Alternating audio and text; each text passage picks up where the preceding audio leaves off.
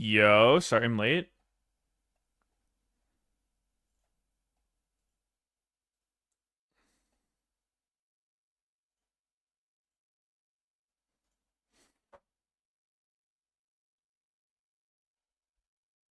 Hello. Yo. Yeah. Dude, I'm pulling a sneaky today. I'm gonna Airport 4 p.m. baby. Let's go. legit. It's almost hilarious how similar it is. Minions have spawned. Some might say I did it on purpose. I gotta go take Linda clinic at 4:45. Show you better. Wait, today? Like, yeah. So Like, show we're you just... better, like, hard. Oh, really? Yeah. Damn. Why? She was feeding them treats, and they were, like, fighting for it. Oh, that's not good. They get crazy around food, honestly. So do dogs. Yeah. Yeah, Dan's dog and his wife had some similar thing happen recently. Really. Yeah. Pets are going crazy. Feels so weird to say my brother has a wife. Dude, sister-in-law. So weird to say. Oh, yeah, I actually got kind of fucked up, too. Yesterday, I just, like, smashed my thumb. Ooh. And fucking, like, half the nail came off. Ah, fuck. What'd you do? How? I don't even know. Just, I don't know, was putting some shit away into the freezer. Ugh. Hey, what, like the door closed on it or something? No, not even. Oh, dude, Sneaky, we gotta play the new fucking League mode together. 2v2 thing. It actually sounds so fucking fun. I'm like giga excited about it. It's on PvE.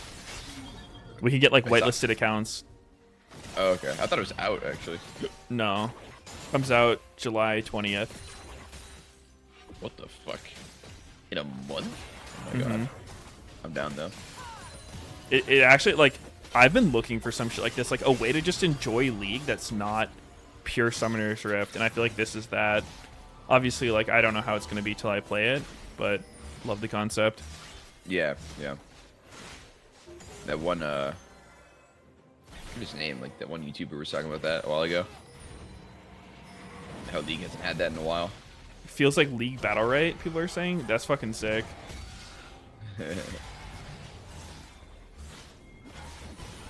I haven't really... Like, Oh my god, Armeo's getting God. fucked up. That is a lot of damage. Huh. Well, that was Where awkward. just shoots a single Q at him. Bitch. Be gone, Nightmare. That shit 70 damage. So... this is more a question for chat, but, like... It's... Oh, hold up. That's a really good Milio Q, disengage. Man, all the fucking day one Milio talk like Q maxing, trying to like poke people with the bounce. So goddamn funny looking back at it. Yeah. It's literally like the ultimate bait. Like Milio probably would have done better on release if his Q didn't do that. Like Yeah. if all the Q did was just stuff people, because that's the only thing you should be doing it. It's super good at that. What were we gonna ask, chat? Yeah, so it's like 4 teams, 2 versus 2 versus 2 versus 2, whatever. How does it work? Is it just like there's 2v2s going on at any given time, and like there's just 2 people waiting and watching, or what? Or is it like everyone's gangbanging each other at the same time? I thought I heard that there's like 2 different 2v2s going on, and like Oh, it's that's like cool. cycles it around like TFT or something. Oh, I like that. If it's like, okay, nice. Like I was a little worried if it's like you have to wait and watch so much. Like if half the game is spent watching, I don't think that would be chill. Just But yeah, if it's like there's there's multiple going on simultaneously, that's way cooler. When it's down to 3 teams, one has to wait. Yeah, I mean that's fine though. 'Cause that's probably near the end. Plus, then even if that's the case, you're still like playing more than you're watching, right? It's like you play twice then watch. Yeah. There's going to be a ranked mode for it too. I'm Really? actually, yeah, dude. I'm actually like, assuming I like it, I'm probably gonna go pretty hard on this mode. I'm very excited about it. We could literally go for rank 1, revive our washed careers in the arena. True. Dude, I love that part of League. It's like, dude, I swear, I probably talk about this shit all the time. How like, I like when League is more appreciated. It's like an entirety of a game, right? Like playing multiple roles, doing different stuff, not just like one-tricking one thing, doing the same shit all the time. One-tricking 80 carry. Pieces of shit. Oh!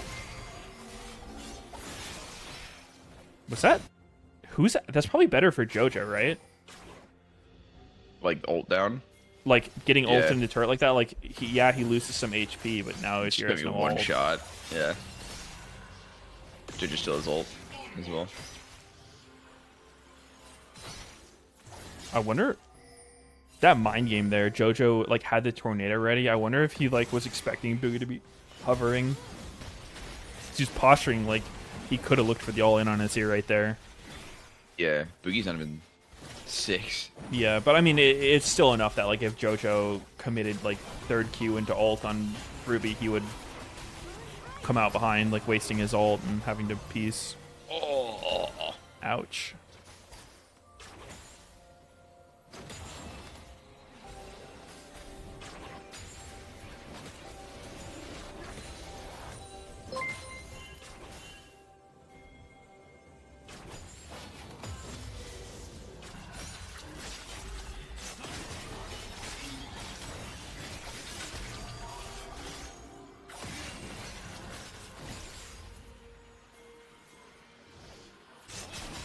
Actually, pretty big bot lead.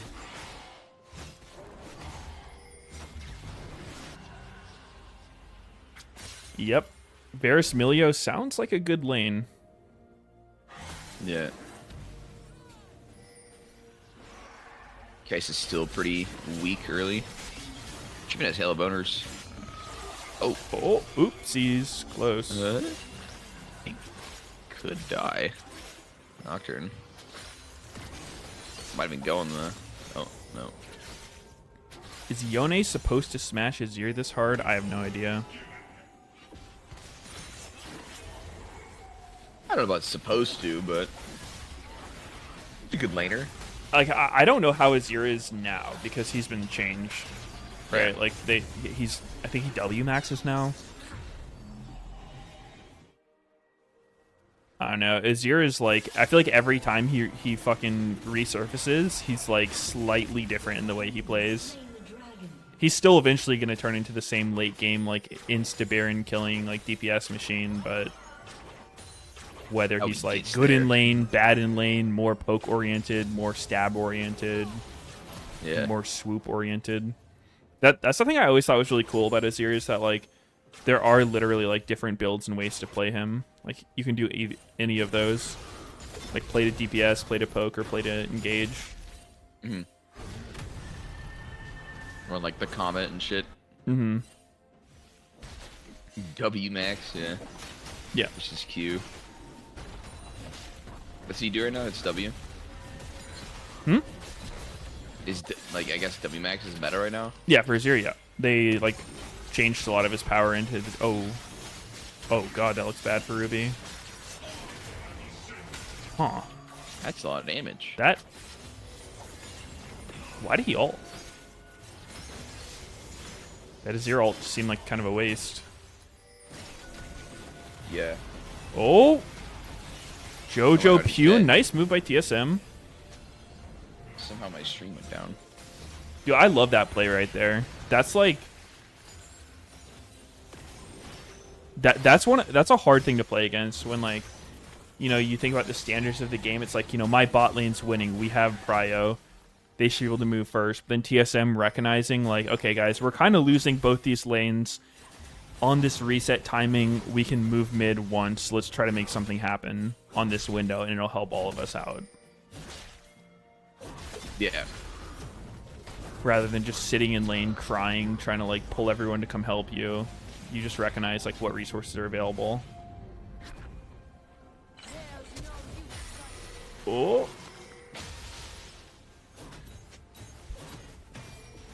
That was wild. My OBS just froze for no reason.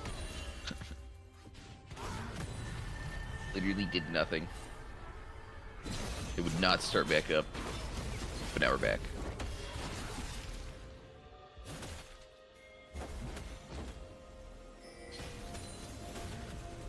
Static Shitiv. Varus.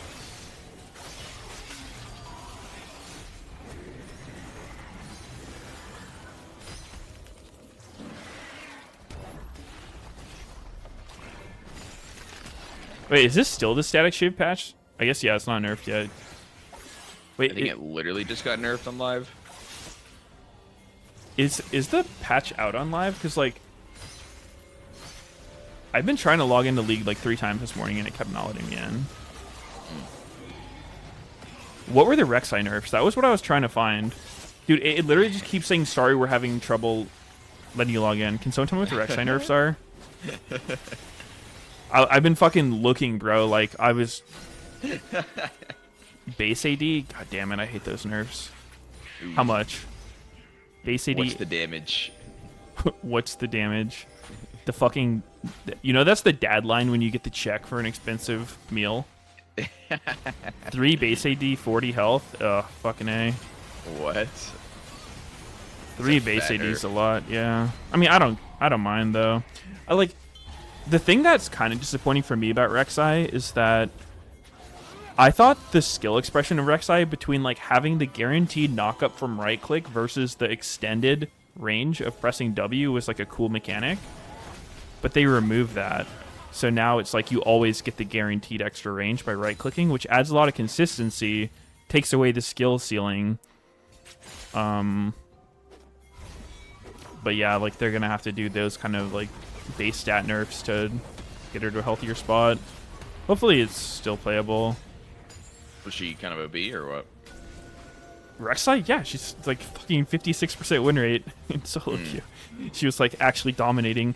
And the crazy part is the second highest win rate in solo queue for jungle is her worst matchup. Like Kindred's also really OP, and that's not a good matchup for Rek'Sai. It's not like unplayably horrible, but like it's definitely the best pick into Rek'Sai. Yeah. Like she's always historically had trouble with Kindred and Elise. How are they down 3k with no kills? Just laning. Oh. Oh. Okay. Oops. Okay. Got first shirt though. Boogie's doing a pretty good job of finding opportunities this game, despite having like no real lane pressure. I think part of that came from Armeo's mistake early game of like full-on face checking him, having to flash out, but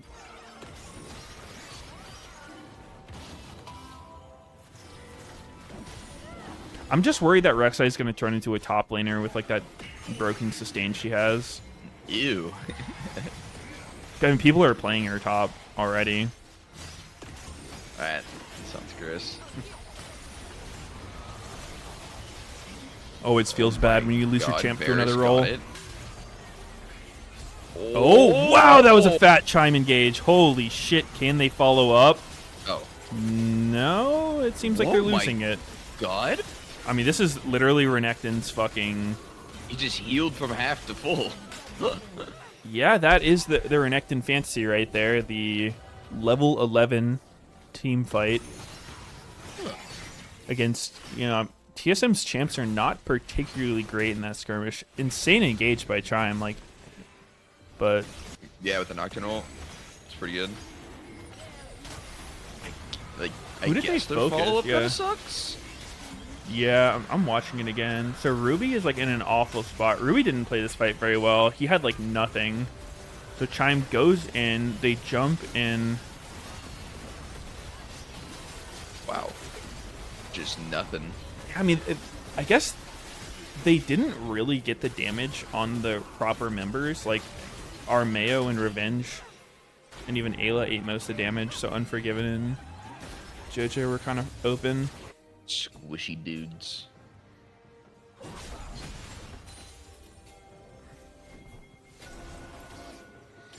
putting in Ruby over the performance Insanity gave is crazy to me.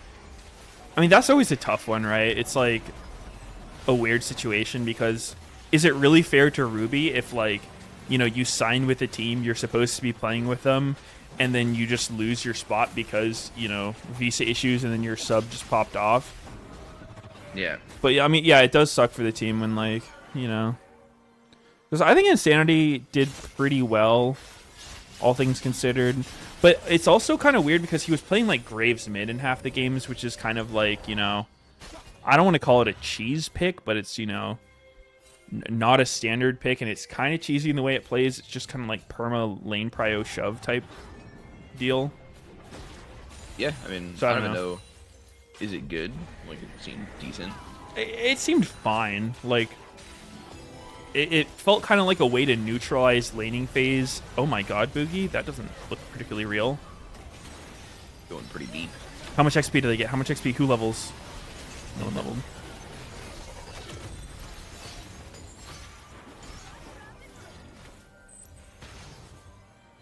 Wait, Ruby's in and Insanity has his face on the client for this matchup? That's really funny, actually. Really? Mm-hmm. Oh. Oh, wow! He got banged. That was a nice CC chain by TSM there. He couldn't snap back. Yeah. Pretty deep. Dude, what if Meteos, Yone's snapback could get fully canceled? So, like, if you're snapping back on him and someone knocks you, it, like, it keeps you there. That would make him so much worse. Yeah, it would. All right, let's see this. What did they use? His Zero ult actually just got a full combo with into the Zero ult. Jesus. A Zero ult into Rakan W, into Rakan ult, into Nocturne Fear. I don't know if the fear went off. I think it just started. Uh-huh.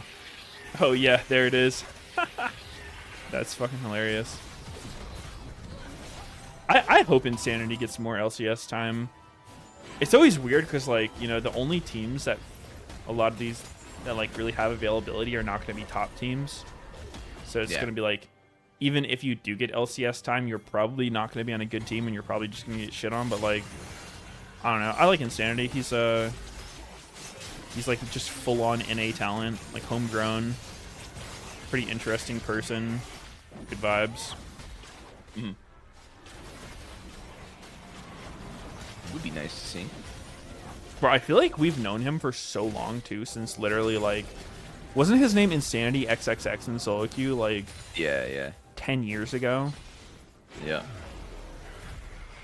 Oh, okay. Wait, is he gone? Boogie didn't have flash to follow? Holy. Oh, wow. He actually gets out? Nice escape. What? Oh, Boogie didn't have flash to follow.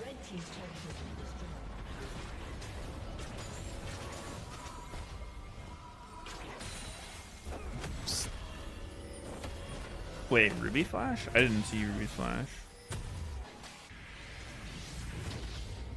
I did not either, actually.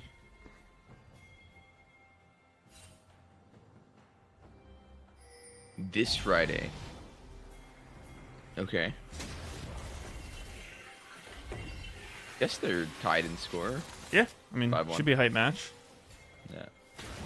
This EG team's a pretty easy team to root for, though, to be honest. Dude, it's like so many storylines going on. Like, JoJo's kind of the modern... Oh, my God. Caster Curse. I'm sorry, JoJo. It's my bad. No, but he's like this new talent. Like, he was on a really good team, so people were saying, like, oh, you know, anyone could do that. But then his whole good team is replaced, basically, with, like, you know, what many could probably consider to be, like, recycled talents, right? Like, Revenge, Armeo, Ayla, they've all had, like, you know... Not say they're bad by any means, but, like, they've had, you know, they've been on, like, losing teams and stuff before. Yeah. They're not necessarily, like, front-running MVP type players. Mm-hmm. But then, like, they're still popping the fuck off. And, I mean, Unforgiven's really good, too, but... Yep. He didn't even get a real chance because he was supposed to be on 100 Thieves. Oh. Ooh. Oh, the Boogie flashed in. Not going to be able to connect.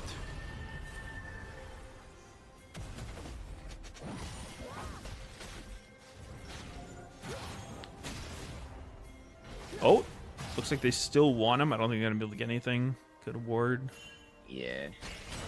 I mean, I like the plays TSM's looking for, right? Like, you know, when you lose all your lanes, you're probably not going to win the game, realistically, but I like that they're okay just sacking some farm to go for these plays.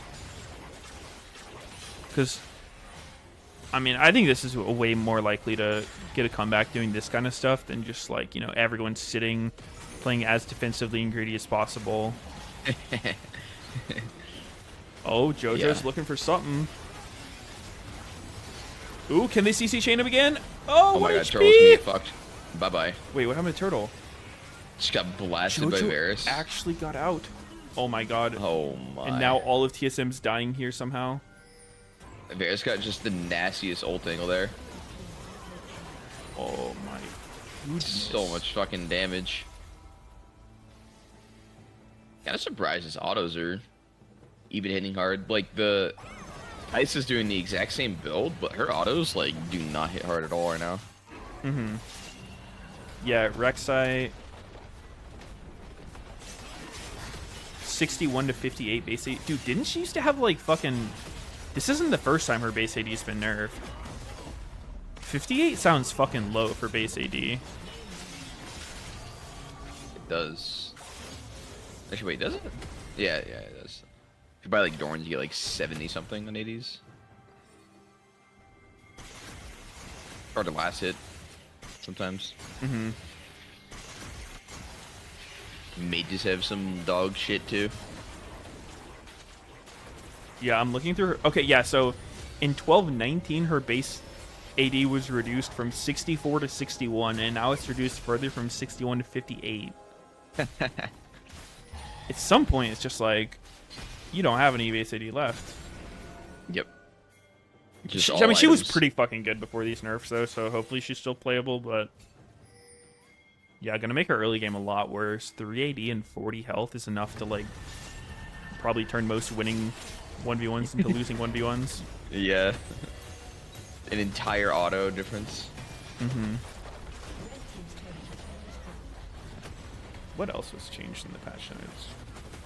It's weird, like, for these patch notes, normally I'm able to, like, see shit on Twitter all the time about, like, what's gonna change beforehand, but, like, on Froxen's Twitter, I only saw the, like, list of champions that were gonna be nerfed, not, like, the... So Nidalee gets 5 move speed. Red team's turret has been destroyed. Nico nerfs. No real notes. Oh My god. dude, Armeo's JoJo level only one 11 in item? this game, bro. Wall ahead. Huh? Yeah, no, I mean, like, it's actually good. People will look at this and be like, oh, you know, like, Boogie's up in CS, like, Armeo's getting carried, but this is, like, genuinely how you play with this kind of game state. You have all winning lanes as a jungler, like, why would you play greedy? You're Sedge, you don't really need a whole lot. What you need is to be there to cover your lanes if Nocturne's going to show up, which does usually involve dropping camps and stuff. Okay, this isn't ideal. My god, Oh, so he much gets healing. out. Yeah, his ult gives him the radiant healing. Milio ult gets him out. Oh! Ooh. Kai'Sa's so fucking useless, man. Yeah. I mean, they're all just too behind. Like, they actually just lost lanes so hard. Yeah. Pretty much across the board. Whether or not that's draft, like, the matchups are not good, or the play wasn't great. Not sure. But it does make the game quite hard.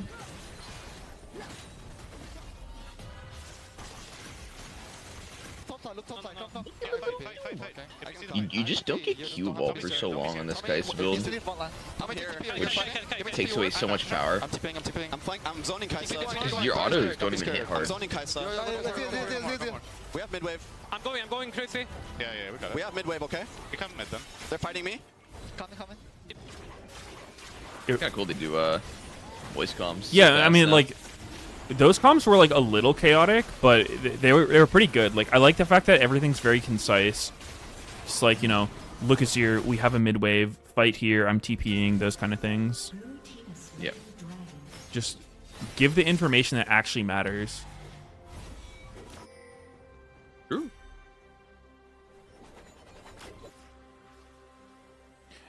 How is Season 3 C9 comms? Dude, holy shit. So I woke up this morning at like 10, and then I went back to sleep till around noon, and I had a dream that was just like, we were back on C9 again. Like, with, it was like me and Lemon having a draft argument was literally my dream. Because we were drafting, and he was like, 1-2, let's go Yumi's and Zhao. And then we played, and like, it was just so unplayable. I'm like, and I was just trying to be like really nice about it. I was like, can like what's the logic here behind picking Zhao with Yumi? Like, are we modeling this off of like a certain team or region's drafting tendencies? And then what? Did he fight back? The Lomo Nation? I don't really remember too specifically. I just remember like the feeling of being like, damn, I don't like this draft, and I'm trying to not be a dick about it.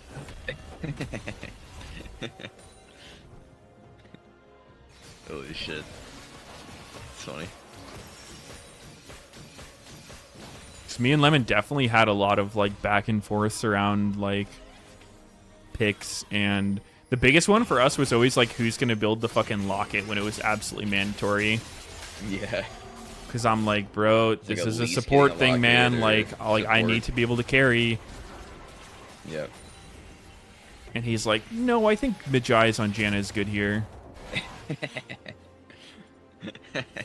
And I'm just like ripping my hair out.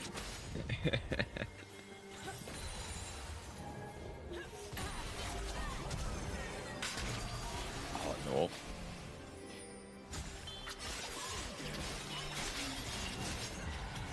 And we would constantly be going back and forth, like cherry picking like Korean games. I'd be like, yo, look at this game. Look, he's building Locket here. And then he would be like, hey, look at this game. Their jungler went Locket. And I'm just like, damn it. No. Because, I mean, there was a lot of, like, it was fairly split, but, like, and a lot of our games ended up being, like, me getting Locket almost every time. And I'm like, you know, I think there are games where it's okay for your front line to be a little squishier to get the Locket, but there are also games where, like, you don't really want your front line to be squishy. Oh, they get the fear. Can they actually follow up? Man, Azir is just actually tickling. Alright, it's pretty bad, guys. Huh. Nah, dude, like, if people are still think Renekton's bad in current year, they're capping so hard. This champion, like, I don't know. I was never behind the Renekton hate. Like, yeah, he probably was overpicked in some situations, but, like, as far as blind picks, as far as blind picks go, like, I feel like the thing that was never really talked about was the fact that there are top lane has so many bad matchups, just like completely unplayable counters. And so, like, you have to blind something, right? And Renekton is, like, pretty solid. Like, yeah, he might not look too good if he's countered, but it's probably going to be better than the alternatives. Yep. And he has still just, like, you know, he's very hard to punish in lane. He's incredibly good in Herald fights.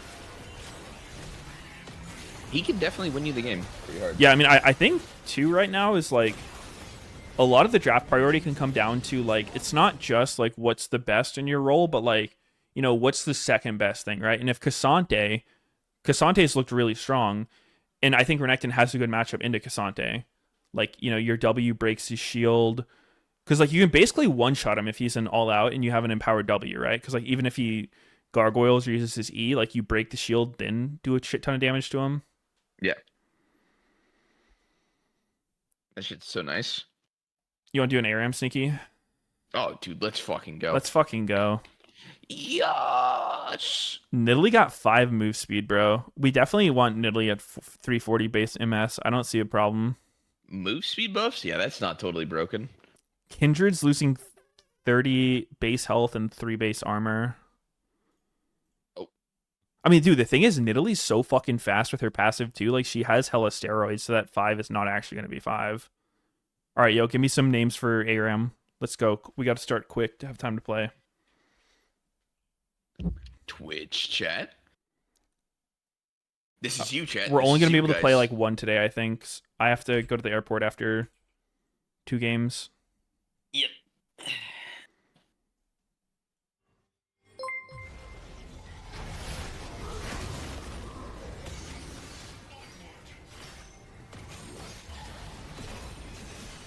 I will be right back. Don't you dare. Thank you for posting your names quickly, chat. I appreciate you.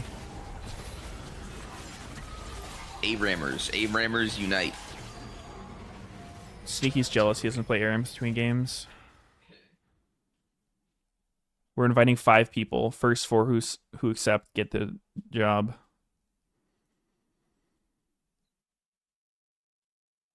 I wish I could skip out on work too. Dude, just quit your job to watch LCS. If your job's having you work Wednesday, Thursday, Fridays, like, do you really want that job? Interesting shirt on Kobe. I kind of like it. It's like a long sleeve polo.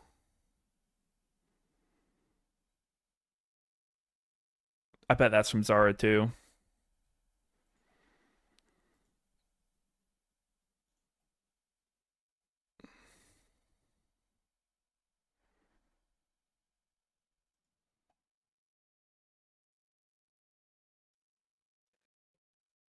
Ooh, revenge interview.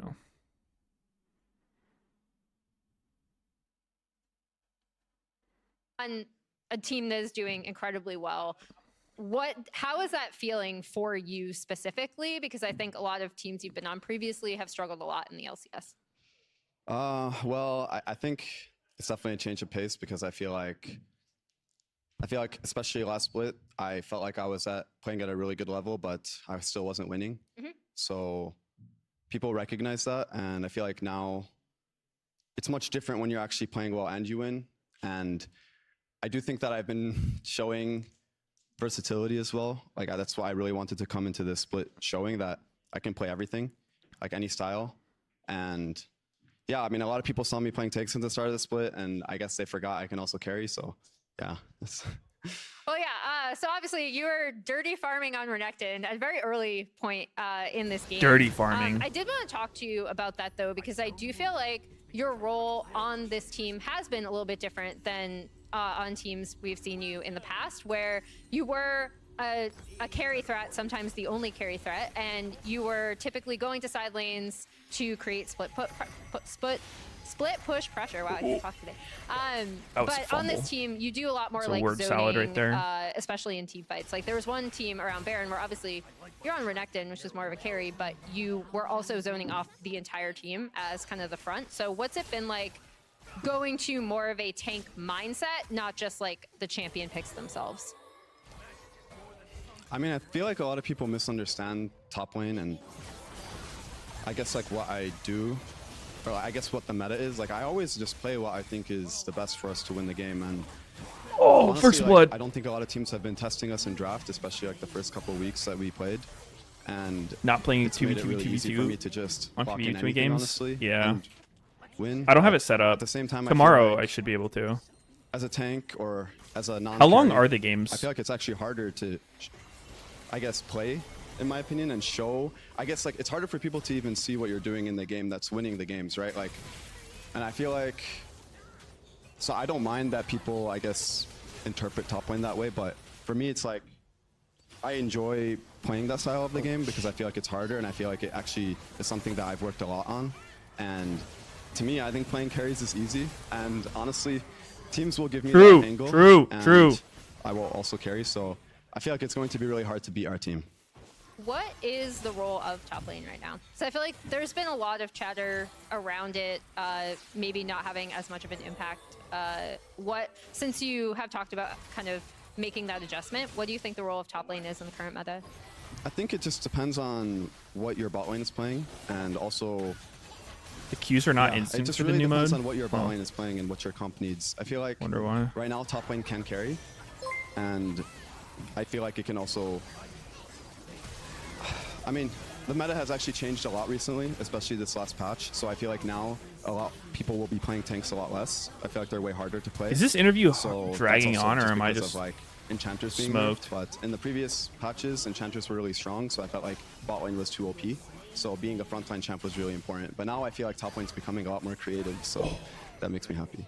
Nice. Well, all the best. Hopefully, we'll see some creative picks from you as well. Thank you so much for taking the time to join me. And on the other side of the break, we have FlyQuest taking on Team Liquid Honda. They're limiting games to maintain server stability. Yeah, I mean, that makes sense. PvE is known to have some issues. I wish I knew more about how that shit works, like servers and whatnot. Like why some online games have like really good servers, why some have like really shit servers, what causes it. But to be honest, I don't have any fucking clue. Oh, I fear I have to.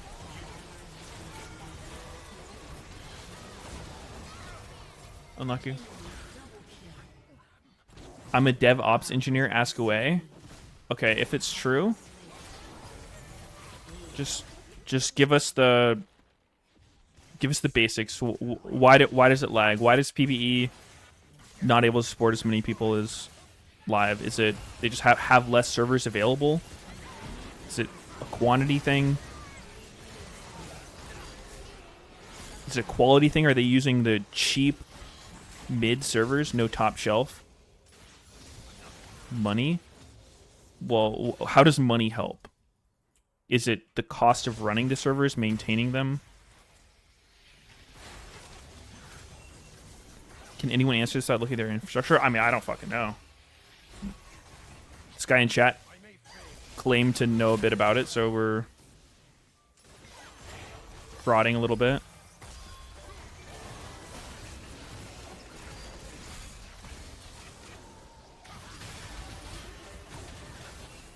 Oh, big Wukong ult. Huge, huge, huge. Holy shit. Brandon. Getting it done.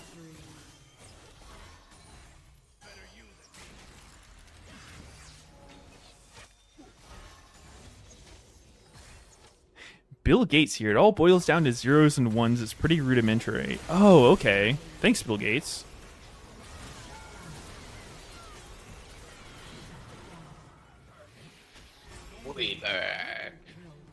Wait, Bill Gates is in the chat? Mm-hmm.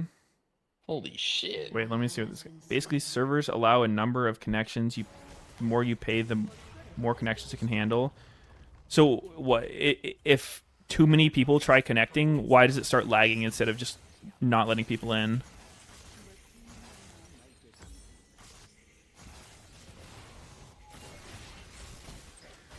If you pass the amount of connections you're allowed, does it just... Why does it start slowing down? Because too many people are connecting? Well, yeah, no shit, but like, why? Like, why is the limit you're asking? someone said it becomes like a line. I mean, I'm just trying to understand like servers in general for like games because I don't really know anything about them. I think it's kind of interesting because, you know, it affects gaming a lot. So, for instance, you know, how do games, like, say a new game's coming out, right? A new online game. Because can you get, like, temporary servers? Because there's probably going to be way more people playing your game right on launch than people that are going to be consistently playing. So, is it, like, do you have to choose if you're one of those game companies that, like, you're either fucked on launch or you're just, like, giga overpaying for servers that you are never going to reach capacity on? True.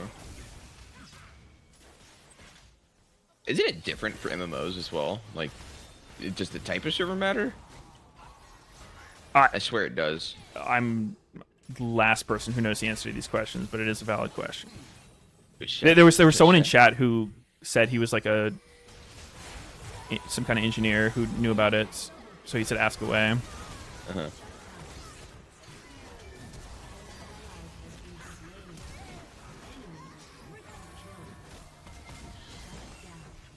Ooh. People said you can pay for extra on Uh-huh. launch. Like temp servers. Yeah.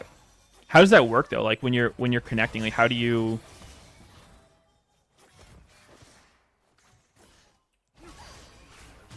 So like, man, how do I phrase these questions? So like if I'm, how come PBE can't use the same servers that Live uses? Eh. Like if there are unused Live servers, why can't those just use PBE? Or why can't those host PBE? True. Because Live is using it, but like, what if they're?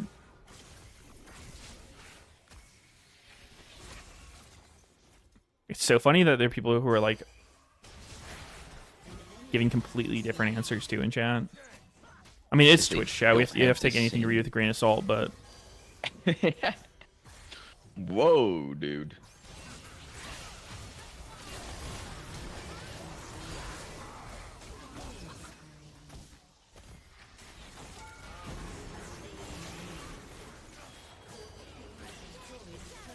it's because of the way it is. It has to do what it does, Meteos. Oh, Wait, that's that smart as actually, fuck. that was a really smart answer, dude.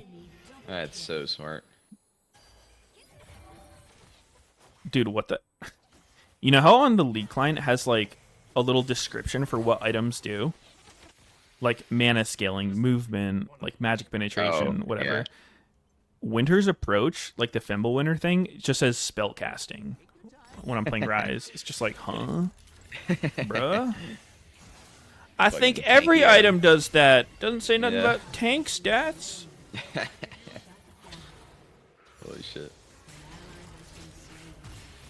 They could use the same servers theoretically, but have to clean the server of the live path and upload the code used for PvE. So what? There can only be like one path to a server. Like you can't have multiple things using the same server. There can only be one. Good God, my ass. Oh goodness, me butthole. I love how there are literal software engineers being drowned out by chatters. I saw a YouTube video about it one time. I mean, yeah, it's funny, but that's literally the nature of Twitch chat, dude. Anyone can participate. There will be people who know what they're talking about, and there will be people who don't know anything. Which one are you? Which one are you? I'm absolutely second Oh. for most things. Maybe League, I occasionally know something, but Occasionally, accidentally know something. oh, we're in.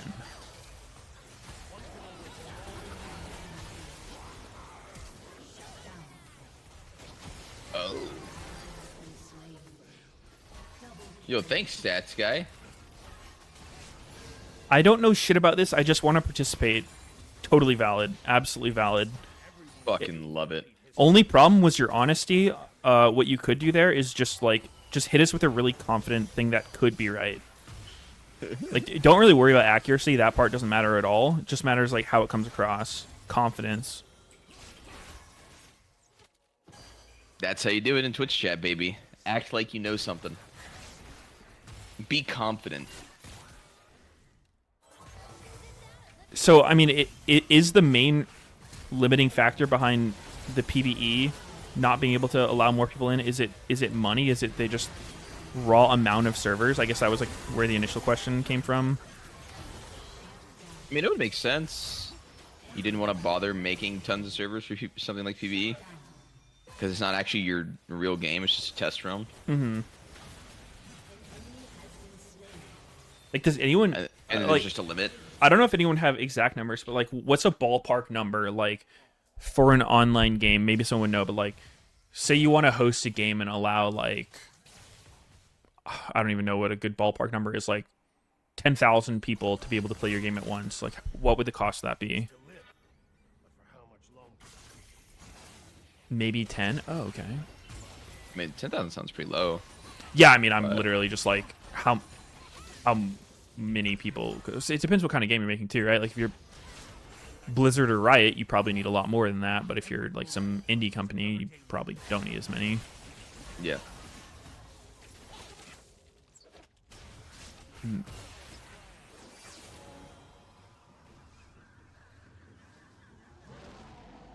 How am I supposed to know I'm just watching your stream?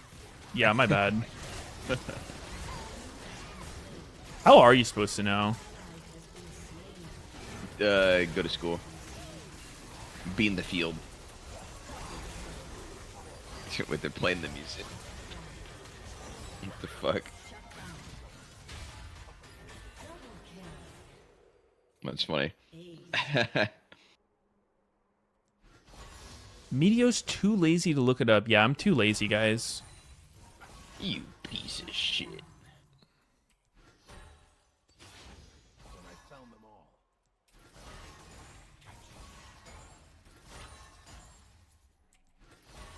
I looked it up. Riot servers are ran by like 4 different companies.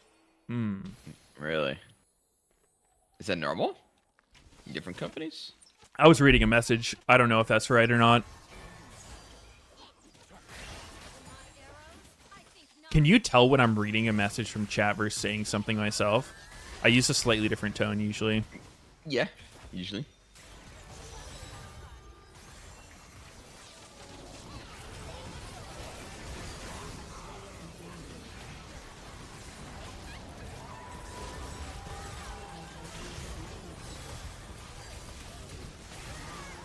What the fuck is Spider-Man doing in the house?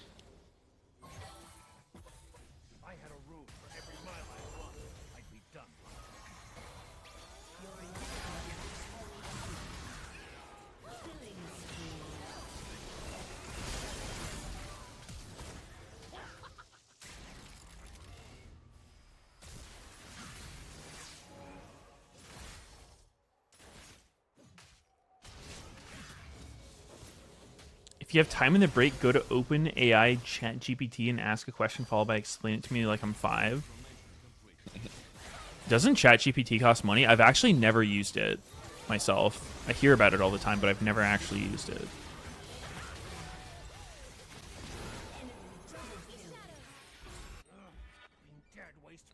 I think I was able to use it once without paying.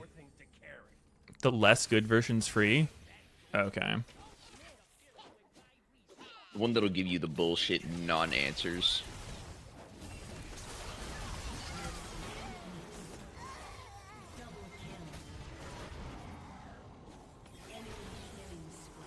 Google is losing money to ChatGPT. They're no longer going to Google for their questions. They're going to the AI bot.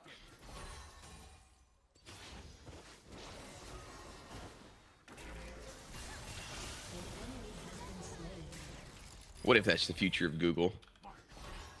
I mean, I know that Bing is working on AI. I mean, I think every tech company right now is like finding some way to integrate AI because it's just going so giga. Yeah, I mean, it definitely is the future.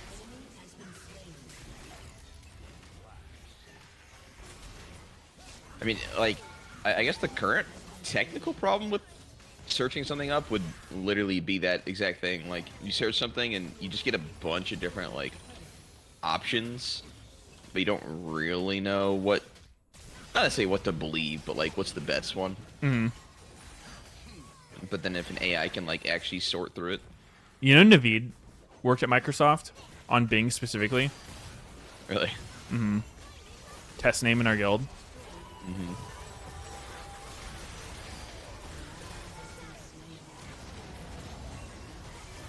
Are we in draft? Yeah, I haven't really been paying attention. Probably we are. We do be in draft. All right, we gotta end We this do be shit. drafting.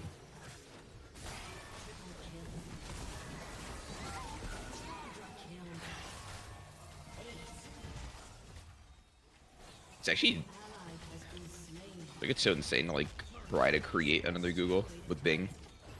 Yeah. Just, for some reason, battle it. I mean, I guess competition's good, but...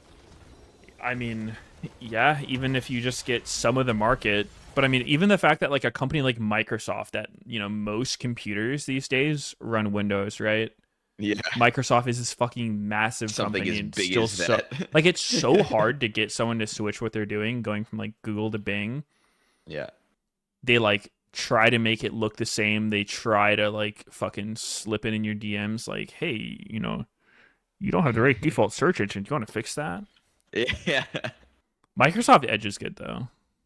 Mm-hmm. I mean, when there's no, like, actual incentive to swap. You know, have a reason to, unless like Google shits itself. Yeah, exactly. I feel like it's just one of those things. Like, I wonder what they think. Do they actually think at Bing there's some way they can take over Google? It would only be if like there was if Google fucked up, like they fumbled it hard and people stopped using it for some reason. Then they're like, And hey, then how Bing about is Bing? like decent, and they're like, hey, actually Bing's pretty good. Mm-hmm. I'll do with it.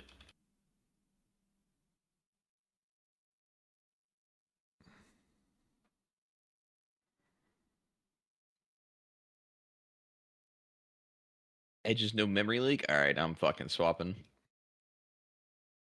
I don't know, like some people meme on me for using Edge, but I used Chrome for a long time. I liked Chrome, but it literally just like started lagging the fuck out of me randomly and like taking up hella resource on my computer. So I switched to Edge and I've not had issues. Yeah. And there's literally a having one similar. button thing that's like import all your bookmarks and save things from Chrome to Edge. Like it takes 1 second to switch. Oh. And use creator code Meteos to get 10%. Oh no, just kidding. Let's fucking go.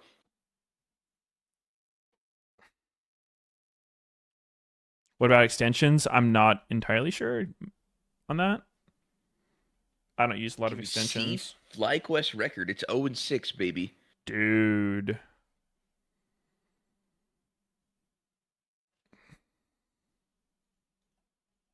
Sure, I'll make a Gamba.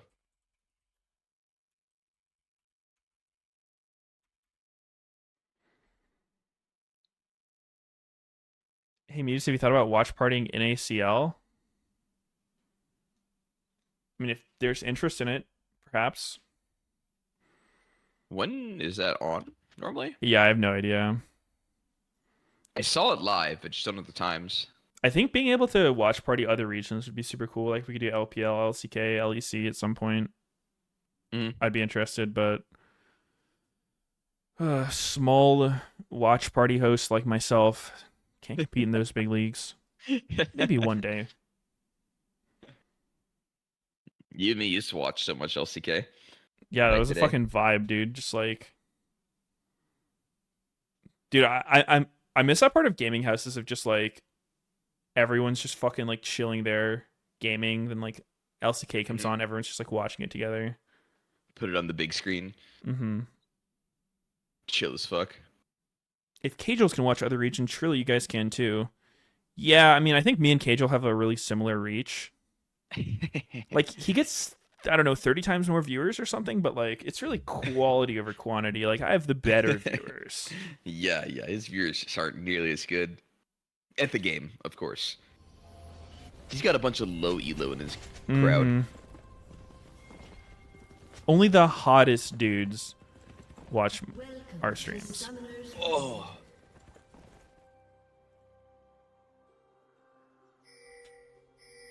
You and Cagel Gamba are both is former almost done. junglers. Dude, so did Cagel play more of his time pro as a laner or a jungler? I know he's played both, but I don't know which one he was like did I think more it was of. jungler. Pretty sure it was jungler. Why not in League of Legends category? Thought I was.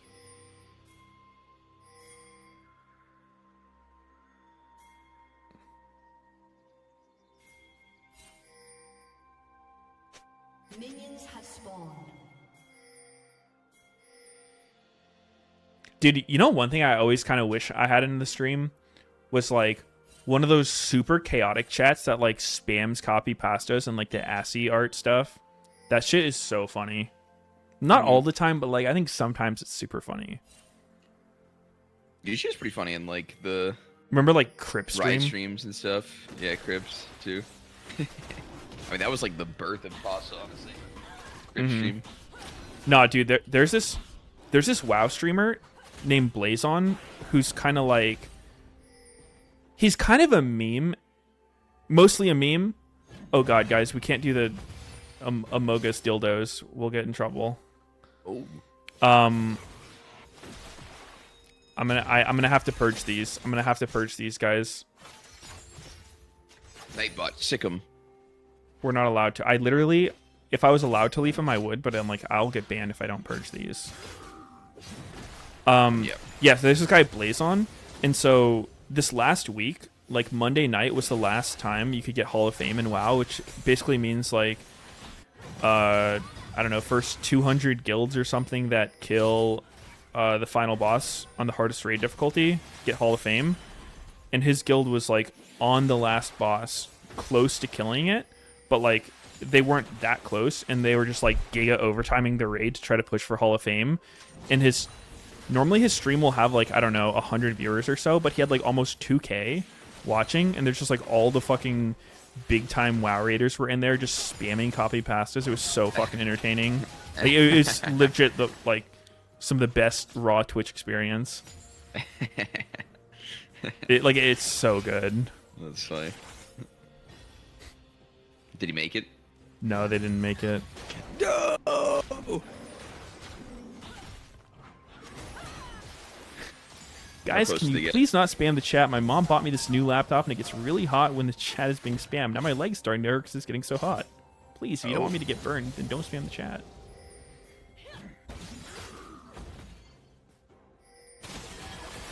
Oh? Uh-oh, Yawn getting jumped on. Not a kill, I guess. Ghosting out.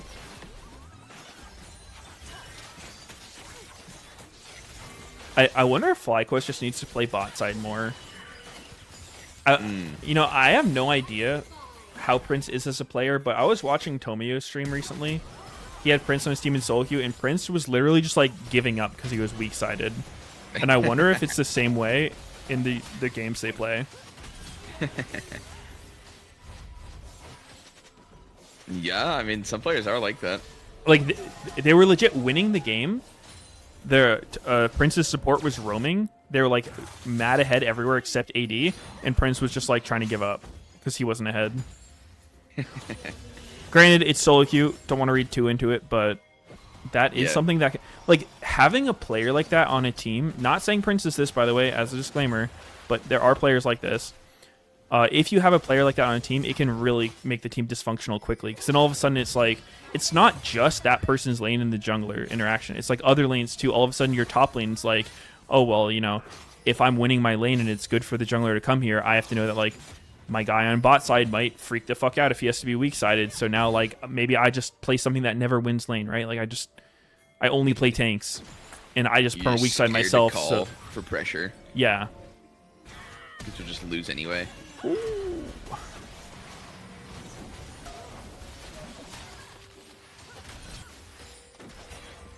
Yeah, I mean, it's legit not even that uncommon. Mm-hmm. But I mean, with this FlyQuest team, like, if I was slaughtered into FlyQuest right now, I would be like, yo, Impact. Because, I mean, Impact is known for this shit. I'd be like, yo, you good? Like, I'm just going to play through bot nonstop so Prince doesn't lose his mind. Yeah. Yeah. It's even like a band-aid solution thing. Like, It is, yeah. But, dude, that's what LCS has been. Like, every split, your roster totally changes. So, like, why even try to work on long-term infrastructure when you just slap band-aids on everything and try to do as well as you can? And if you somehow miraculously win the split through copious amounts of band-aids, then, you know, you get one more chance. Yeah. I guess. But no, I mean, I totally agree. That's part of why, like, I sort of started looking for other options besides competing. It's not that I don't like competing. I still love it, but just it's I feel like it's hard to have that same, like, team chemistry that building process. Yeah, like, you know, just getting everyone on the same page. Truly feeling like a team. Yeah, exactly. The camaraderie is oh my god, Vicla's going in on Piosik. He has the ulti. It won't kill. Oh, why'd he send it? I guess just to get him out. Get the dragon. Uh-oh, Prince getting jumped on. They're looking.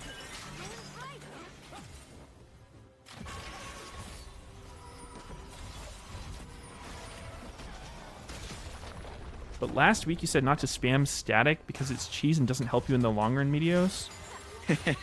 I mean, that is my view on it, right? Like, if I'm on a team, I don't want to be doing that, but in the current team like the current way the leagues run and shit, the way the teams are run, it would be beneficial to try to get, like, you know, a 2-0 or I guess in this case a 3-0 week. Yeah, I mean, you kind of have to as well. Yeah, I mean, if it's so broken that like it's just you're inting yourself by not doing it, because it's also different when it's an item versus a champion, right? Like if there's a really cheese champion, then it's one thing. But if it's like an item that everyone's building, or a rune or whatever, which happens periodically, you can't really avoid that. Yeah. I use static in my games and I went from iron to diamond. That is sick, dude. Wow.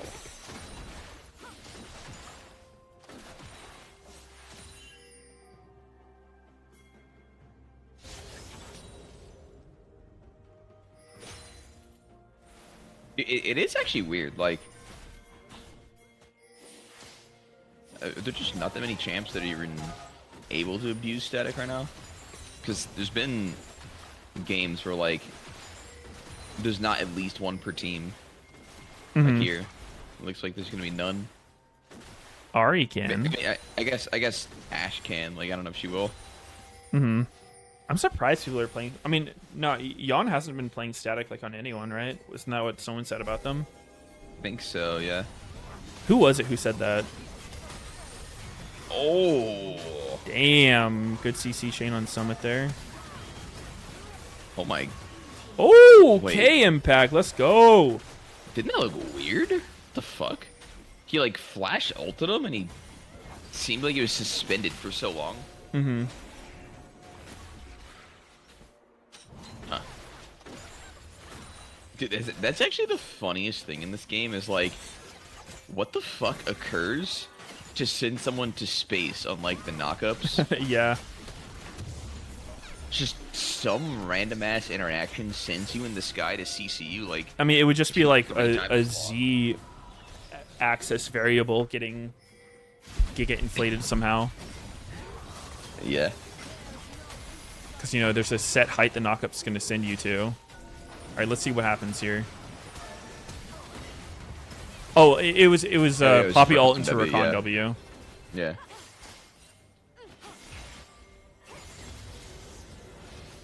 What was the most common? Was it Alistair Q sending people to space? Or was it some other shit? I think Alistair Q was definitely one of them. There may have been others. I mean, there's a ton of knockups. Like, oh, actually, Trundle Pillar sent me to space one time. Like the one I'm thinking of is that game we had against Liquid in like, I don't know, Yeah, 2014 or whatever. But that was a Trundle going to space, not a Trundle sending someone to space. Remember, that's true, yeah. he got sent to space, and then he was like, we just see the Tiamat icon on the ground, and he's invisible, just beating our asses. We're just like, what the fuck is this? Yeah. Fucking pause. Remade for it. There's got to be some other champs that did it. I'm gonna look at the champ list, see if anything gives some inspiration. It was definitely, yeah, you were Rek'Sai on that Trundle one, right? Yeah. Rek'Sai W will occasionally send people to space, but not regularly. I feel like it's supports. Does Janinato send people to space? I don't think I've ever seen that one. But maybe. I think Alistair, I think you were right on Alistair. I think that's probably the biggest one that does it. Oh, Vikla looking, wow, what a fucking buffer on that jump. Holy fuck, that was well timed. Buffering the Vi ulti? Yeah. That's not easy to do. Nautilus R, maybe? I don't know. I feel like it's usually multiple knockups on one another that does it. I don't know. Looking through champs, Alistair's the only one I think that like has a giga knockup.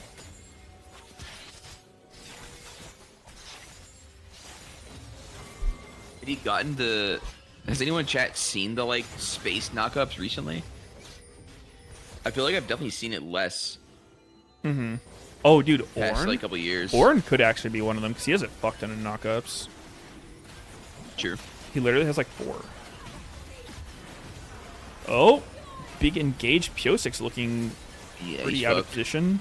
He's somehow not dead. Oh my god. Vikla gonna save him like that? Nope. Prince has have none of that. Oh? Oh He my does god. not get out. Ash gonna tickle Poppy.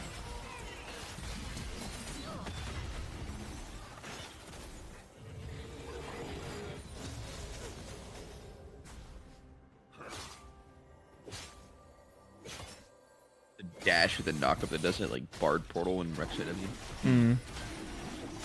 Yeah, there's probably some like combo condition. Yeah.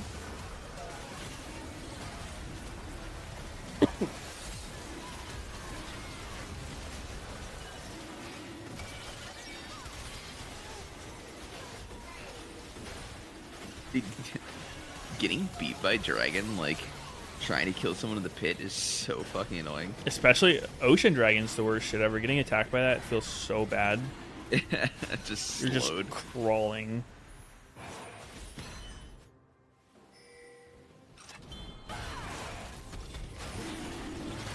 I think that mechanic on Dragon where it does like a % of your current health with its attacks is like the majority of its damage is so weird.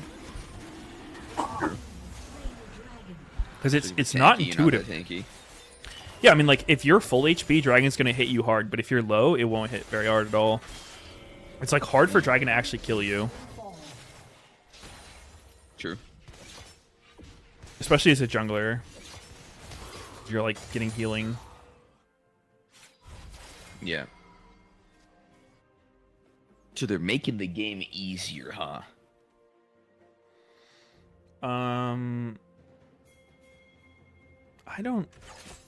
I mean, in a way, I don't know. I'm not convinced that adds a lot of easy. It enables a lot more junglers to solo Dragon. Yeah. I don't know, but like, I don't know if it's I feel like it shouldn't be a hot take, but maybe it is. I think League could do with some simplification. Like, I think with a lot of stuff in League, it's kind of getting to the point where it's like becoming like too hard for new players to actually get into the game. Like what? I don't know. I mean, it's just like so much shit. Like half the new champions that come out, bro. Like when you have like entire, I don't know. What's the most recent example of a champion that's just like so fucked up to understand? I mean, Cassante was Oh, kind of wild. yeah. I mean, he's definitely up there. Like, I like Cassante, so I have a bias there. But yeah, he's definitely like fucked up to understand. Like his ult was just the weirdest looking. Oh yeah, shit. Belveth is really weird. Like every time I play Belveth on stream, there's someone in chat who like hasn't seen her before, and it's just like, can you explain this champ to me, or like, can you explain the ulti to me? Like, what is Belveth's ult? And it's like, if it takes you 5 minutes to explain what someone's ulti does, it's probably not that well designed. I mean, it's simple, but like randomly complicated. Yeah. I Like mean, it doesn't really do anything unless you kill a herald or you get a kill, and then it enhances you in some way. yeah, it buffs you, but like when you're saying, you know, like, okay, and it gives you like a buff for 1 minute, and it lets you like Q go over the wall. It gives you a lot of out of combat move speed. It gives you more attack speed scaling, and if you get it from Baron or Rift Herald, you get like a special one that starts spawning minions, and it's just like, what the fuck, dude? Like, Yeah, but just think about if you're learning. It's always hard to grasp for League players because we've been playing the game for so long, but like, how many times do you try a new game and you just get insta overwhelmed by all the bullshit in it, and you're just like, yep, no thank you? Because it happens to me a good amount, and I assume it happens to a lot of other people with League, because like there's some crazy shit in the game.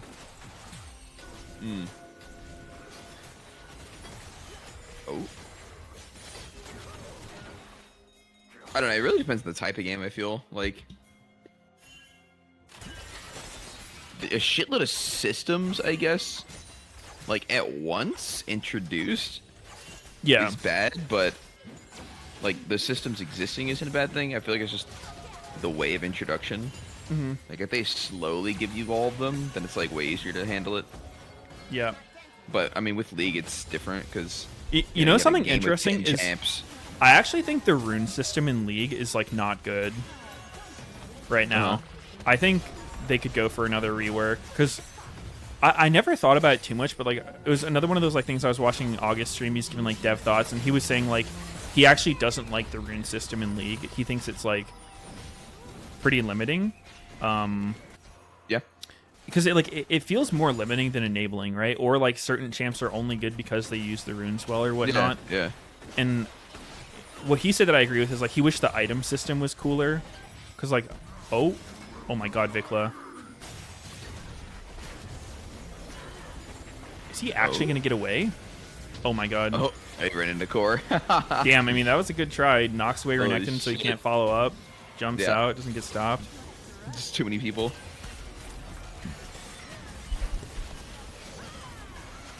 It's a hard kill. Maybe. Ooh! Wow. That was a nice save by Vulcan. I think Speaker may have died there if that hit. Yeah. But, I mean, one interesting thing with the new arena mode is that there are no runes. Like, you don't pick runes for it. And I think there's no really? summoners as well. I could be off on that, but I think I read that. Because I was reading the post where they announced it, and they were like, yeah, with runes, like, it was hard because with the stacking ones like First Strike or Dark Harvest, you don't get a lot of value. And then, like, you know, it turned into, like, everyone was just taking Conqueror because it's, like, a general rune.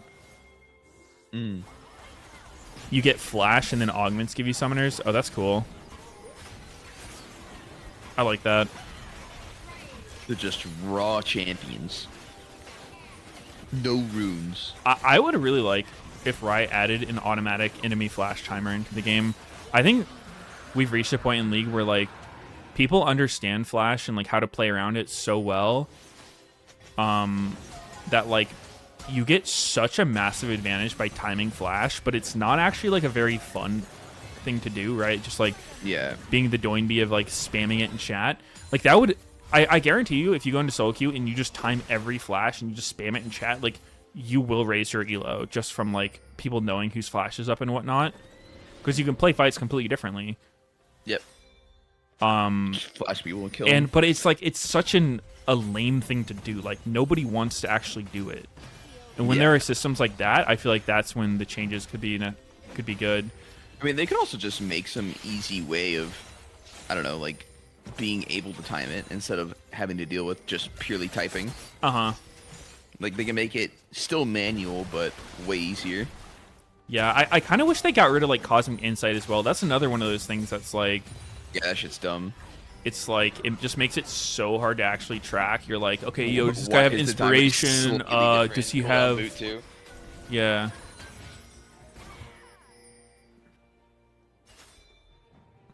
Because, dude, I'll admit, I was in the other camp of that. Like, so in early days of League, before they had like auto Dragon and Baron timers, you had to type that shit in chat, and I was really good at it. Like, I would time everything, like buffs, Dragon, Baron, and I got a huge advantage from doing it.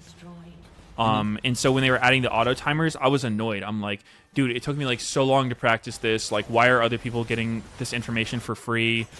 And because like it did lower, I guess, the skill ceiling. Like it equalized a lot of things because like I didn't have that advantage over people anymore. But after having the automatic timers, I was like, wait, this is just way better. Like, timing that shit sucked. Like, yeah, it gave me an advantage, but it wasn't fun at all. Yeah. Yep. That's so crazy. In early days of League, you just like if you didn't know when the dragon died, you couldn't be ready for the next one. Like that's so wild. Yeah, if you never fucking cleared the pit, you would never know when it's up either. Mm-hmm. You just always have the dragon symbol there, and they just kill it again. You're like, oh. Yeah, I mean that's probably why. Like in so many of those games, I would just like pick Nasus and just ult dragon and kill it, and then like just do it on repeat. So no one even knew when it was up. Free gold for the whole team.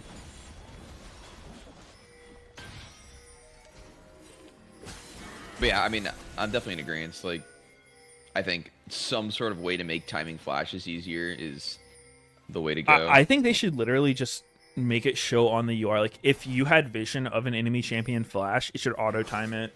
Yeah, I mean, I feel pretty strongly about that. Like, it would just make the game better. Mm-hmm. For sure. I mean, I think other summoners would probably. Yeah. I think you do other summoners too, like Exhaust, Ignite, whatever, heal. Yeah.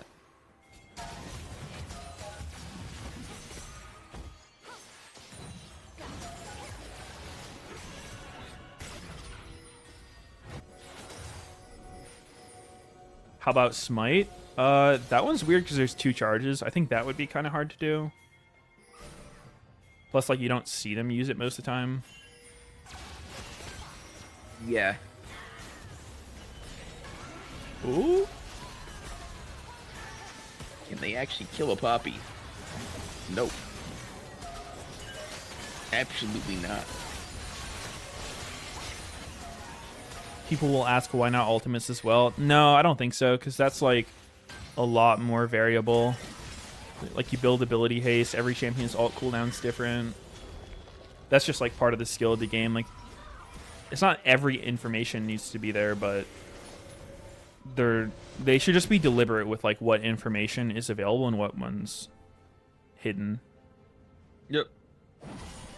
You can get a feel for people's ults, like, based on builds, like, you know, commonly built items.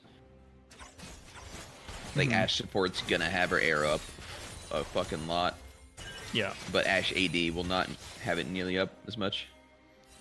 Do you think Riot would ever change how everyone runs Flash? For most cases, it seemed like you only have one summoner to change. I don't think you can at this point. I think Flash is too deeply engraved into the game. I think the game would be worse if you got rid of Flash or did something to it. All right. Dragon fight coming in here. FlyQuest has the positional advantage. Summit's going for the push. TL doesn't need to contest this. I wouldn't mind seeing them just play topside. They don't have very good Baron pressure, but they might hit it just to try to start something. Oh, looks like they are going to hit it. They're not doing it. Core's standing on the crabs. They're doing this intentionally so the other team knows. This is kind of weird. I don't know what. Huh. Wow, they get off. I mean, they got a TP out of it, I guess. And maybe a fight. Oh, Vikla again buffering the Vialt with the jump. And he gets out. Vikla's playing defensively pretty well on Trist. Yep. Obviously, she has good tools for her, but like it's pretty easy to fuck up the timing on the jump. Uh-oh. Ooh, impact. Oh, what? Oh that my was God, that he that doesn't Jack die. Show heal, dude. Yeah. That was a huge heal. Holy shit.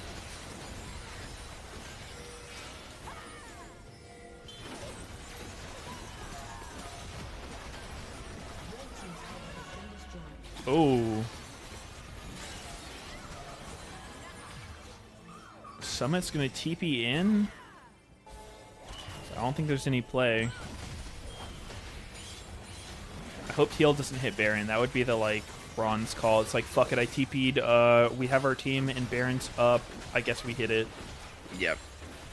The better play would be like, They already tried it. Like, their damage was dog shit. They're just baiting it now. They're like, all right, fuck it, let's just sit here. I think what they could be doing here is like just getting control of the area.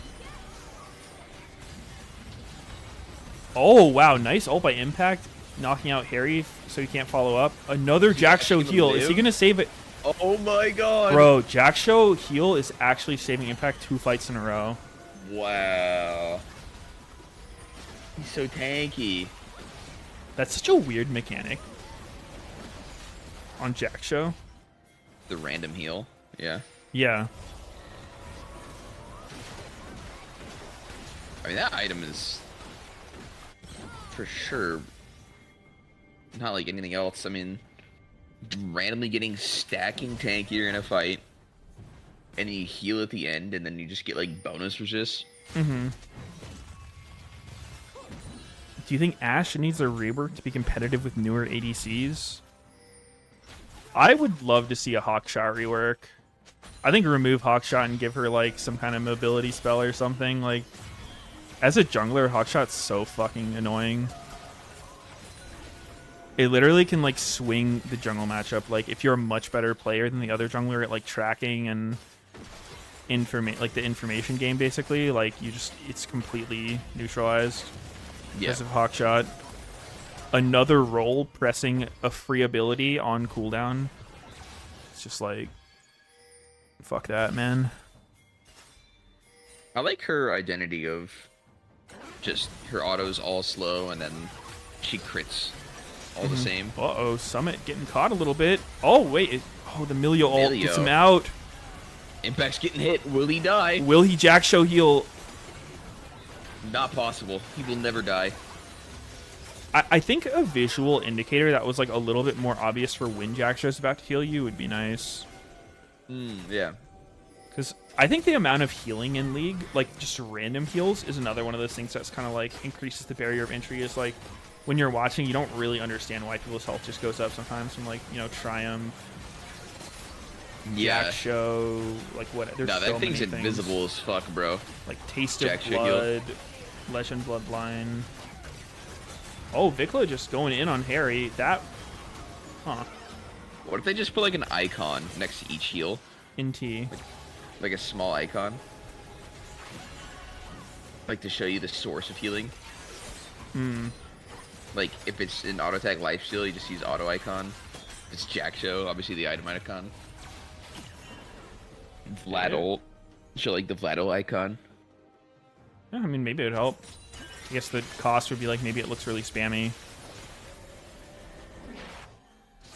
But I'm sure that'd be a good way to do it. Yeah. Maybe not what I suggested, but yeah, I mean, I would be more on the thing of like, I think I don't like in combat sustain in general. Like, I think it's not a very chill mechanic. I mean, I think the concept's fine, but when it's out of control, like everybody has it. Fucking. I mean, like, what do you think about Gore Drinker?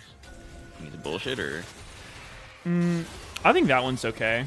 'Cause that's like the entire identity of the item. Oh man, this is just a fucking bloody scrap right here. FlyQuest With getting no pushed kills. out. Yeah. There's actually so many fights right now. with no yeah. kills. I mean, it's hard for FlyQuest to fight, dude. Like, I feel like the way you want to be playing this game is Vikla just, like, pressuring side, right? As Trist. But as it stands now, you know, you've got almost a full AD team, right? Like, you don't really have a magic damage threat. All the front line has, Tabby, which, you know, adds a lot of durability. You don't really have the ability to, like... Normally the punish for everyone doing this and, like, neglecting tenacity is you have enough magic damage and CC in your team that you can just, you know, catch people out and kill them before they can move. But it seems like FlyQuest doesn't really have that. I mean, Poppy and Sedge, Rakan are good CC, but they don't really have, like, the magic damage burst. Uh-oh. Vulcan getting... Oh, man, Pyosik just goes in and dies. Wait, Yon also died. What the fuck? That was a weird fight. What happened to Yon? I don't know. You just get fucking Tristana bang? I'm gonna need a replay on that.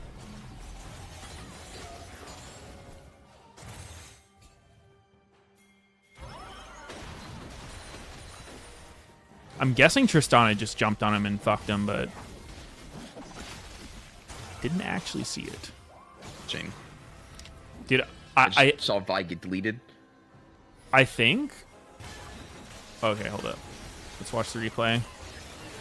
So Vi goes in, ults Prince, just gets legit fucked. He gets just on it. Yeah. Ooh, oh, Vikla didn't even need to flash on him. Nope.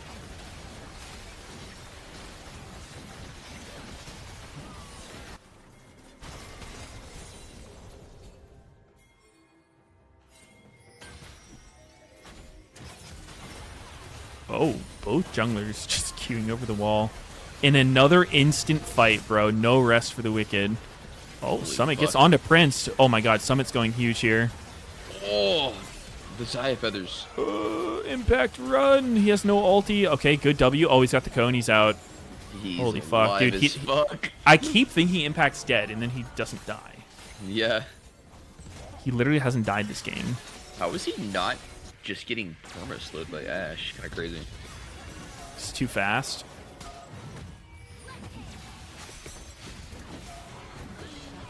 Bye-bye. Nice TP. What can they get off of it, though? They have Baron. They can get a push. Let's see. FlyQuest is going bottom side here. Huh. Really? I feel like you pressure. You have Baron buff. Someone's dead. Poppy's pushing in top. I would have liked to see them push this mid wave. Make all TL get in their base to defend, and then you rotate top, get to tier 2. Yeah.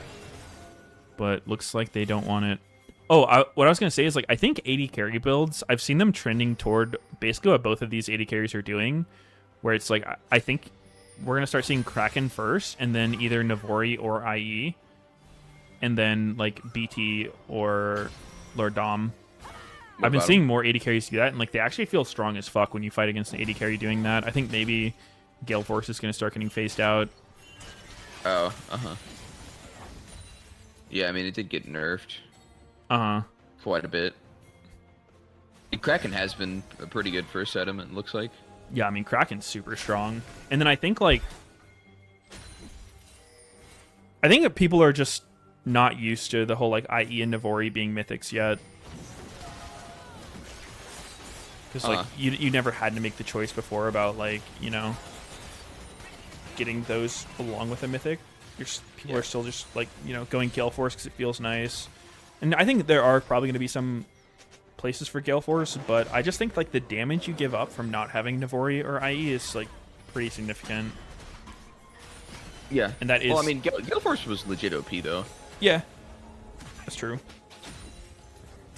But yeah, I mean, since the nerfs, for sure, I can see it not being built. Because I just think about, like, you know, before IE was a mythic, if you saw an AD carry with a full build that had no IE, you would be like, what the fuck is this, right? And yeah, it just doesn't as damage. a frontliner, you're like, this guy's tickling me. And nothing actually changed. Like, it's still the same thing. Yeah. Just harder to buy IE. I think a lot of the changes with the items kind of, like, baited people into, like, not wanting to try that combo out right away. Like, you know, IE not having the crit, like, condition for it. Yep.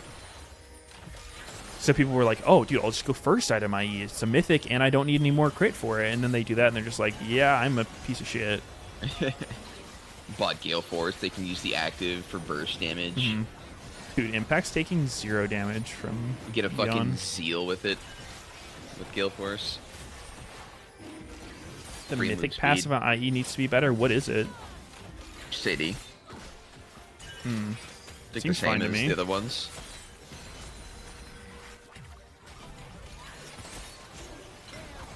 We getting tickled by Ash Boys?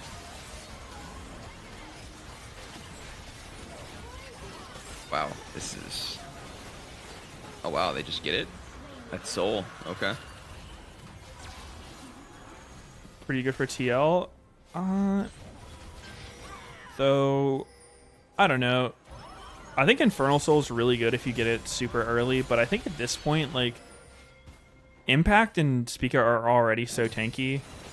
I don't think it's going to be, like, a free win. I don't think it's going to have the impact that, like, you know, like a Mountain or Hex Tech or Cloud would have at this point. Uh-oh. Bye-bye. Vikla did not want to jump till the Vi ult. Piosik held it. Yeah. Smart for both sides. Yep.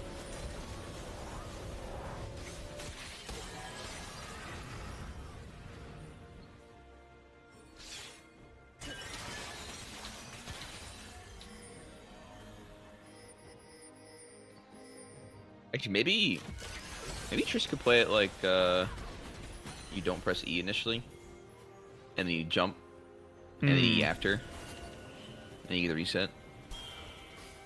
Yeah. Maybe that's the way you I think play it was just like... if both sides are holding. Yeah. Might be the only realistic. Yeah, because I outcome. mean, then Vi would ult you, follow your jump, but then you just... Yeah. You get the reset after, yeah. Yeah, probably a good idea. That one was weird, though, because, like, he was getting flanked by Vi. Like, he Yep. didn't really have somewhere to jump except directly onto her. Yeah. Oh, wow. Oh. TL just rushes Baron. Oh, Harry gets Ari taken dies. out. Summit's in a pretty bad spot. Piosik as well. This fight looks horrible for TL. Big They shutdown do be going over to running. Prince. Uh-oh. Vikla has flash. Piosik also does. Looks like he's going to be able to run out.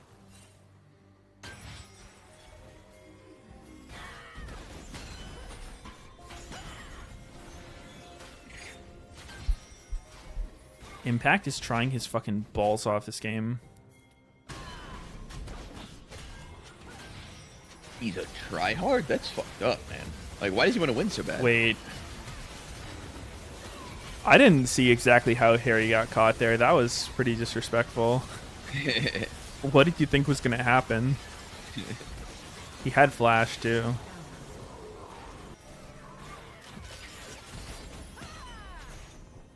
Damn, both these AD carries looking thick.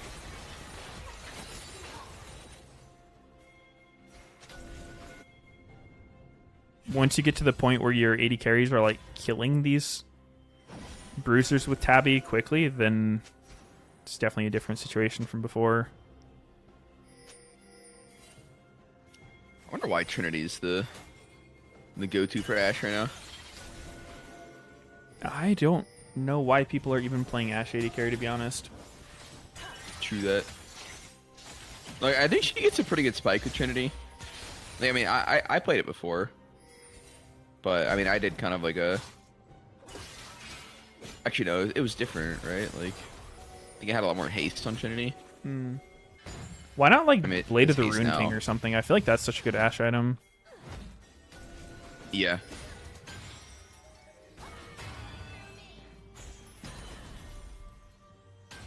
Orky is pretty nice. Because I mean, No, I mean, like the W procs the Trinity, but like you're such low damage with it. yeah, you're also low range. Like you're not poking people with Ashe. That's not. Or Yeah, I mean, the if W you does when you not are hurt. poking people, you're poking with volley, which It's by this just a point in the slow. game is not very powerful. Yeah.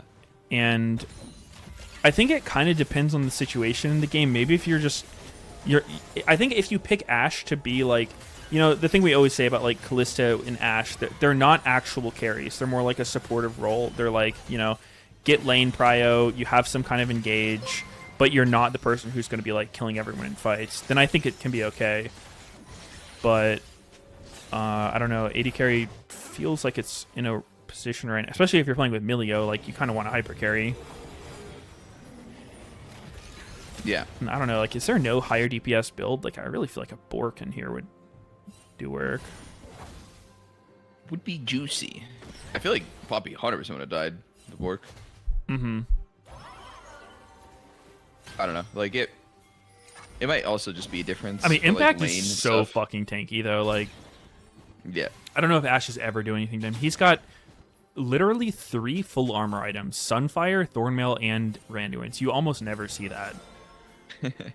with Tabby and like Jack Show also amplifies those with her W. Like this Poppy is Malphite levels of tanky. Yeah. Ahri's the only one. Like Ahri will do pretty good damage to Poppy, but not quickly. It's gonna take a bit.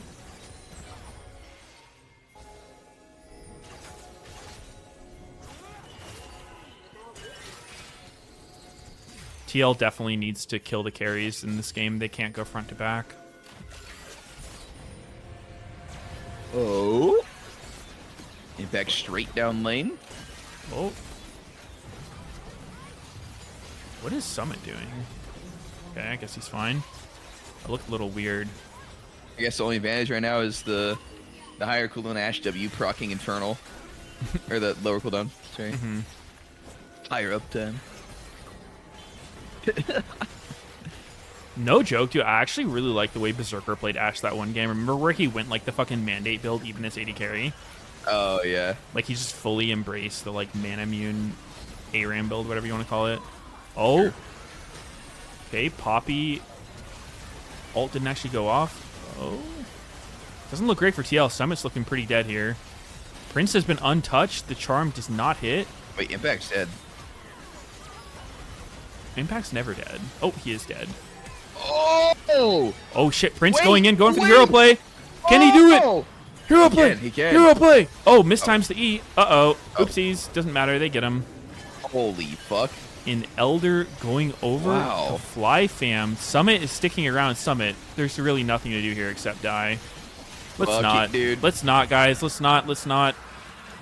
Yeah, I thought TL was gonna win that. The hell? I don't know. I mean, it's hard to win his TL's comp at this point. Like, whenever you have one comp that needs... I mean, they're positioning too. Like, they're all on the same side, and you have to kill the carries, so... Yeah. I don't know. Like, just look at Yon's damage. Like, he's... I guess he is killing Impact eventually. I mean, his damage isn't horrible. He wasn't able to hit. Like he had the insta stopwatch. Yeah. I mean, but that's also been Ash's problem too, right? Like, she doesn't have that much range. Or burst. It's mainly the burst, honestly. The condition she to actually be able to had free some hit on fucking- Ashe without being vulnerable, because like you don't have a dash, right? Like if you're in range to auto, usually you're in range to like be flashed on and killed or something. Yeah.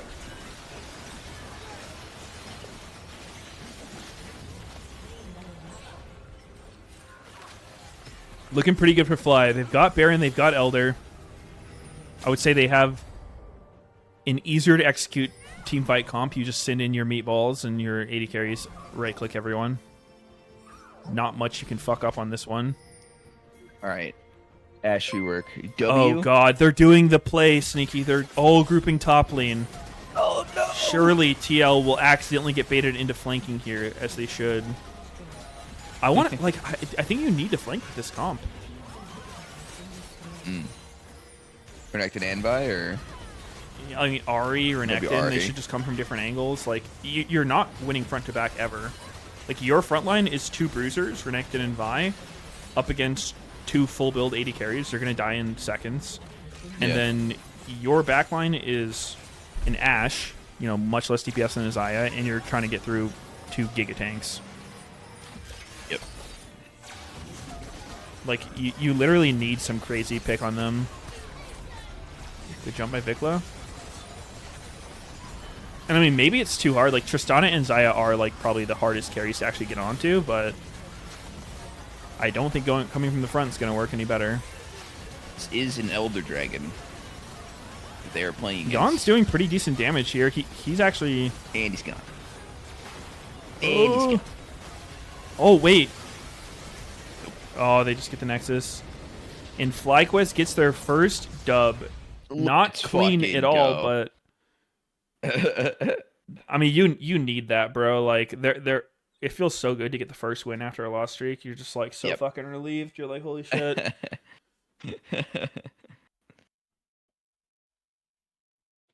The start of a new era.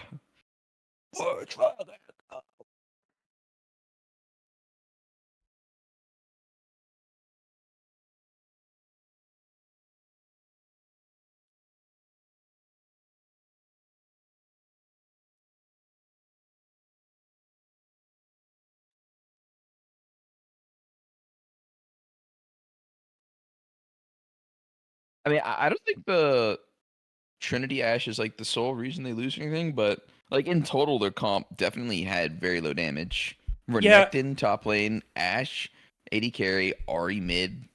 Like they almost kind of fill the same role, Ash and Ahri. Like Yeah, like a you're... lower damage, more CC oriented. Uh-huh. I don't think TL played this game horribly by any means. Like, they got the soul. That's kind of what you usually pick, like, Ashe for. But Yeah. I don't know. I think they just gave FlyQuest too much time. Was there, like, a big throw somewhere? There was, right? A little bit. Was it the one when Harry just, like, ran to Baron and killed himself? How did Fly get their first Oh. Baron? Yeah, Harry did die that one time. They got the free Baron.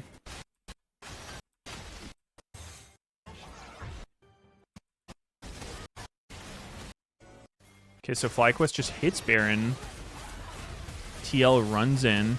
Oh, yeah, it was this fight at, like, right before 30 minutes. I think that, like, basically decided the game. Let's see how this whole thing sort of happens. So TL gets Dragon.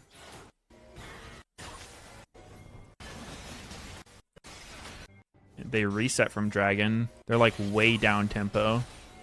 FlyQuest says, let's YOLO fucking hit Baron.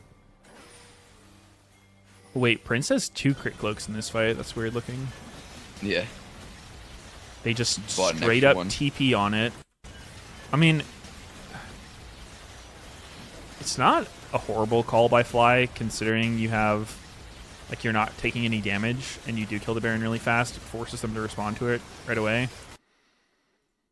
And then TL just couldn't get the angle. Pyosik?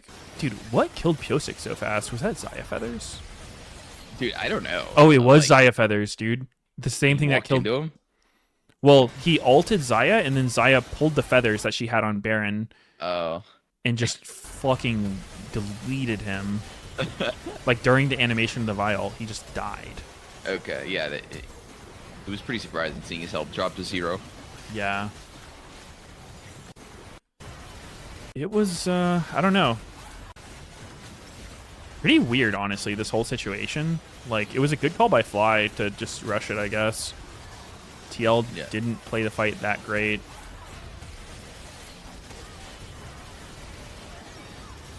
They just kind of, like, didn't all get in at the same time. Maybe Pyosik could have waited a bit. But I don't know. It feels kind of hindsighty. He went in with the Ashe ult. It makes sense to go in like that. Yeah. Harry's TP was super fucking far.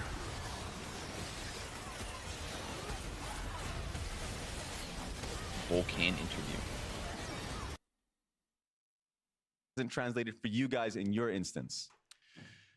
I don't know. We've been trying to figure it out ourselves. And I think it's just a lot of things like stage nerves, communication being different, just maybe stress getting to some people, you know, being a more tense situation. I think we had to adapt. And yeah, it's very weird because it's a complete opposite to what Flycus was in spring, where, yeah, we're dominating in scrims pretty much most games. And then on stage, it's, well, everyone saw. And then spring was the reverse of that, right? So it's pretty weird, but we're trying to figure it out. We just kept practicing. You know, we had multiple meetings where we're sitting there like, damn, I need to wear different shoes.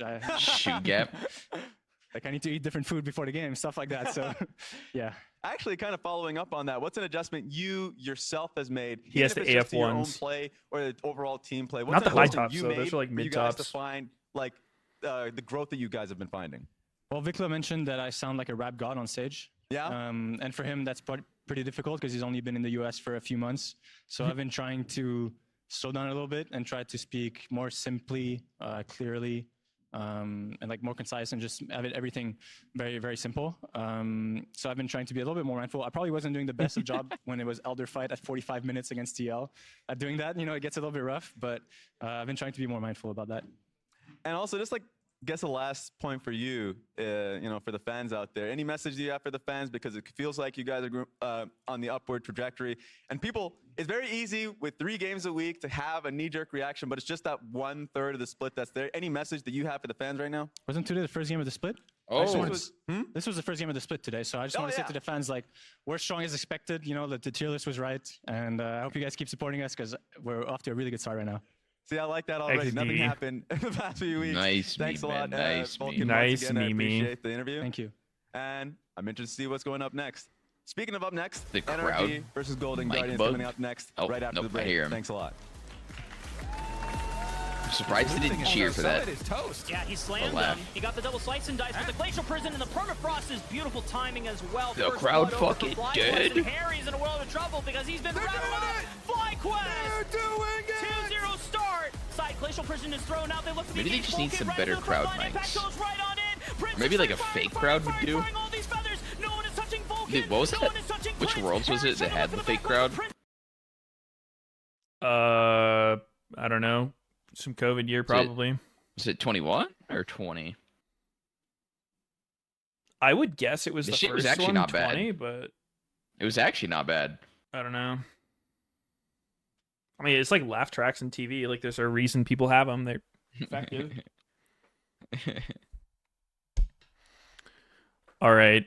I am unfortunately not going to be able to co-stream the rest of the games today. I got to go pick up my friend from the airport. But Sneaky just will gonna be leave here us. for at least like maybe one more game One whole more game, maybe. before he has to also go get milk. I'll be back tomorrow though. Some cigarettes. Bruh, I just subbed, dude. Can I really leave if someone just subbed? I think you have an obligation to stream at least 3 more hours from one Fuck. single sub. True. I was serious. Thought I was memeing Sneaky. It does sound like a meme because Sneaky did the same thing, but It really does. it The literally exact just same lined up. time. Yeah, like it felt 4 like a PM. meme. Oh, dude, we should get PBE to try the mode. Maybe we I feel like it's the right time to do a quickie between games, and you're allowed to leave whenever. It doesn't like you don't get a leaver penalty Uh huh. tomorrow between Do you- games. I mean, we have accounts, but not like prio accounts or anything, right? Well, I have one because I asked for it. I'm sure you could get one if you asked. A prio account? Yeah, Oh, okay. their queues are 10 minutes. Really? Well, that's why we have the prio, right? Well, oh, wait, you mean for the 2v2? Yeah, like for the game mode. That's Oh. strange. Uh. Maybe the whitelisted accounts skip the queue. Hee hee. Or we just like queue up near the end of the game. I don't know. Maybe it won't work, but we can try it. True. Alrighty. Yeah, I guess I'll head out then, and I shall see you all tomorrow. If I get back before the games are done, I can hop back on. Mhm. Maybe I'll be able to catch like the last one or something. GG Heart to Meteos. GG Heart. Hands burrito. Over. Aight. Thanks for watching, guys. Peace out, Sneaky. Bye. All right, stream. Obviously, I never like missing the LCS games. I enjoy co-streaming a lot. But today I'm going to have to miss a couple games. I'm sorry. All right. See you tomorrow, everybody, or later, depending on the timing.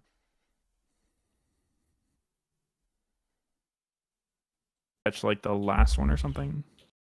GG Heart to Meteos. GG Heart. Hands burrito. Over. Aight. Thanks for watching, guys. Peace out, Sneaky. Bye.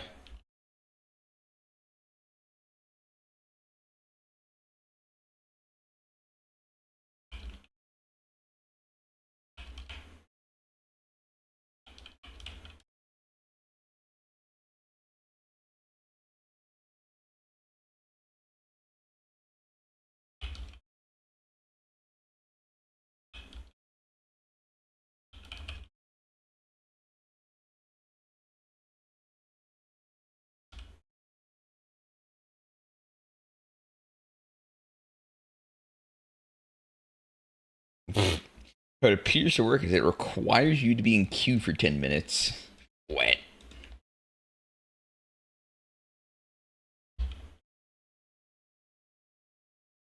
Scary Davis, welcome back.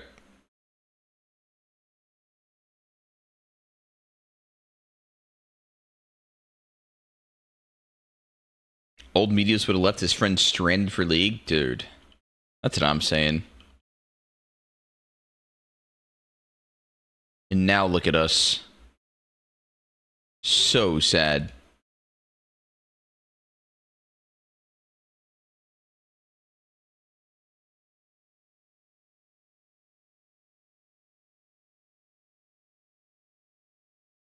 Ah.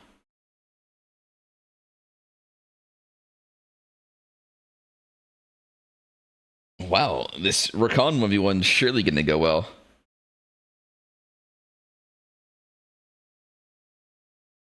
I'm so surprised.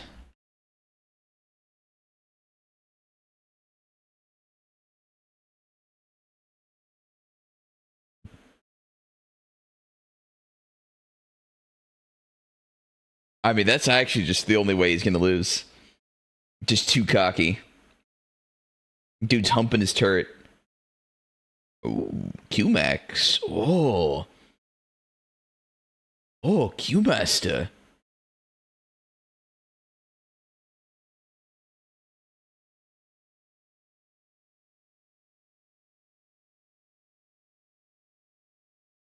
Can he kill him in a burst? Nope. Oh? Oh?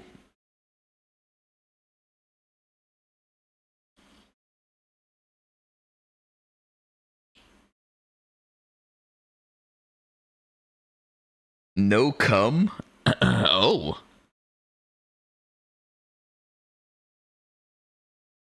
Oh! Oh! Oh my god, he actually threw. He actually threw. Bro? Question mark? Bruh?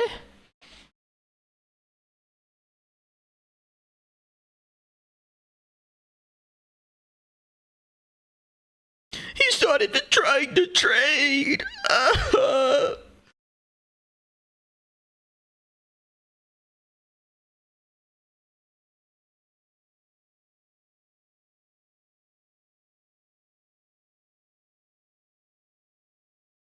But AP Recon actually is not that bad, now that I think about it.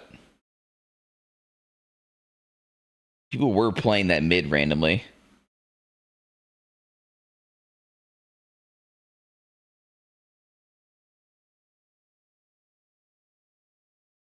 So they've been trolling the rules, eh?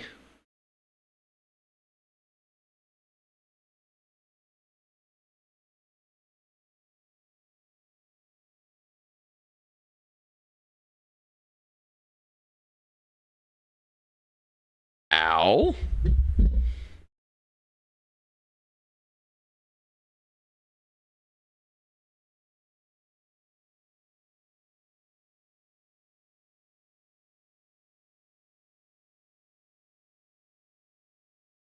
Meteos exploded.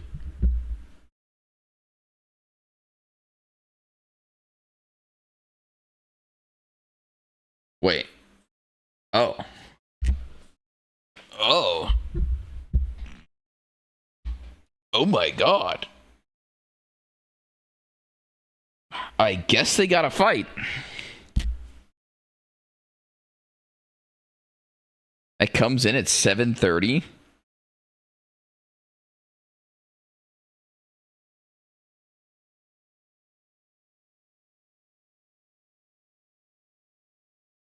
Who wins this, I think? Or do you think?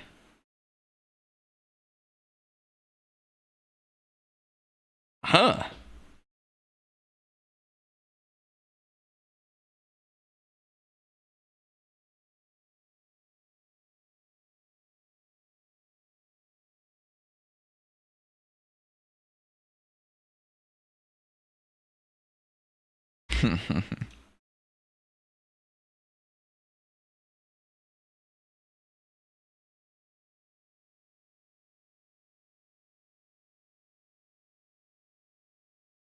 Oh?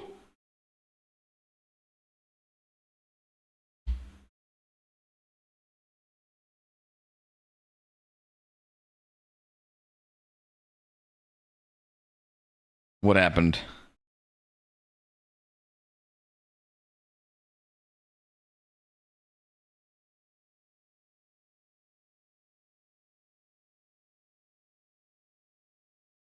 Uh-oh. Oh! Yikes.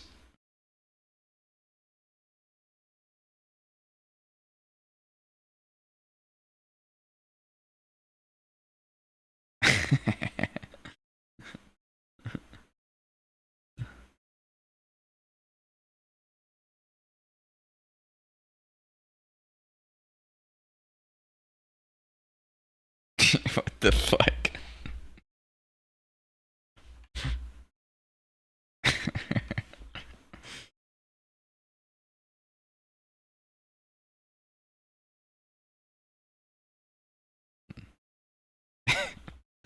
It's like a fucking relationship.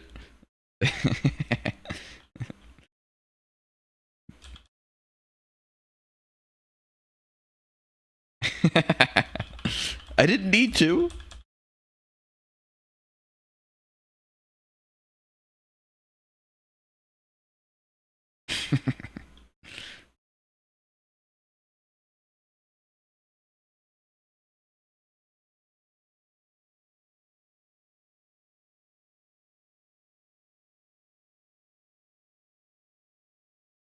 Yes.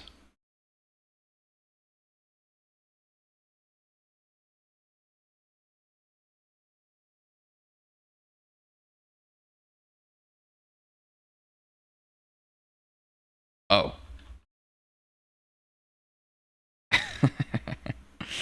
What the fuck? Fuck you, Jet. You piece of shit. He did that all just to make them lose again.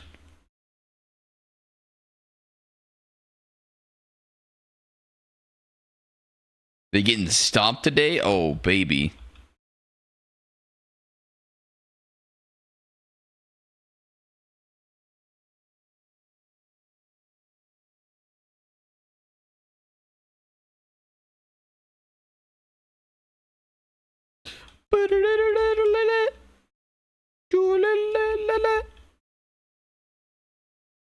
Meteos went airport to pick someone up, but unironically, at the exact same time that I also had to pick someone up the other week, last week. How did it line up so well? We'll never know.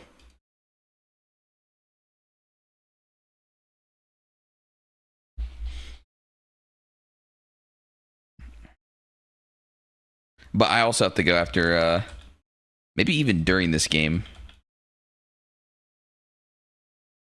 So I gotta take Lynn to clinic. She got bit by Shoyu.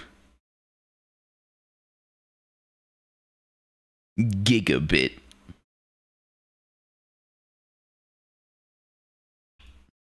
She was feeding him treats.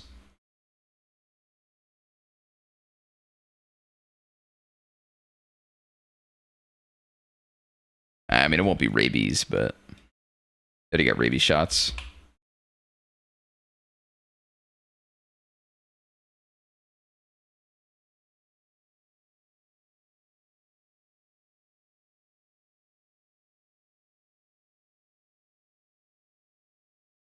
I don't know if you guys heard me as well. I smashed my thumbnail yesterday. Ripped half of it off. Like the nail bed. Covered up currently.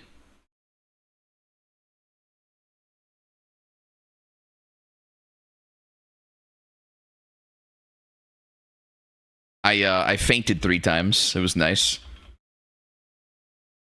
I was nicely on my couch. I dropped a pool of blood on the floor. My cats immediately went to it. Vampire cats.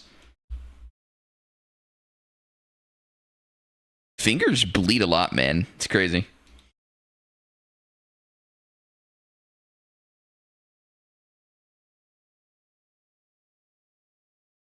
What's it like to faint? I like to equate fainting to literally dying. Just lose consciousness. Come back, my mind was just extremely fucking racing.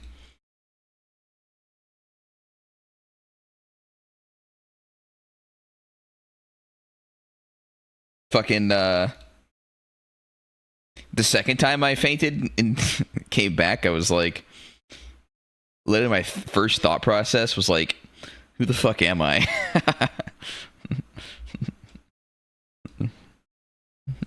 I'm like, oh yeah, I'm me. I tried to remember for a sec.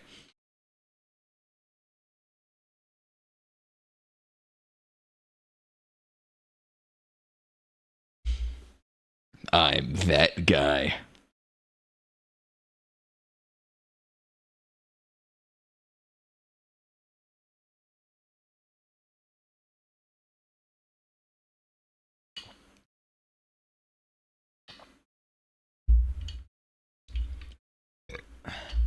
Yeah, honestly, I don't know if it's pain or the sight of blood or like the combo of it, but I faint on one of those. I don't think it's sight of blood because like if I see someone bleeding, I'm fine. Maybe it's just the thought of like myself bleeding. I don't know. There's some mental aspect of it. Because it's not just that either. It's like like needles as well. Like if I get a shot, I'll get real woozy. Or like I got like my blood drawn or something.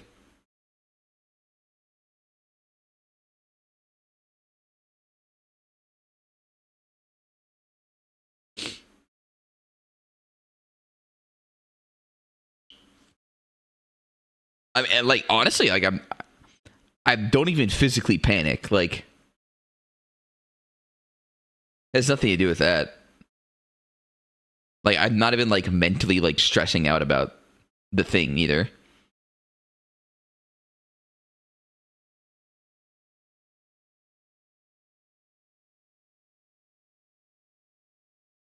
That's why I think some of it was pain. Because like Lynn was trying to like clean my thumb a bit, and it hurt. And then that just started, wasn't like immediately made me woozy, but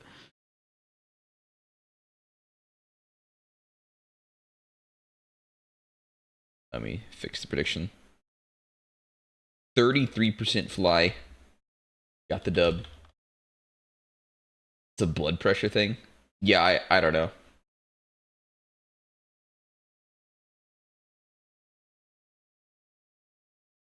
Alright, new game is up. Is it funny for the person outside to see me go poof? Probably more scary than anything.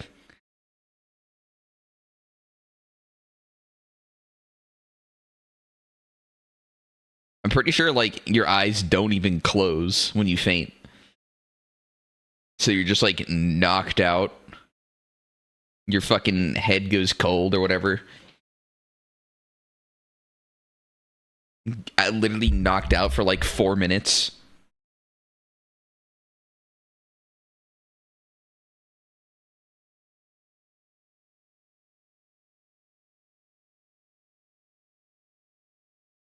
Perfect.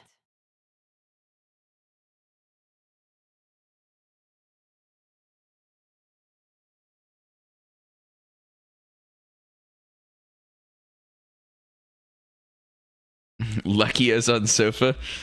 I wouldn't call it luck, considering I knew that that would happen. The second I'm bleeding, if there's nothing to lay on, I'm just going on the floor. I'm literally just laying on the floor. It doesn't even matter where I am. Doesn't even save me from fainting. Just prevents me from getting hurt while fainting.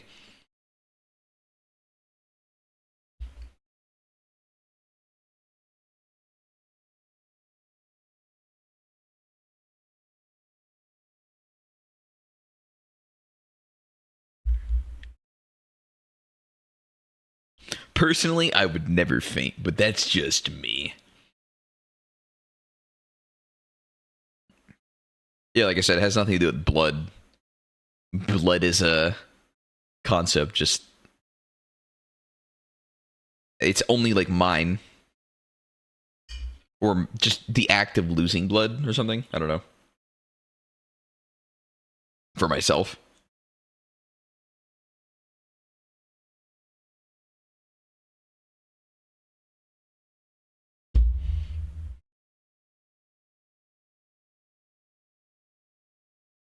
Anyways, we got a game, boys. Perfect. We got a bit of a game going on. Yo, drop the sub. Welcome back.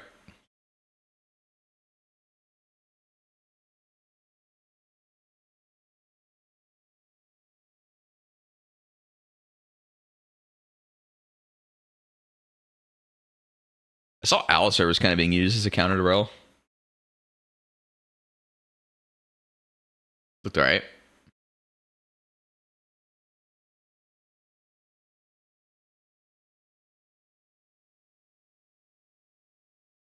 Whoa!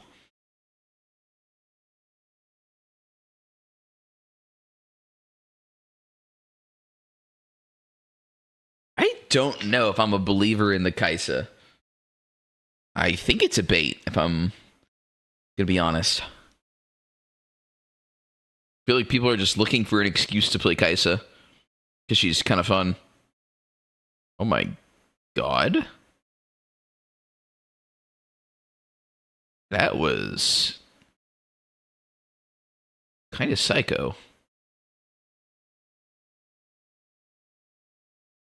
I guess I made the trade better.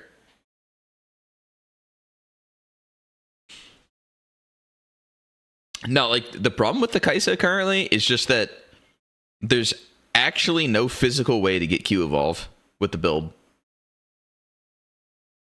So with no Q evolve, you're actually just weak as fuck. You actually do no damage.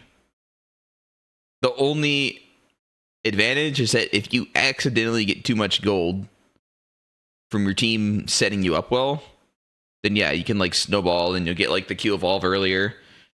You'll get your, you know, all your items obviously fast. And it does kind of like make some of the most sense with the static shiv and the AP. Oh! What the fuck? That was so easy. What the hell? Yeah, Manamune would help the evolve if you're going Manamune static, but like that's so slow. Like you don't even get the static wave clear if you do that.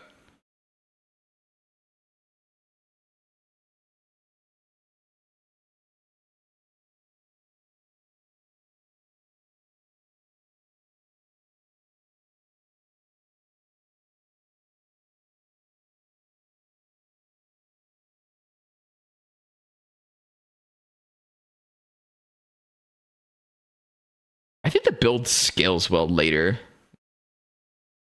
think you start hitting pretty hard, like 4 items, but like, I don't know. Playing for that's kind of troll.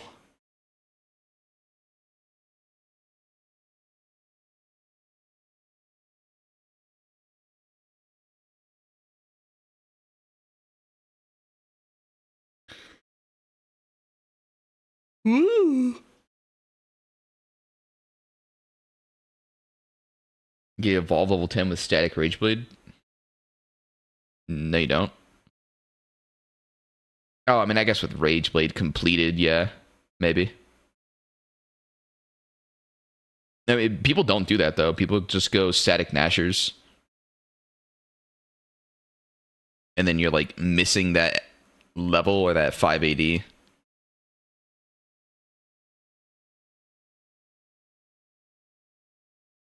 Yeah, but yeah, people just go Nashers second. That's been the meta build. I mean, maybe Rageblade second makes it reasonable, potentially.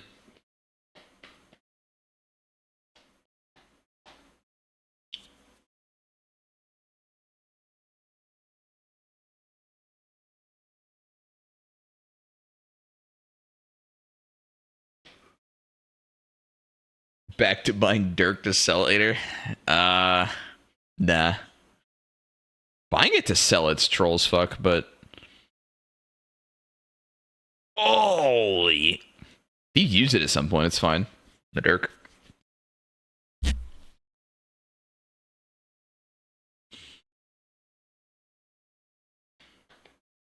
mean, it's kind of like that fucking troll build, like double quiver, Kai'Sa.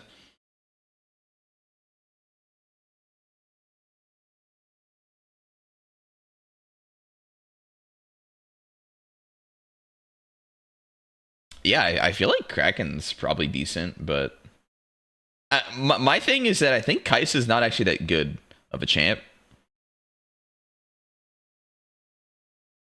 So, like, yeah, you can like have all these things like to try and work around it, but it's kind of just like it's kind of just abusing static. I think you just pray to God that static is so strong that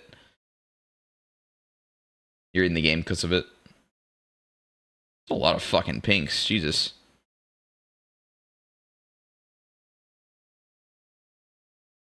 So like the second static's gone, I think Kai'Sa will be gone.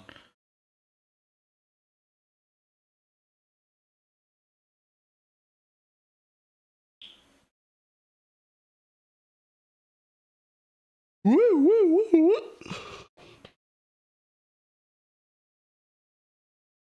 don't know. Kessa's a cool champ. I think it'd be fun to have her like viable at all times, but not 100% meta.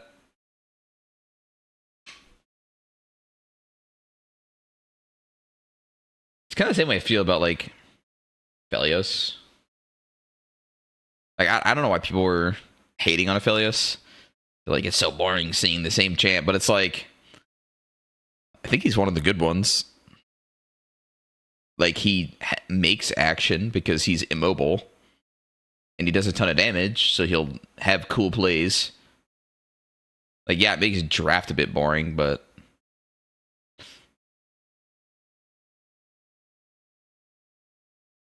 I don't know. I think it's just the nature of League. Like the nature of League drafting. You're kind of stuck with like literally a pool of like 3 champs a lot of times. Because they're not usually ever going to ban all 3 in one role.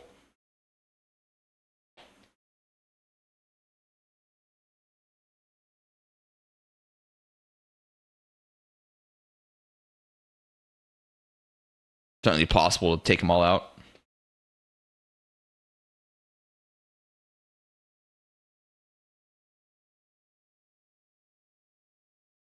Zeri's boring. I don't think Zeri by default's boring. I think the enchanters is what makes it boring.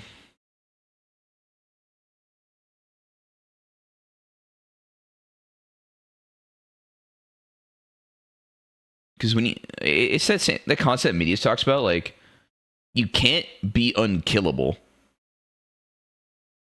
Like if champions are unkillable, then the game is just completely warped. Which is what the enchanters do to Zeri.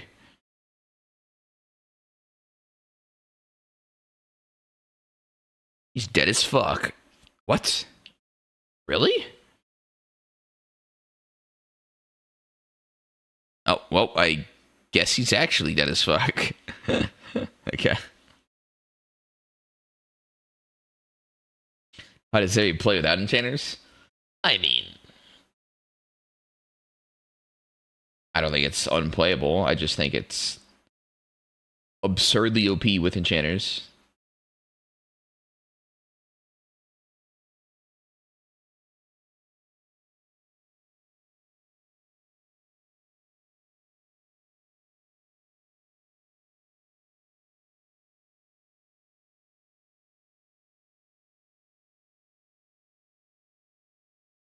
I'm out of sync with the mainstream? Oh, fuck, man. I gotta resync, boys.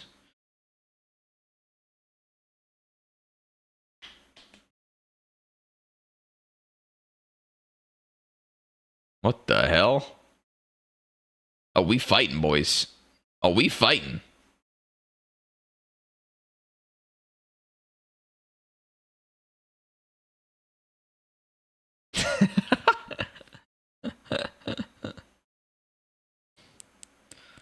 Okay, so it goes in alts. Isolated Q. 5 damage.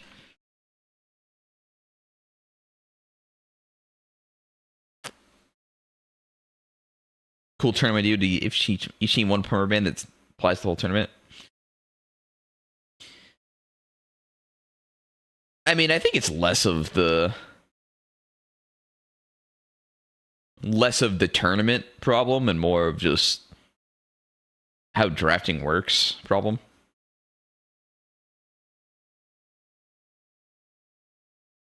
Because like you're not forced to move too many champs outside your role unless you're like picking late as fuck in the draft and the enemy picked theirs.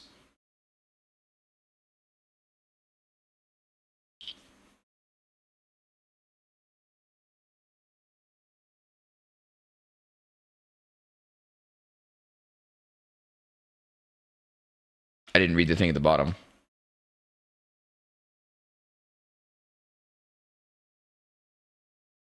Tournament with blind pick. I always enjoyed the game 5 blind pick thing from LCK. back in the day. That shit was fun.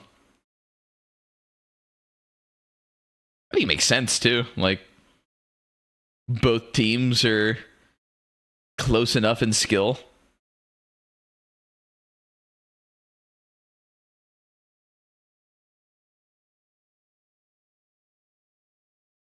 Yeah, I mean, it's called OGN back then, but, you know, just the Korean League.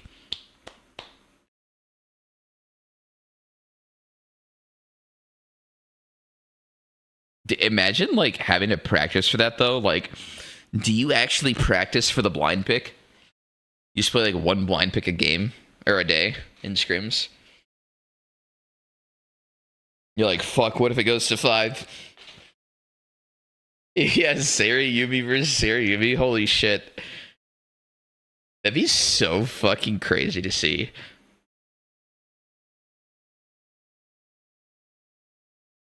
Dude, 2 Yumis in one game would be so gross.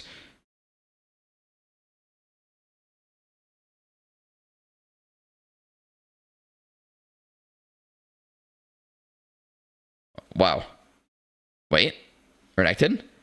Oh my god. Giganekton. Wait, no way does contracts die here.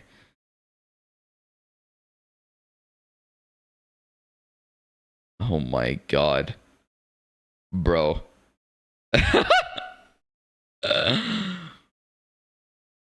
6A kind of trolled that, actually. That's funny. I mean, he could have gotten out. Like, he just went down. Blast cone. Fucking really wanted that kill.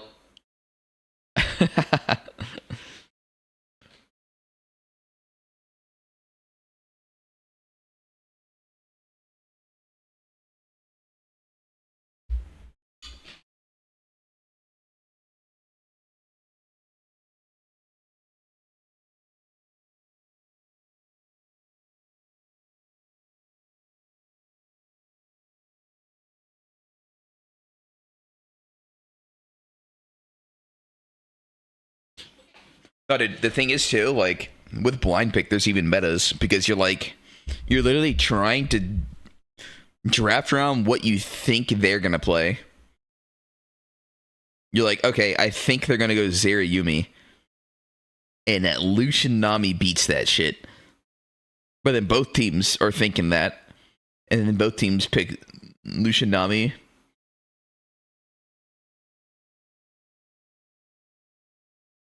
Just random shit like that, you know? Like, I don't think you just definitively pick the OP pick. I think people would try to counterpick too. Unless something's, you know, absurdly broken.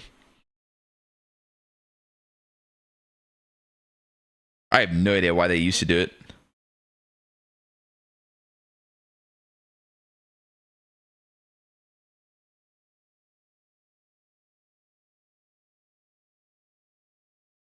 Doesn't look very good for Renekton. Oh, wow. He actually tried that. Wait. How did... Oh, did fucking River Wing reset it? Oh, God. That's unlucky.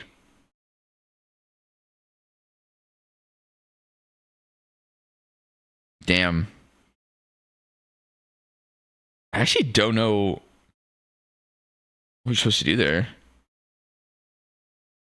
Like, I guess he just doesn't push W.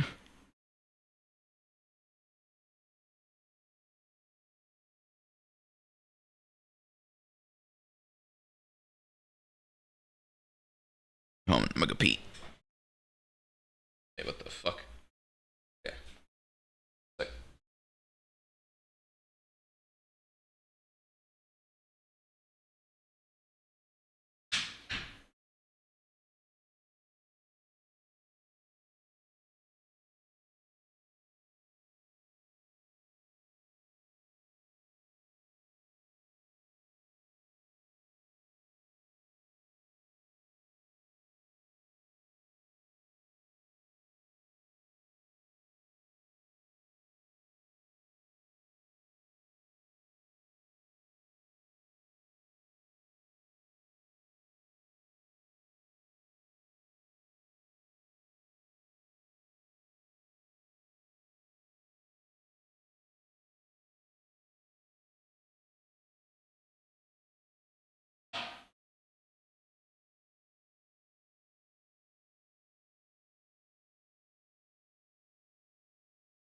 Wait, what the fuck?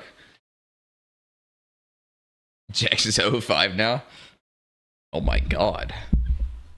Wait, dude, like, just not even looking at scores based on what they just did? Diving Renekton? That did not make me think Jax was 0-5.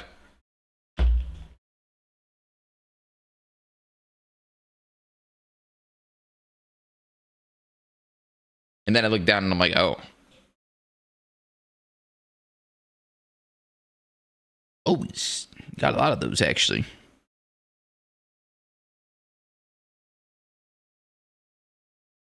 See, like, Kai'Sa's kind of a benefactor this game. Like, his team's winning.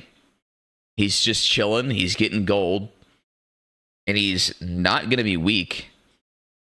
Because his team is so accelerated. Like he is weak right now. But it's not actually going to matter.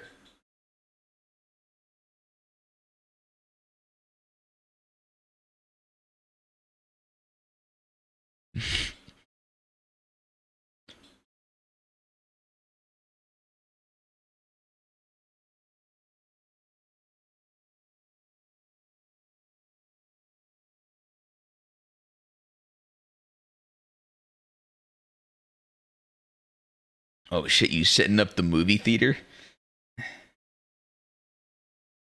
Peepo showtime?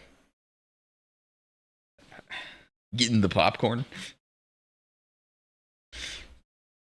I mean, it's not better Team 80 carry wins, but...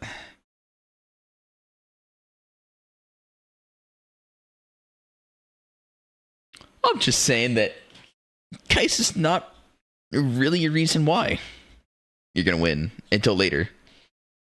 She will be a factor later. It's like her W's don't do fucking damage, dude. With this thing. This build.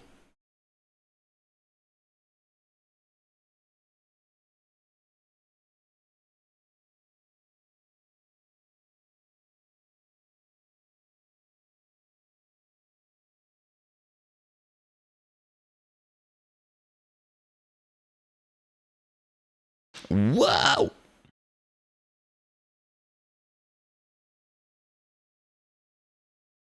Well, I mean, if you're going AP, Kai'Sa is kind of reliant on her W doing damage. I mean, they changed a lot, though. Like, they made it a whole less upfront damage and a lot more based on, like, the plasma.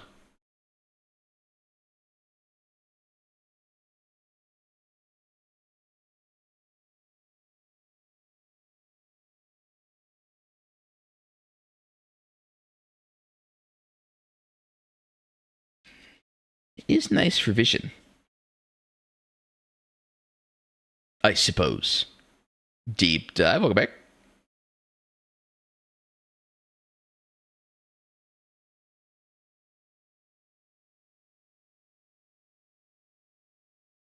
Do I still read donuts just off stream?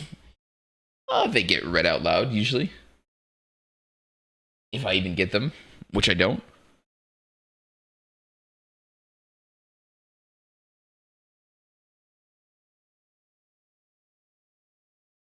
It could just be build mirror mana or loops. True.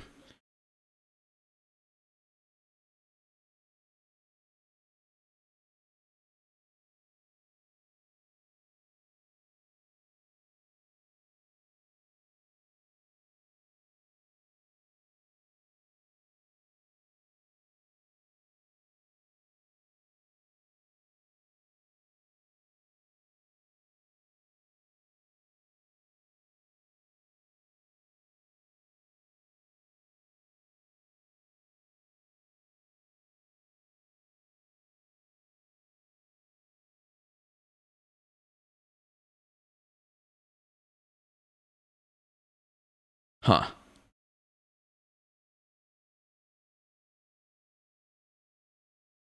I don't like that. I don't know why people do that right now. There's been like a recent trend to that. I think it was, yeah, it was literally FlyQuest was trying to do that in their first couple games.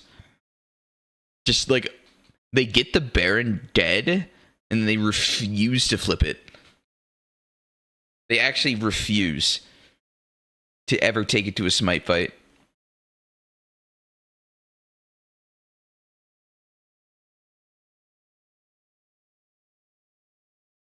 Like, it looks so bad when Fly was doing it.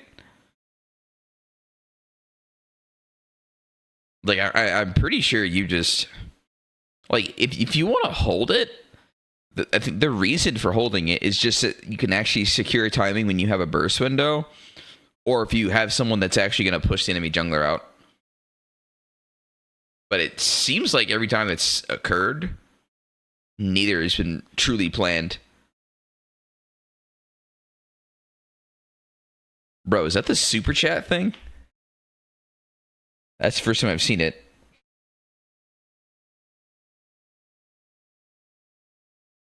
That looks like it. Thank you, Kiwi Slap.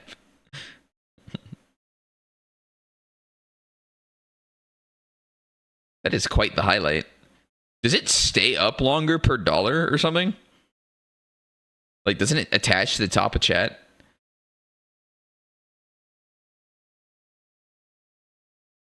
Yeah, it's per dollar? Okay. You spend 500 to pin for 5 hours? The fuck? I just don't get what you would ever want pinned, you know? In chat.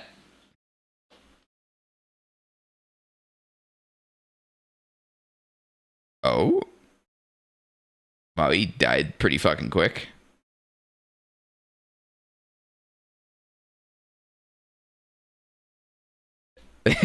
Yeah, dude, it's like an advertising thing. Like, you could post your, or maybe you can't post your link, but like, oh my god, Redacted stole Baron. You link your own OnlyFans, like not the streamers, but the person in chat. Oh, wait,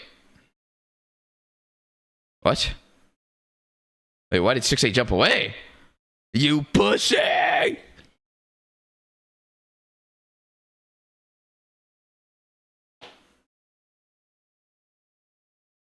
That actually could have been an even bigger comeback.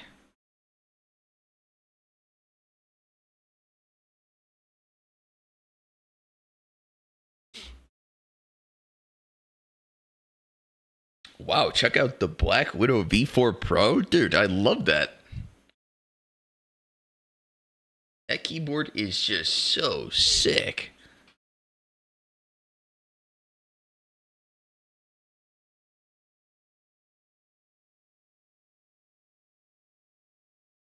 Wow.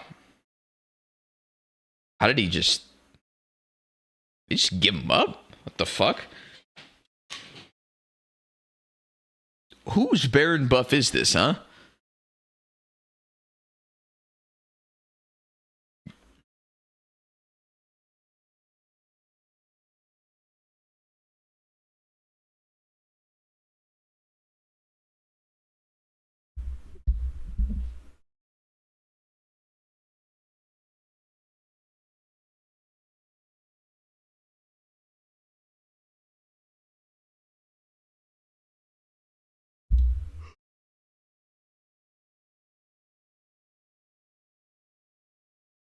Yeah, I like how Daisy doesn't die in Baron.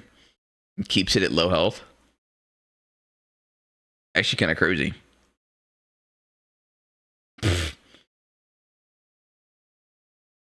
Holy shit. That's actually kind of lucky.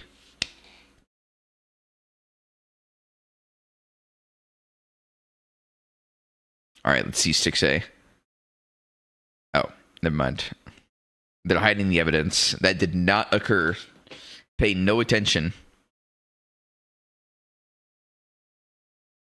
Dude, wow. Even with his Rage Blade, this W still not doing any damage for Kaisa.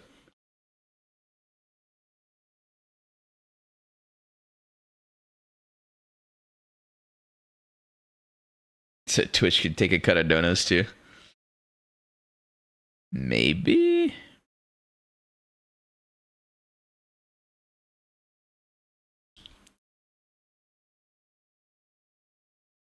I mean, did any of you guys watch like YouTube streams? Like they had the same thing there, right? Have any of you guys seen anything interesting out of them? Or is it just, I don't know, like,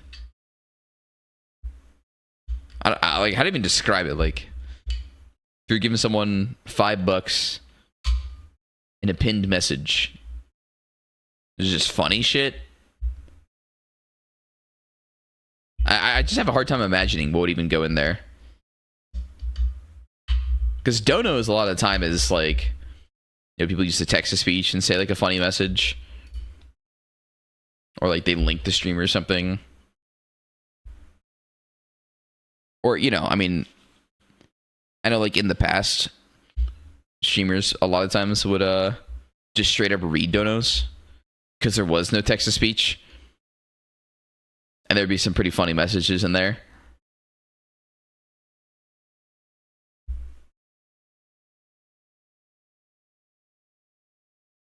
I guess you could still do that with the super chat. Whatever it's called. It's called super chat.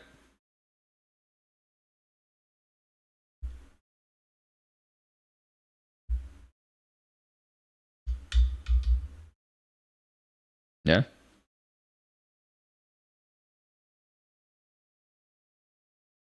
Hype chat. Oh yeah.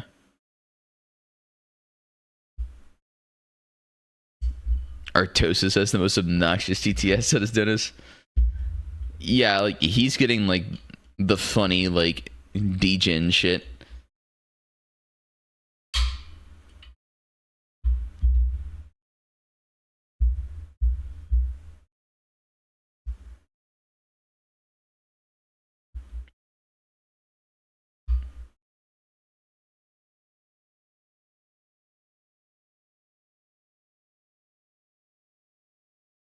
I gotta go in like 5 minutes.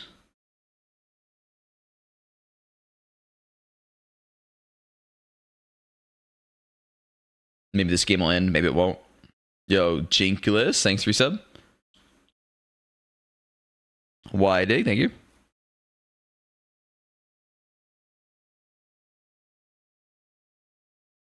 You can go when I'm fucking finished.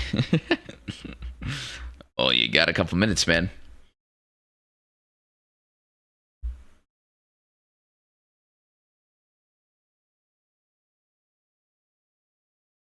Who's casting the next games on Sneaky Stream? Oh, I got Goma lined up for 4th game and show you for the 5th game. Tragic SYNYD bot. Saray, thanks for your subs.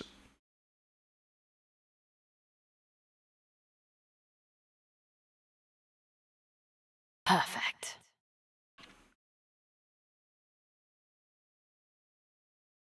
I mean, this game should end. 8 kills. It might end here. Or we'll just get a big fight. Explosive. Light peak. I love newbies. Thank you.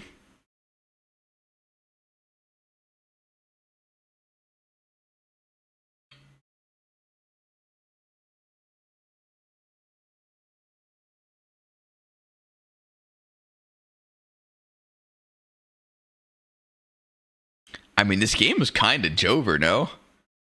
Just, for some reason, energy stalling it. They literally had that Baron get the 1 health and they just walked away.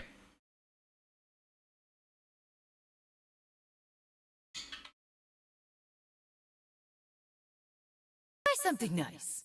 On Moonswater, thanks to the gifted.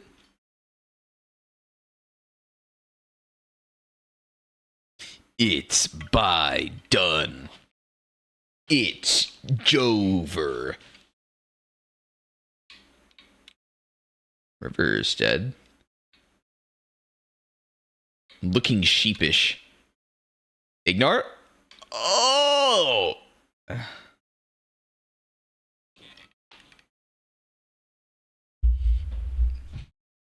Oh my god. Bye-bye. Oh! that it? Is he gonna hit? No.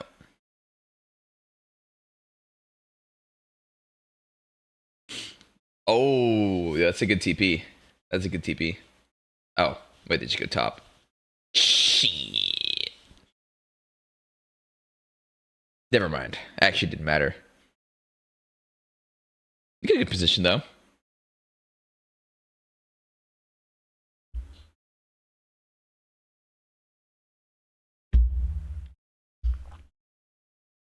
I mean, can't really fight.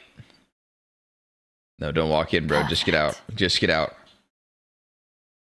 You need to get out of here, man. Just recall. Just leave. Just go.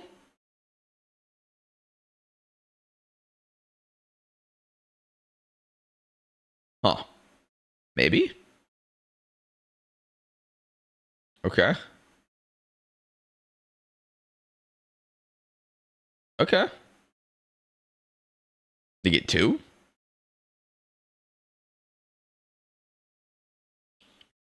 Not bad.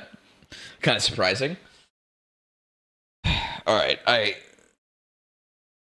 gotta go, boys. This game ain't ending. I don't know who's gonna win. It's probably Energy.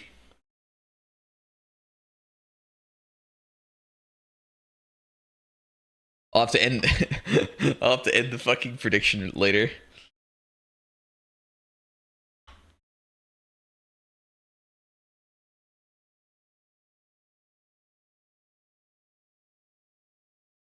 I'm gonna see /raid LCS. There you go.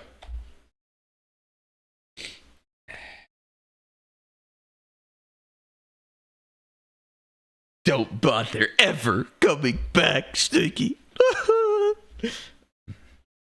right. I'm gonna rate it. See you, boys. I'll probably be back after. Bye-bye. Retaining their defenses on the other side of the map. Can Energy actually push this timer ahead with Baron buff? Can they get inside and crack the rest of these inhibitor towers? Cannon minions doing nice work, but for Golden Guardians, they delete the minions without ease. No real damage onto the inhibitor towers. I mean, they've got Azir clear with Tristana almost fully leveled, almost max range late game Tristana. Passive plus the lethal tempo. 6-8, of course, very famous with this champion. Won his championship on CLG with it. River getting poked down. We're finally seeing some of the returns for the double poke options when they both do land. And the siege continues. Ivern brush siege. We slowly move up the line. The force is inching slowly closer and closer. The Trents are attacking. The ends are going to fall. Now the inhibitor tower is going to fall. And now Energy are making their march into the base. Inhibitor should be the next target here as Dokla is handling Licorice in the middle lane. Inhibitor still down for Golden Guardians on the top side of the map. We're in. They got the brushes, they got the extra on-hit damage. Redemption is used just to give them a little bit of extra health, but the Empowered Candy Minion hiding in the brush. Oh, it stopped on attacking the inhibitor. They're going to have to walk back on up, and Azir has set up his tower. Gory is going to use that for extra defense. Dokla has popped the Dominus, trying to sustain as much damage as he can. Has a GA, but he's in the middle of 3. They have Daisy trying to frontline, and Dokla gets to walk on out, sacrificing Daisy in the long run. And Golden Guardians are still holding on to this base, Kobe. Oh my goodness. All right, they defend the inhibitor. They get back for the topside supers too, so they won't lose any Nexus turret damage for the topside ones. They know this is only Cloud Drake number 3 too. So Golden Guardians successfully defend, just barely keeping the inhibitor standing, buying more time though for their Tristana Azir dual late game carry. We are basically there for them for the late game, Rafa. They have been able to bide their time on that knife's edge, defending just enough. Yeah. Getting just enough dragons. And even though it is over a 7,500 gold lead for Energy, Golden Guardians making that gold less and less meaningful as they now have 4 item completed Azir. Tristana also 4 items. Looking to follow up here. 426 farm for Stixxay. I mean, if you're able to find and engage his Golden Guardians before the poke starts settling in, you can rip through the fights as a fully fed Tristana. And Stixxay has definitely clutched out fights before in his career when, in the heat of battle, he'll let his instincts take over. And in the most clutch ways, he usually comes out on top. So this would be a moment, despite the gold advantage that Energy have, it doesn't seem like they really have a pressing advantage that much over Golden Guardians. Yeah, plus item inventories fill up very quickly. I mentioned a while ago how impactful Ivern is with all this support itemization. It's really strong in mid-game team fights. But late game, support itemization is so cheap, you're one of the ones that fills up your inventory the quickest. Yeah. And so a lot of that value ends up falling off towards the late game because you've got all these cheap items in inventory and a bunch of extra gold. I believe right now, even if you look at it, he's got 1,800 gold in inventory for the Ivern. And the only thing really to upgrade with the existing stuff is like go to Medjai's on your 10-stack ring, which is probably the move.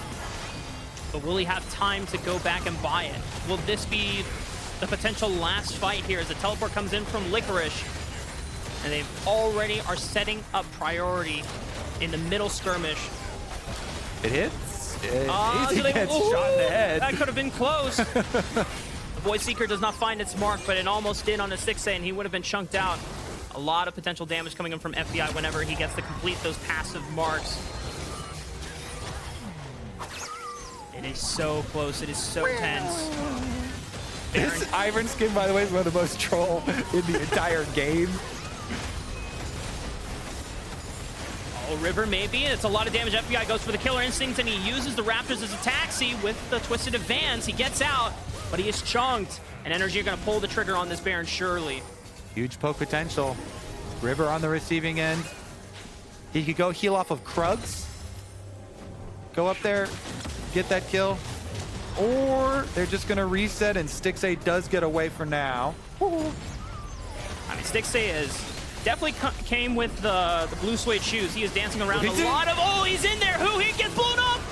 And now can Golden Guardians follow up in the engage? Otherwise, the support trade will be for nothing. They find Dokla. So support for top laners, great for Golden Guardians if they can main battle lines here. Palafox was chunked out, but he's got teleport, so he can come back into this fight. And we're about to hit that 41-minute mark, too. Late game, big damage potential, so anybody get caught for a second, dead instantly here. He saw the angle, he starts it out, pretty big engage for Golden Guardians, but he gets melted as they're getting the pick on Dokla. In the aftermath, Golden Guardians can at least finally kill the outer turret over 41 minutes into the game here, but their defense is complete at this stage. Yep. 6 dragons have fallen during this time. Golden Guardians have really weathered the storm, though, and the gold lead no longer really means much at all, as Anathema's chains also now finished for River. When it only takes a second or two of damage to kill somebody at this point, a second or two of extra CC does mean a lot. Could be the difference maker as they find a pick on the Licorice, but he goes golden with the Zonias, but he's still separated from everyone else. But he leaps on over. Ignar follows up. Licorice is gone. The Magnus Storm and the multiple members. Then it's the trade back onto Ignar's life. Golden Guardians 4-on-4 now. Energy, can they make the most out of this trade? Dragon is spawning in 25 seconds, but they don't have the support to make another engaged play. Nobody can live. If you make a pick, be very wary about jumping in to follow up as a melee champion because there is a small chance that you will come out alive. So Ignar does follow up and they get the kill again onto Licorice, but is another top laner for support trade.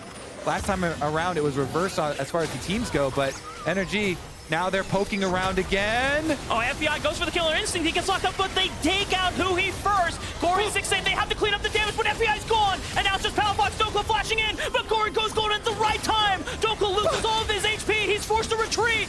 And Golden Guardians have bullied Energy off the Baron. They can look to burn it down. Golden Guardians are going to start it up. There's plenty of vision for them. And Energy are going to go for the Dragon instead. There's going to be a Baron for Dragon Soul trade. Cloud Dragon picked up in trade for Baron. This for sure is going to be our longest game. Kobe, I'm calling it. This is certified banger status right now. Golden Guardians and Energy going the distance on this game. I know this summer split, we've had a lot of stomps, a lot of one-sided games, but man, oh man, I love casting games like this because you never know what's going to happen next. I want to see if Ivern can go like for a death cap or something, because does benefit a lot Build for AP. and you stack up a lot of gold in late game. So How much gold is he sitting on? what can he do? Oh, Cosmic Drive. All right. Okay. It's He not didn't. the He hack. didn't have enough. He didn't have enough for a death cap. But Cosmic Drive, yeah, the extra speed to navigate the team fights, the extra ability haste, and Banshee's Veil picked up here. Spell shields in late game definitely can be the difference between life and death.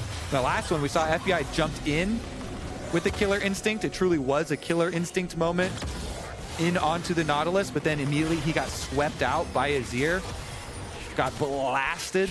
So they got the pick again, but whoever's getting the pick here is always getting killed afterwards. Looking for Licorice, but the Counter-Strike dodges the stun here. Okay. Ignite Oh! dodges out on the dredge line, and Dokla's way too far on enemy lines. He doesn't have a GA to work with. This shield isn't going to live through the explosive charge, and the GA still keeps him alive.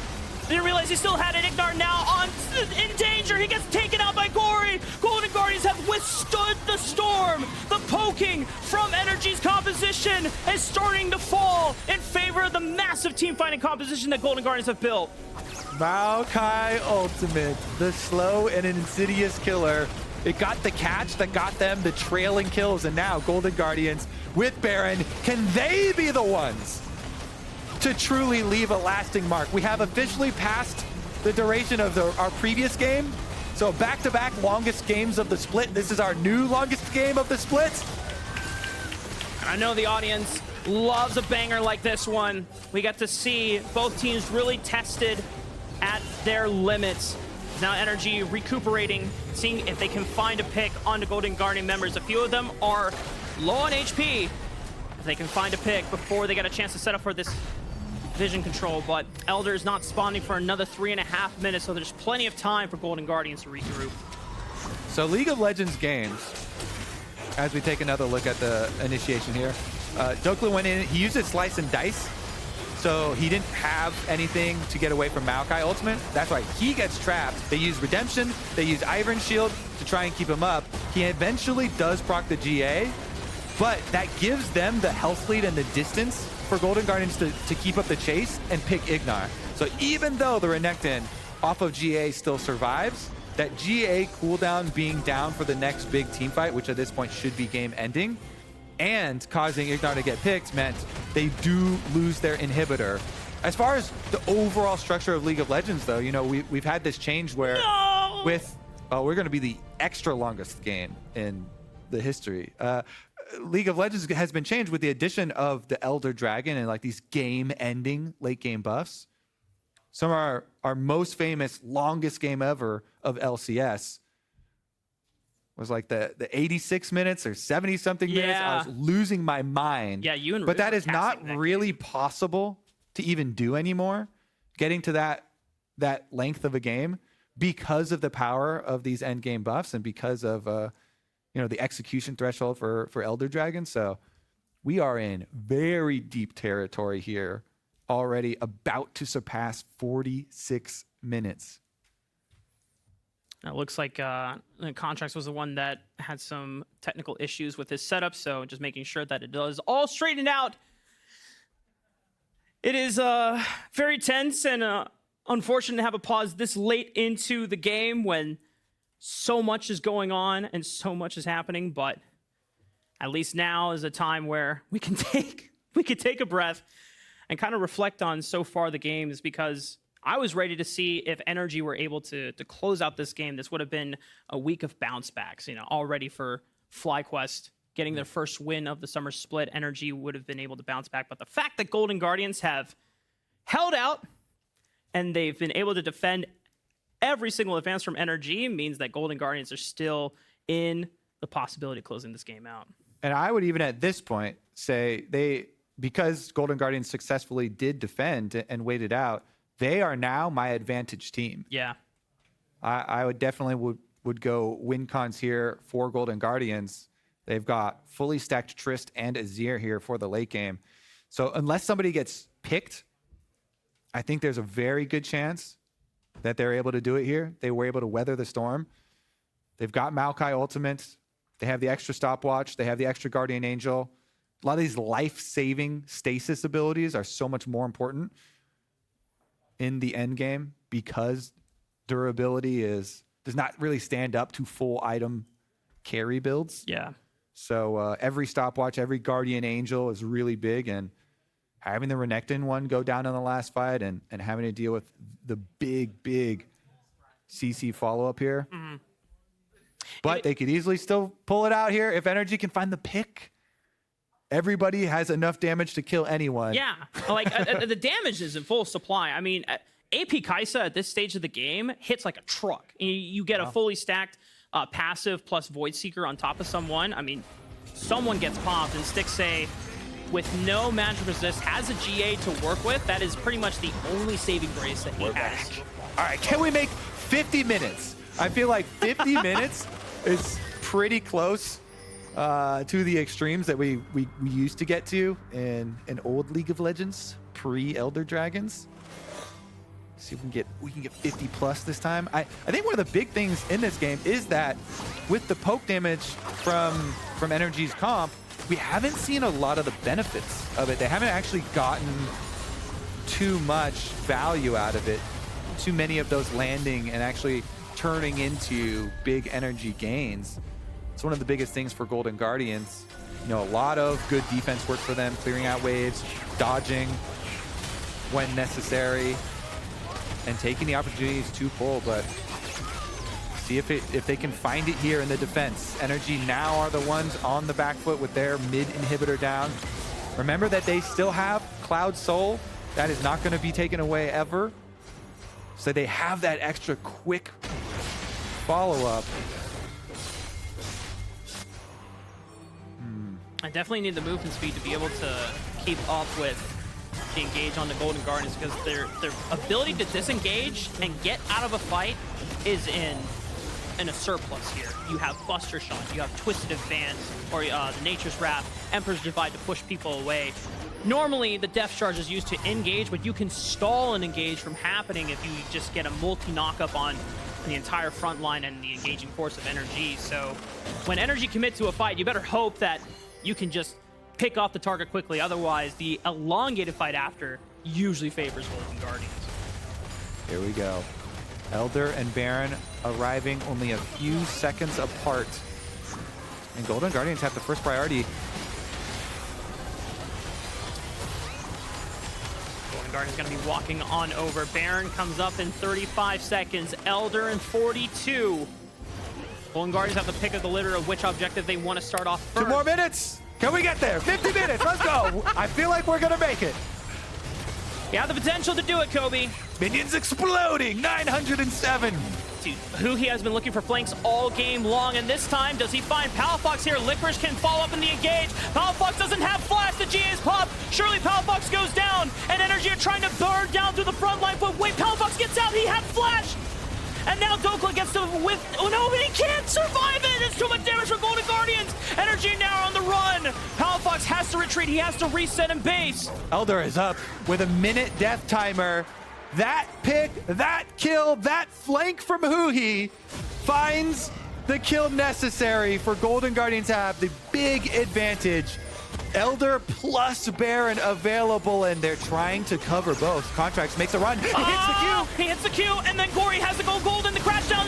Do they have the Magnus Star? They don't even need it. They just have the damage necessary to take him out. Licorice is in big trouble. He goes golden. The Gargoyle's stone plate is going to be enough to keep him alive. Wait, did they steal Elder? No, they didn't. They secured Elder. Golden Guardians still have it to work with, but it is still a numbers advantage for Energy. Yeah, that was a great call from Energy. They know that there's going to be people going for the Elder Dragon, so Contracts, as Energy are desperate in their time of need, he finds it. He gets the pick. He gets the Q on Gory. They find the follow-up. Ignar is there. They get their kills. 3 members from Golden Guardians down, and Energy turn it into Baron, and they turn it into Siege. Top side is open. Can they finish? The face, Elder Dragon buff. It's just the Golden Guardians bottom lane standing against the full might of Energy. 20 seconds left on Gory and River.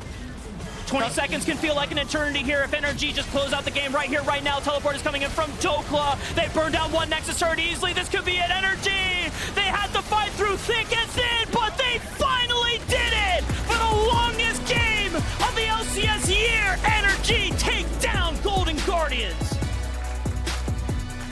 We made it over 50 minutes. Over 50 minutes. Golden Guardians, they get the kill onto Dokla, but they split up. They try and cover Baron while taking Elder Dragon. And while Stixxay is taking Elder Dragon in the Dragon Pit, Energy and Contracts find the engage. They catch the split opponents, get the kills, and win the game. Woo! Energy, man. It seemed hopeless at the end once Golden Guardians team fighting composition came online. It seemed like there's no way that the poke was going to work out, but it's just, as you said, Kobe, one split call, one clutch decision to punish.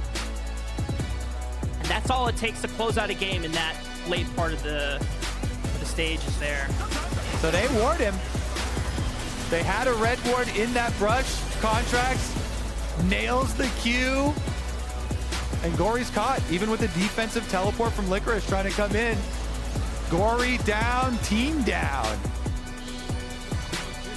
Late game, all about who gets caught. And Energy, Yeah. even though they're the first to drop a member in the 50-minute team fight, they still are able to win it. 3 kills plus Baron, end game. That. I told you, certified banger, man. And once we hit the 41-minute status, it was like, all right, this one is going to be a memorable one. Back-to-back longest games for us. Good job. Yeah, we're definitely conking out after this one. But, oh, man. Props to Energy. Another win for them. I think the other thing that I want to look back on is for Golden Guardians. I mean, this is now a 4-3 record for them. They had the meanings of being able to close out that game, but it didn't seem like just that last decision is going to, I don't want to say it's going to haunt them because it's still early on in the season for round robin, but decisions like those is something that they need to look at as if they want to clean things up as they get ready for playoffs later down the road. Yeah, I mean, there's no way to practice 50-minute scenarios in League of Legends. Yeah. Can't just start that up. And the games are so rare to get to the super late stages that it's always really fun to be able to experience one of those. But the ramifications of anyone getting hit with one skill shot can mean the whole game at this point. Yeah. Big risks, big reward. Yeah. Well, speaking of rewards, it's official. Drops are back. So log into lolesports.com to watch this week's games for a chance to earn esports capsules, masterwork chests, and more. And now, we're going to be joining Mark Z and Contracts El Contracto on stage for a Verizon post-game interview. Thank you very much, Rafa, standing by with Contracts, who just won the longest game in LCS split so far. Did you know that? Did it feel like it? Felt like it. I mean, Elder and Baron trades left and right. I mean, the game should never be able to get to that point. You didn't die, though. Your team let you down. You didn't die, though. Yeah, it wasn't my fault, so. That's an important thing. I was giving my team the calls they weren't executing. No, I'm just kidding. No, I mean, we're struggling closing out games. And I mean, I think we know why we are. I mean, I don't think we're like synced up very well in the late game, but we're making progress. Hopefully. I mean, it didn't really show this game, but I think it showed because you guys beat C9 in your previous game. You beat Golden Guardians. They were 1-2 last split. So clearly you guys have the potential to be good. And you guys finished 4th multiple times in a row, this core group of guys. So what is it do you think you guys need to improve on for the rest of the split? I mean, just some growing pains. Like, I've played with FBI and Ignar in the past, but it's been around 2 or 3 years. So, I mean, a lot can happen in 2 years. You change as a person, you grow.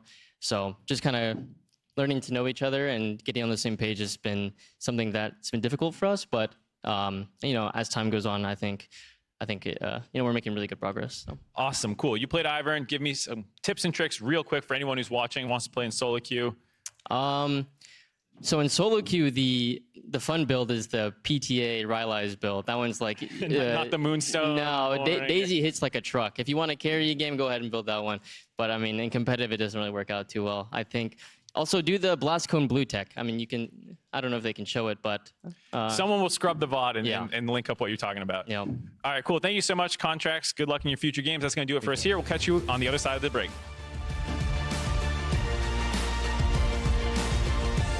Golden Guardians find themselves without their junglers. They look for the engage. FBI's gonna clean it up here. Dokla slices down Stixxay. The Root Maker roots him on up. The flash, he can't get away out of that one. Contracts makes a run. He hits the Q.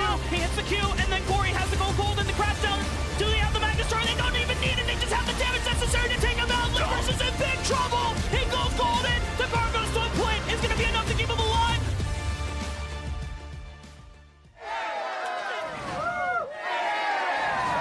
Red Bull gives you wings. Red Bull gives you wings. With Verizon's new My Plan, I get exactly what I want and only pay for what I need. Now I'm in charge of my plan. Introducing My Plan from Verizon. You get exactly what you want and only pay for what you need. And it all starts at just $30. It's your Verizon.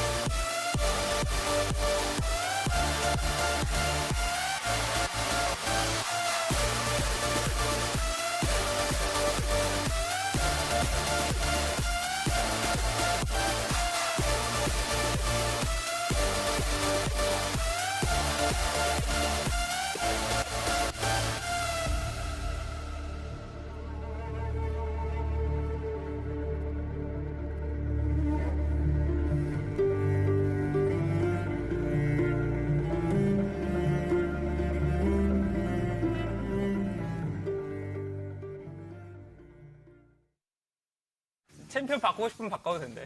아 그래요? 아니 근데 어떻게 집 가려고 하는 타이밍에 불기둥이 따고냐 뒤에서? 아 이거 말하면 안 되는데? 아 뭐야 아 리신 벤?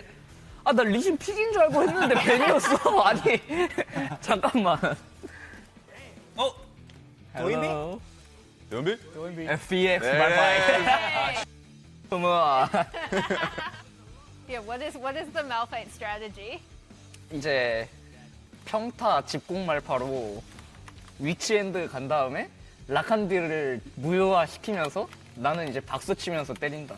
아 박수 말파이트 이거. I only have a MR.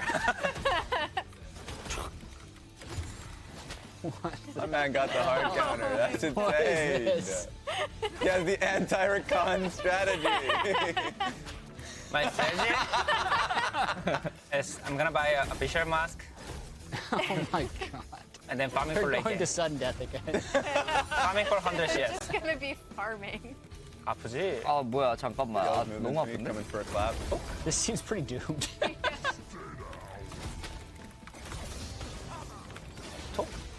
Hey, hold on. Oh, he's fast. Wait, Boom.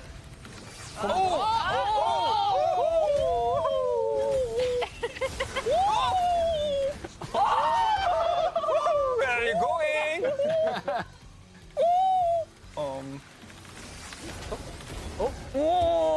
Okay. You can recall.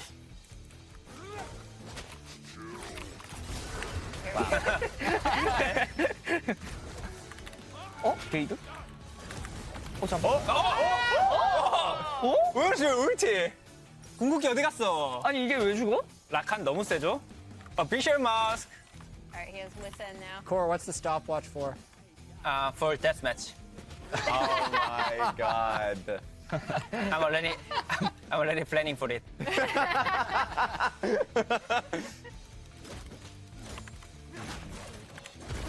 not gonna happen.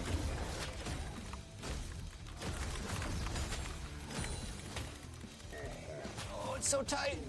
All right, good luck. No, it's coming. Oh, No, it's coming. close. You don't want to do it. Please, please. Oh no! He'll make it. Okay, okay, okay. Think. Run! Run! Oh, three more goals.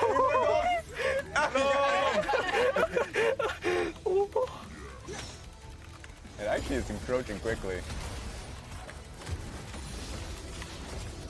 He's mauling him.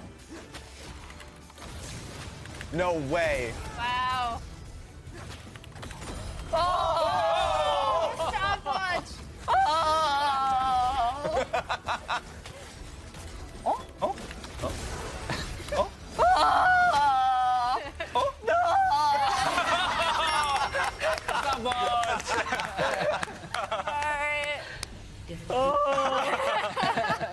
Thank you both so much. 감사합니다. Thank you, thank you. Alright, I did not believe in the Rakan core. Yeah. You proved all of us wrong. Do you guys have anything final to say to each other? If I picked the IG Rakan last game, I might have lost, but luckily, I picked the better skin. All right. Thank you both so much. That's it. Thank you. Thank you. Thank you. Thank you. I don't want to put too much pressure on him, so I want to be a bit careful here, but I think he is almost certainly the best top laner in the LCS.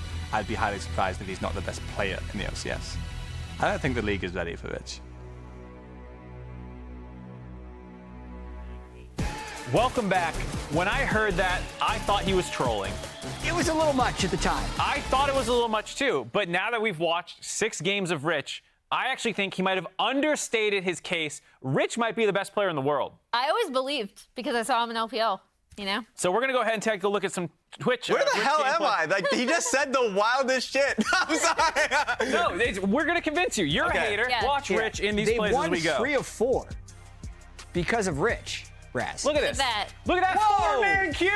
4-man Q3. Raz. Well, he's a good Cassante. I'll give him Everyone is just, that's it. Look at him here. that. Okay, you're blocking your own My replay. bad. I'll let this one ride out a little bit. I appreciate that. But I like, mean, does Okay. he win this? does it matter? Oh, wait. Okay. Okay. It does matter. That's fine. Let's just There, I mean, Greatly watch there's, that one. there's levels to things. Oh, we're gonna show this one. What is this? We're gonna show this This one. is a Rich solo kill. Yeah. He literally ended. Whoa, he killed him. This was fun running it. It's so good, dude. I mean, this is Okay, actually he's good. popping Yeah, off this here. is. We'll take it, but thank Yeah, God. and he we can moved play on. more than just Cassante. Look at this. Raz's Wait. criticism was 700 he was a gold. Cassante one I'm trick. seeing Tomo win them the fight, personally. Watch this fight. Tomo's dead. Yeah. Who wins the fight? Rich does. Look at that. Yeah, look at this. I will say this: Dignitas without him, last split 3 and 15.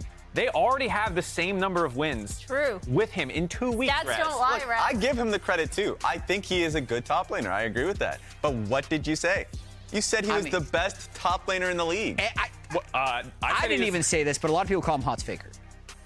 So I would say he's also just more than the best top laner in the league. He's the best player in the league. James Baker said. We literally were just talking about who's playing better? Watch him here. Who's playing better? And don't say Jojo Pune just because he's on the screen. Yeah, I think I just saw Jojo Pune. Okay, this was huge. This was hilarious. This was He kills Summit. Summit TV's back and just kills him again. That's the Showmaker meme right there.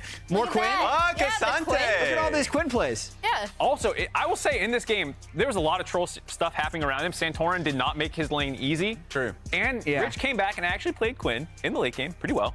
It's true. I mean, also you have to remember when you're playing against such greatness, he's gonna draw a lot of attention. It's Rich. This is disgusting. It's a Rich clip. This is a Rich montage. It's the GOAT. Who made this montage? It's the GOATest GOAT that It's ever Cassante. goated. You said you can only play Cassante, so did you notice a difference in that Cassante I just game? saw You him didn't even die. see a difference. I just saw him the die. same to me. Who put the deaths in this clip? Well, it's a sampling this of montage Rich. come It's an from? honest sampling Look of at Rich. that. It's Wait, not this just was the highlights. that was These the are other out of kill. order. This is all Rich. It's everything involving Rich. Yes. It's like an adventure every time. And he's dead again. So what are we saying here? Who's the one that have to defend Right, himself? tell me who didn't die in the Here's another LCS. solo kill. Yeah. When he was already fed. I'm sorry. Like, Already fed. He's got one item. He's up 10 CS. and one kill over him. And who got that Look lead at for that. him? Rich. Yeah, there was no jungle interference, so he's better than Fudge. If he Raz- solo kills Fudge twice, Yeah. he's better than him. I can't believe you're not convinced, Graz. Like I'm convinced he's a good player, a great player. every Didn't you great watch him on V5? Raz, Is every he not- great Sorry. every great human in history has to deal with haters who aren't ready for greatness. And I adversity. understand that is your position, but you're wrong. I'm not a hater. Is I he the just best want top laner in the LCS? No. Then you're a hater. Okay. That's the definition. Unbelievable. All right, we'll see if he can come up with anything else Hot to try Faker. and convince Hot Faker. Rinse Raz that Rich is the best. As we go, though, let's send it over to the casters, introducing Don't another Raz. visitor from the NA Challenger broadcast. Raz, I swear to God. You know, Rafa, I feel like things are going really well right now. It was supposed to be LCS fresh, and I feel like we're really getting there, but there's just something missing. Like, I just feel like we really can turn the freshness up to 11. I don't know, man. Like, outfits. Yeah, I think if we turn the outfits up, I think we'll really get there. Fresh fits. Hey, I think I know a guy.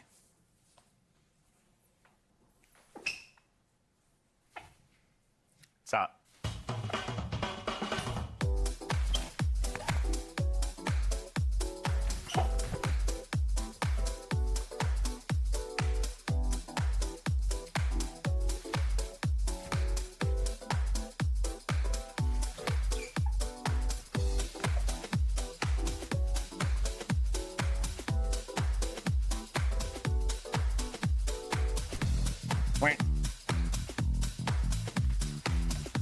So, what do you think?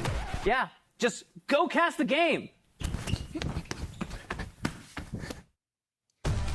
Hello, and welcome in. It's my first time here on the LCS desk, and I'm joined in by Azale. I am so happy to be here. Thank you all for having me. I was partial to the duck outfit, personally. That was a good one, wasn't it? Yeah, just putting it out They there. told me it would be hard to hear my voice with a duck mask on.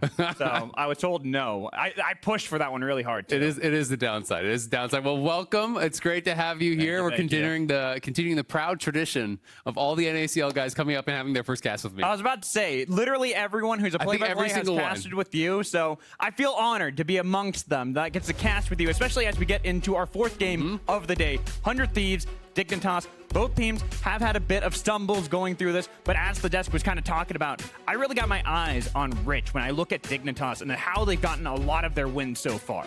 Absolutely. I think Rich has been incredible, and I can confirm that Raz is, in fact, a hater. Rich has been tearing it up in the top lane, has been looking really, really good. But across the table on the other side, for 100 Thieves, I think a lot of the questions are going to be around Quid. Yes, Doublelift, I think, has been a standout player for them, but it hasn't really been working because the rest of the team hasn't been stepping up around him. I think the bot lane has been fine.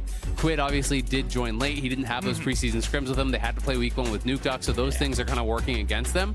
But now that he has been able to have a little bit of time to settle in, I want to start to evaluate Quid a little bit more harshly, in this second week with the team. Yeah, I'm glad you kind of talked about that, because I think that's one thing that I held reservations on being too critical with Quid on for that exact reason. First week, just coming in, new team, new environment, new culture, everything about that. But this is going to be our second week that we get to see how he can play. And this time, it looks like with the bans that we have, a lot of the static shiv abusers like LeBlanc taken off of the board and going back to that Azir that they pretty much played most of the time last week. Yeah, this is one of his most played. He has played 3 different champions so far. He did play the Azir, the Nico, and the Ahri last week. That Azir game, if I recall correctly, was his first one against EG, 1-8. where he was absolutely ran by Jojo and Armeo. That was a tough entrance into the league, but Quid going to be looking to have a bit of a better performance here. In that game, also, Doublelift was on Ashe. He was playing more of that supportive pick, and that's just not really been the style that Doublelift has dominated the league in throughout his career. He's always been more on those hyper carries. Will they build that around him? With double frontline here, you almost feel like it's pretty guaranteed that Doublelift is going to be on a carry as well. I don't think you're going to have Quid as that solo carry. So we'll have to see what Dignitas wants to cook up on the other side, because they already have Maokai, they already have Renekton, so jungle top has been drafted through here. Jensen has the ability to match roles unless they want to grab something up, potentially like Emilio, that is pretty high prio and hasn't been picked. No, and looking at what has been picked, honestly, even looking at the bans, we see a lot of these things that have been really powerful, such as that Sejuani, the Cassante, Jace, making it through those first round of bans that we've been seeing throughout the entire day even, that they've normally been benched right out of the gate. So having Jensen go on to Jace here with the Renekton already picked for Rich. Another new look also, because we were talking about how good is Rich off of Cassante. How does he look when he's not just playing Cassante every single game? Yeah, absolutely. And I do think he's had some strong games off of it already, but this is going to be another new look for him, just as you're saying. But I also have to say, this is a bit of a different look for Jensen. He has played it 4 times in his career, but that is not a lot at all. For his career? Yeah, for his entire career. He has really been always that control mage guy. He's not usually someone that actually plays a lot of these physical damage mids. He doesn't play ADs mids. He's not someone who looks towards a lot of the melee kind of physical assassins in mid either. So this is really different from Dignitas. Pretty unexpected for me, and very early game, mid game focused with those first 3 picks. So we'll have to see where Tomo and Diamond are going to take us with the final 2 picks for the bot lane. But a pretty unexpected draft, I have to say, for Dignitas. And it makes me feel like maybe they want to try to pressure heavily towards Quid. If they feel that he is a weak spot 400 Thieves, Jensen on this Jace with that powerful ganking coming in from Santorin on the Maokai could really look to punish him. And I'm really curious to see what Diamond's going to pick here, because I think that also is going to be something that will really indicate how Dignitas want to play this game. Because whenever I think of Diamond, I think of a lot of those engagers. His Thresh is one of the first things that comes to my mind, but the Rakan that they banned away themselves is also another one of those picks that he loves to play. So what they want to do is hold on to the last pick for him, and I think that's actually really important here, looking at, like we were talking about, how they're going to attack this entire map. Yeah, absolutely. And I think, you grab away a priority AD here in the Varus. You look for support counter pick on 5 here on Dignitas to try to get that 2v2 advantage for yourselves in the bottom lane. And we'll see what Dignitas can get from this. Again, 100 Thieves, I think their strong point really has been the bottom lane. Somebody had a great game 1, starting off this split pretty early on against FlyQuest it was on his Renekton, but besides that, I think the top side of the map has been pretty quiet. Closer not really playing to his standard. The mid lane was a sub, now Quid joining in. So it's going to be Nautilus, and we'll see where they want to go. Is it going to be Kaisa, which we've seen a tremendous amount be about? The Kaisa here. And Kaisa Nautilus, when we think back to how powerful that duo has been in the past, that's why it kind of sticks out in my mind, but they don't actually opt for that. They opt for a little bit extra safety for Doublelift. Exactly, and Doublelift, usually is one of those guys that wants to have agency, wants to have the ability to make plays on his own to try to make things happen. There is a tremendous amount of aggression that could be coming out from this Dignitas team. You look at Maokai, you look at Renekton, Jace even, and a potential of a hard engage support. That is a lot of dive that would be coming towards Doublelift there, and with Cleanse, with that Saya, potentially can keep himself safe. You called out Diamond being one of those engaged support players. It is going to be the Leona, and that is a pretty deadly duo down in the bottom lane. If you can lock someone down, you hit them with the initial stuns from the Leona, you're guaranteeing the follow-up, the Chains of Corruption, the Piercing Arrow, everything can come through from that Varus. And you have to remember, there's also Jace looking for Shock Blast on top of that, so it's going to be really dangerous if you can lock down one of those squishy targets.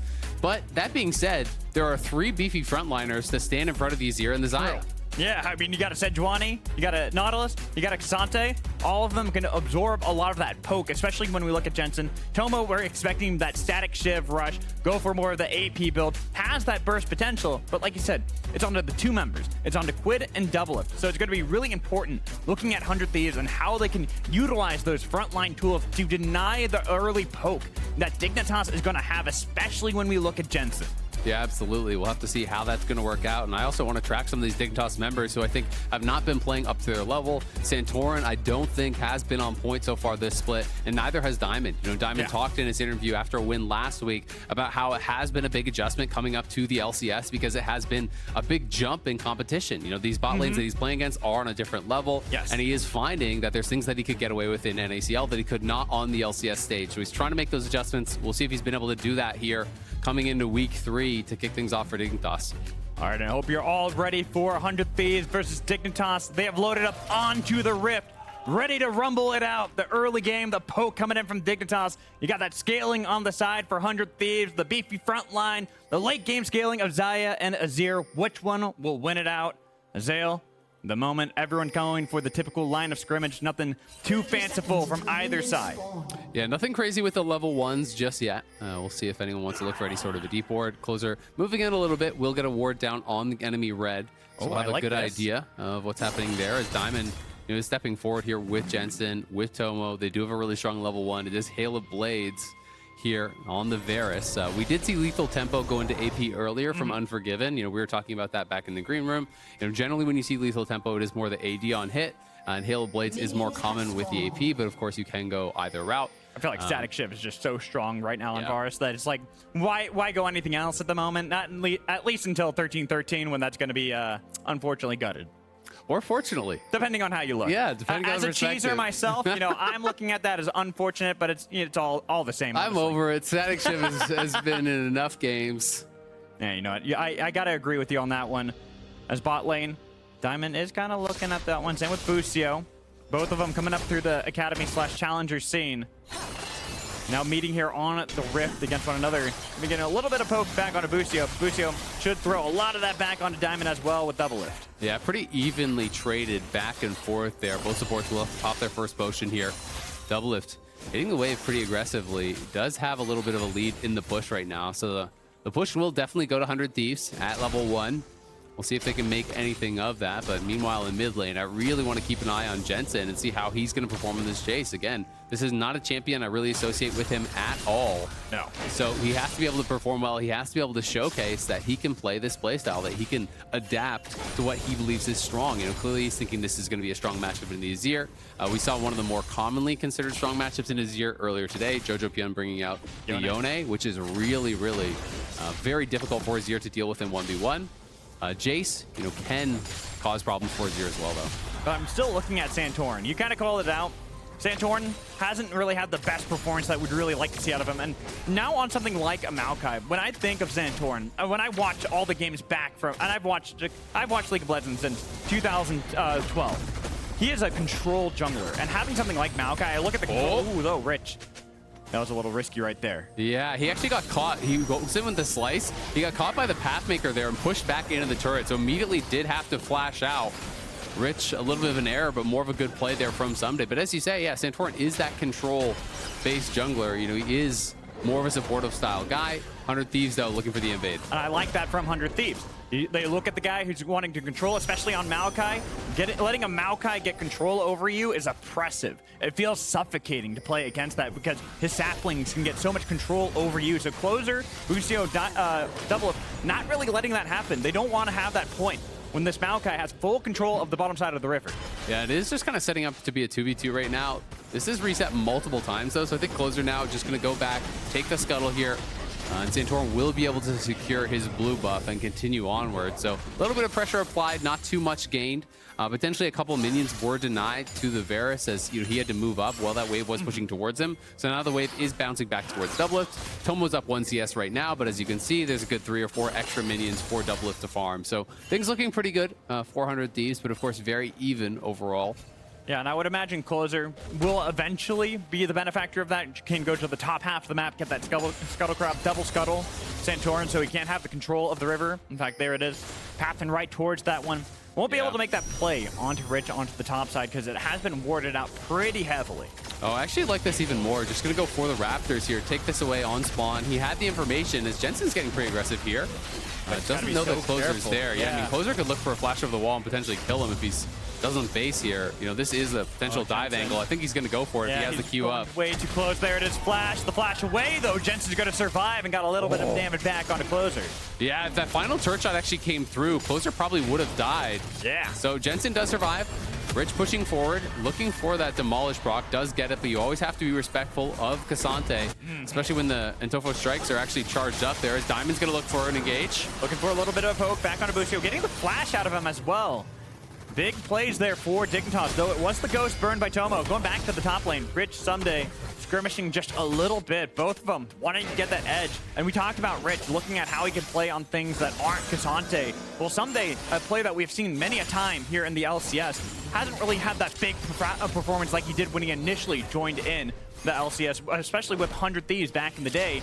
And I want to see how he can really bring this power to Rich, how he can perform in this matchup to kind of prove, hey, I've been here before. I am the one that you still need to look at. Yeah, absolutely. I mean, I think Someday throughout his career has always been a really good laner. You know, even when things aren't working as well for him outside of lane, you know, I think he's always been really solid there. So it is kind of a good barometer for Rich. You know, if you can take down Someday in lane, things are going to be looking pretty good. We'll see if Someday can kind of extend any sort of an advantage to the team fights, though, whereas you know, that's really where Cassante, I think, you know, is looking to get things done. That's where you're going to have the big advantage kind of over the Renekton, is you do really outscale. You have more effective team fighting if you can really pull it off. So we'll have to see if Someday can do that. But thus far, pretty slow early game. Yeah, I mean, if we've watched any of the LCS this summer, this has been typical 100 Thieves gameplay. Slow early game, waiting until about 8-9 minutes into the game. That's when they really have their first plays that really work out. We saw an attempt there from Closer in the mid lane. Was able to at least get the flash from Jensen, but didn't net an actual kill. Yeah, I wasn't able to net a kill, and that has been one of the differences, I think, between 100 Thieves this year and sometimes 100 Thieves in the past, is that Closer had been more on playmakers, have been looking more aggressive. Oh, Someday gonna go all out. Has the dominance, but Rich taking a lot of damage. Gonna get the call to make. He's so low. One more auto. Someday he'll pick up first blood against Rich. Nicely done by Someday, again, knocking him back into the turret, uses the Pathmaker, pulls it back towards the turret, finds the angle for the all-out. Rich having to pop his ulti as well. But Someday getting the better of him here. The Antofo strikes getting stacked up. Again, it's just a buffer on the Pathmaker there. So well done. Pulls him back in. Then the slice and dice back from Rich, trying to escape. He doesn't have the E to create any space, though, afterwards, as the all have been used to pull him back towards the turret again. Someday just played that really well. And that is why you have to be so respectful of Cassante when you get close to the turret, because of the flip in, you know, with that third Q on the Antofo strikes, as well as the all out and the Pathmaker. There's 3 ways to displace your character on this kit, and that could get you in a lot of trouble. Someday also proving that he's still very powerful in that lane phase, that it's hard to go against him. Rich suffering for it, which means you look at the rest of the map. Closer's getting a lot of freedom in the spot lane, because bot lane actually has gotten control too for 100 Thieves. They're starting to win out in pretty much every one of these lanes, but Dignitas just don't seem like they have the answers quite yet for. Yeah, not just yet. We'll see what they can get done as we go on, though. Jensen, you know, is going for, obviously, the tier here, looking to scale potentially. Busio has no flash. They're going to look for it. Flash in, a lot of damage to the pullback. Got to be careful. But Busio, he is getting burst down by Tomo. Nicely done by the Dignitas bot lane there. Diamond commits the flash. He locks him up. It guarantees the ulti. It guarantees the skill shots coming through there for Tomo. They know Busio was missing that flash, so they can secure themselves a kill. That's that combo I was talking about in draft. It is something that is very, very dangerous. And it's going to be that first kill in that 2v2 going to Dignitas and going to Tomo. And you talked about having the big beefy front lines, with Nautilus being one of them. Early game, that ain't the case. Yeah. He's a very squishy champion, but bot lane, Double Up and Tomo are fighting it out. There's no flash. You got to get the damage. The flash in from Double Lift. What a play to take down Tomo. Nicely done by Double Lift. The GOAT making it happen in the bot lane. You know, popping the ghost there, Tomo was trying to create space, but Double Lift found the angle. Tomo needed to kite back away from those feathers. He gave Double Lift the ability to look for that flash blade caller to pull it back, to get the root and the damage It's a solo kill in the bot lane for Yeah. Doublelift, not something you see very often from these AD carries. And he took full advantage that there was no chain of corruptions there for Tomo. The flash ghost already had been popped before to get the kill on a Boostio. So he's like, hey, I can win this 1v1 pretty easily. Yeah, went aggressive, found his opportunity, is able to take him down and get one back. It was really well played there by Doublelift. You can see Quid going towards Crown of the Shattered Queen, so going very defensive here with that first buy, trying to keep himself safe. Can be pretty powerful. You know, I know a lot of people don't really love it against poke comps, but It's so good against poke comps, though. It for can that be. For that first poke, that if Yeah. it does somehow skate its way through these beefy front lines, I think that's really what it's for. Yeah. Because you have that front line you were talking about, the Xante, the Sejuani, to absorb a lot of that poke in the first place. But we take a look at this bot lane play. Oh, actually, the Ghost and Flash hadn't been quite used by Tomo just yet. Yep, exactly. You know, he does flash out early. He looks for the Ghost. I think he needed to pull backwards, though. His mistake to me here is he needs to flash back, Ghost, and run along the wall, right? And just go straight back, because then he wouldn't have the angle for the feathers. We actually swapped back to this point of view a little bit too late, as Doublelift had already used the flash there, and the pulling in to get that route was really nicely done, but forces both the summoners, uses his ult, trades out his flash, gets the kill.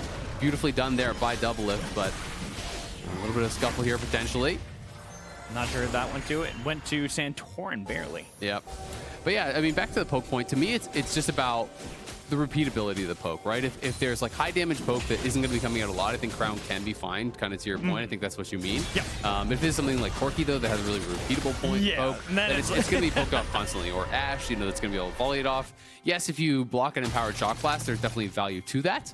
But at the same time, you know, there is a lot of pressure on both you and Doublelift to be getting damage done here in this composition. You have 3 engaged champions, you have 3 frontliners around you, and I do think sometimes you have to be able to trust that they're going to be able to keep you safe and that your positioning is going to be able to keep you safe. But we will see, you know, if it does pay off or not. Rich skirmishing here with Someday, who's going to catch him again with the sun against the wall. But dodged away from the whirlwind that time around, so not pulled back, didn't have to worry about a potential flash all out underneath the turret, like maybe not exactly the last time, but very similar. Yeah, very similar for sure. You know, he's been really catching him with the W buffers. Someday has been doing a really good job with that Pathmaker, anticipating when that stun is going to come through from the Renekton, buffering that out, pulling him back into, you know, really uncomfortable positions and trying to create something from that.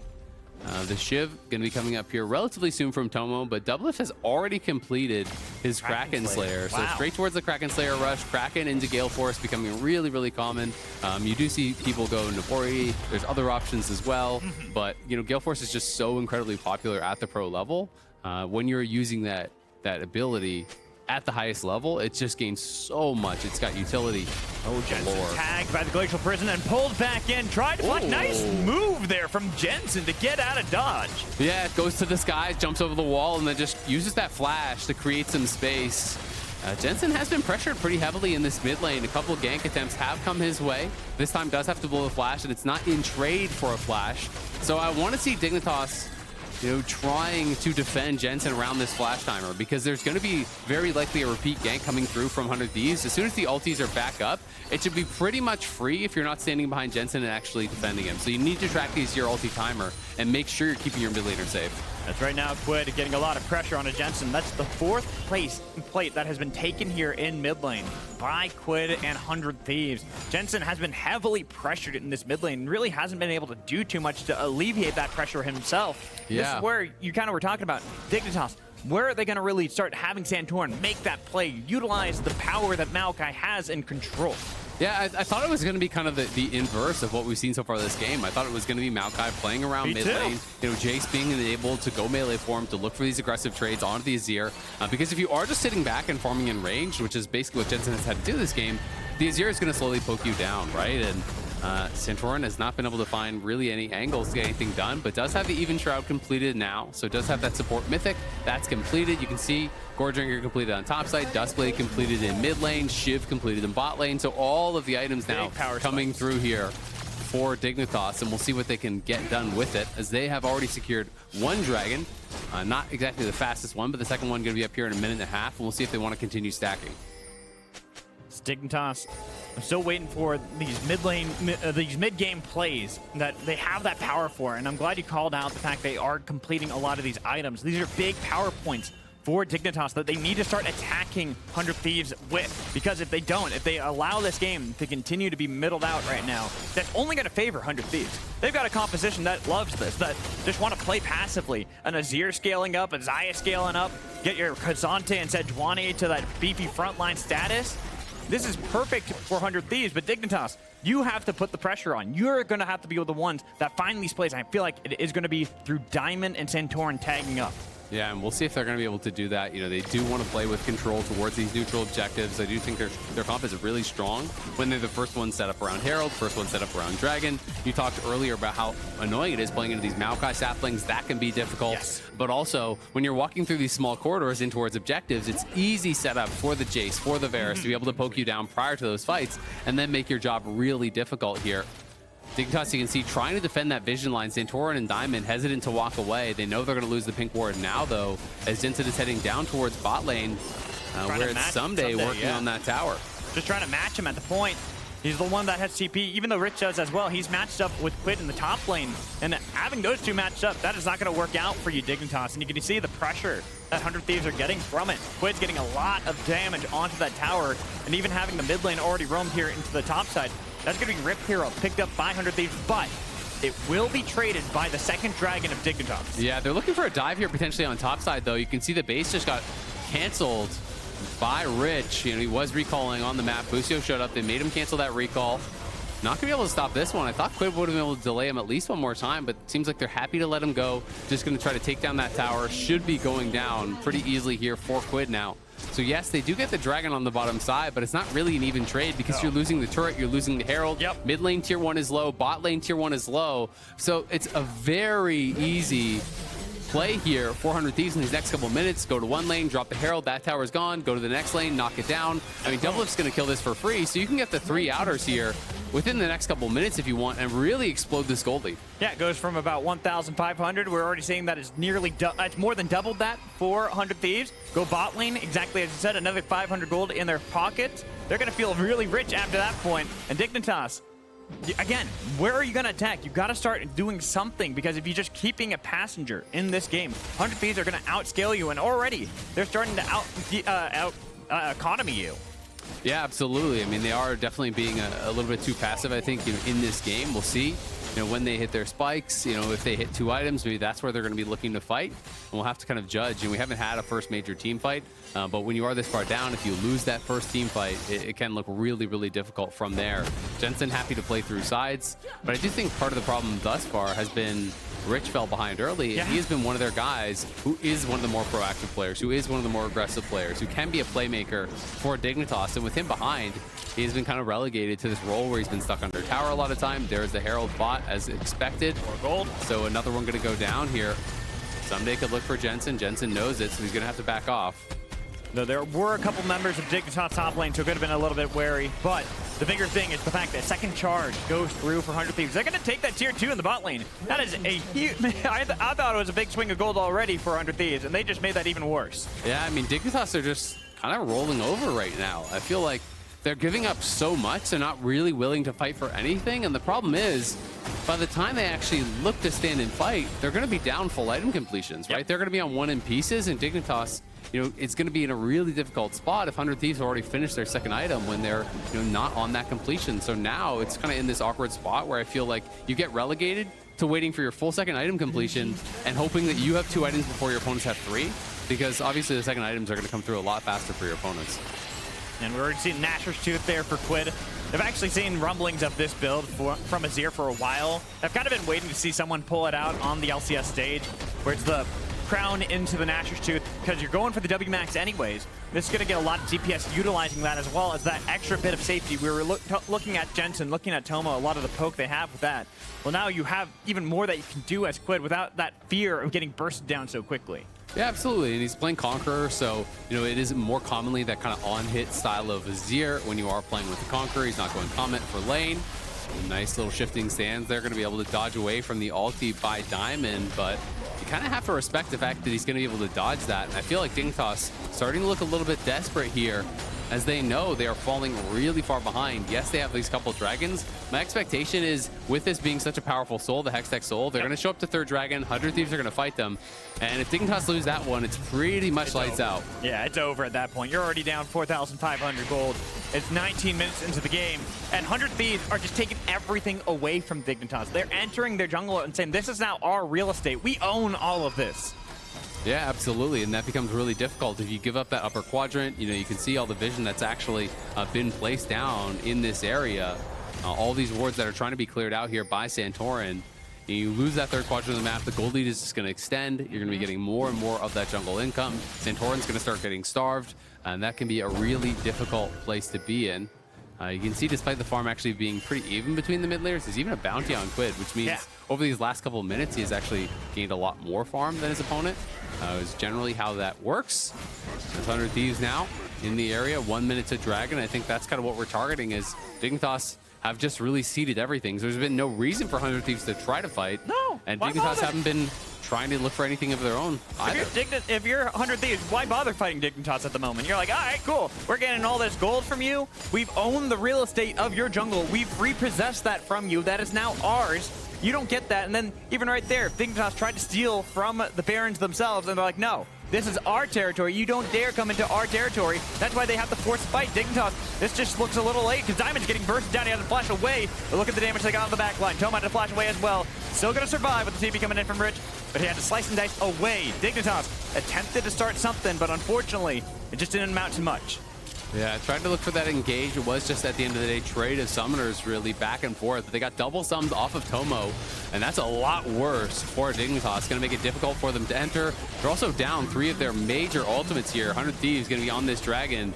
Dignitas may just have to give this up, but it doesn't feel like they have the positioning to fight for it. Well, keep in mind, it is the Hextech Rift, and Diamond's already back on the field. It's down low, but look at Busio on the other side. That's the Hex Gate a little bit too late from Diamond. They got a lot of damage on the double lift, and Rich wants to re-engage, but someday, keeping him at bay, but they burst down Busio, as Rich got a little bit of attention coming in from 100 Thieves, looking for his way back into the fight. 4v5, Closer's gonna be the target, but he dashes away, and look at Diamond. He's got the flank, Hextech over the wall, but it's absorbed by Someday, with the sun coming on to 1. They've got the Feather Storm. The double lift barely survives. Back to the turret. Only the 1 casualty. 100 Thieves still get the dragon.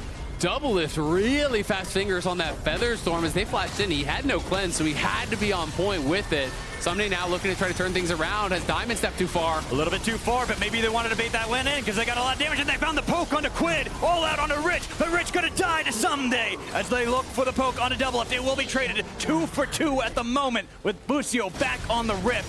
Dignitas, probably the best play they could hope for right there.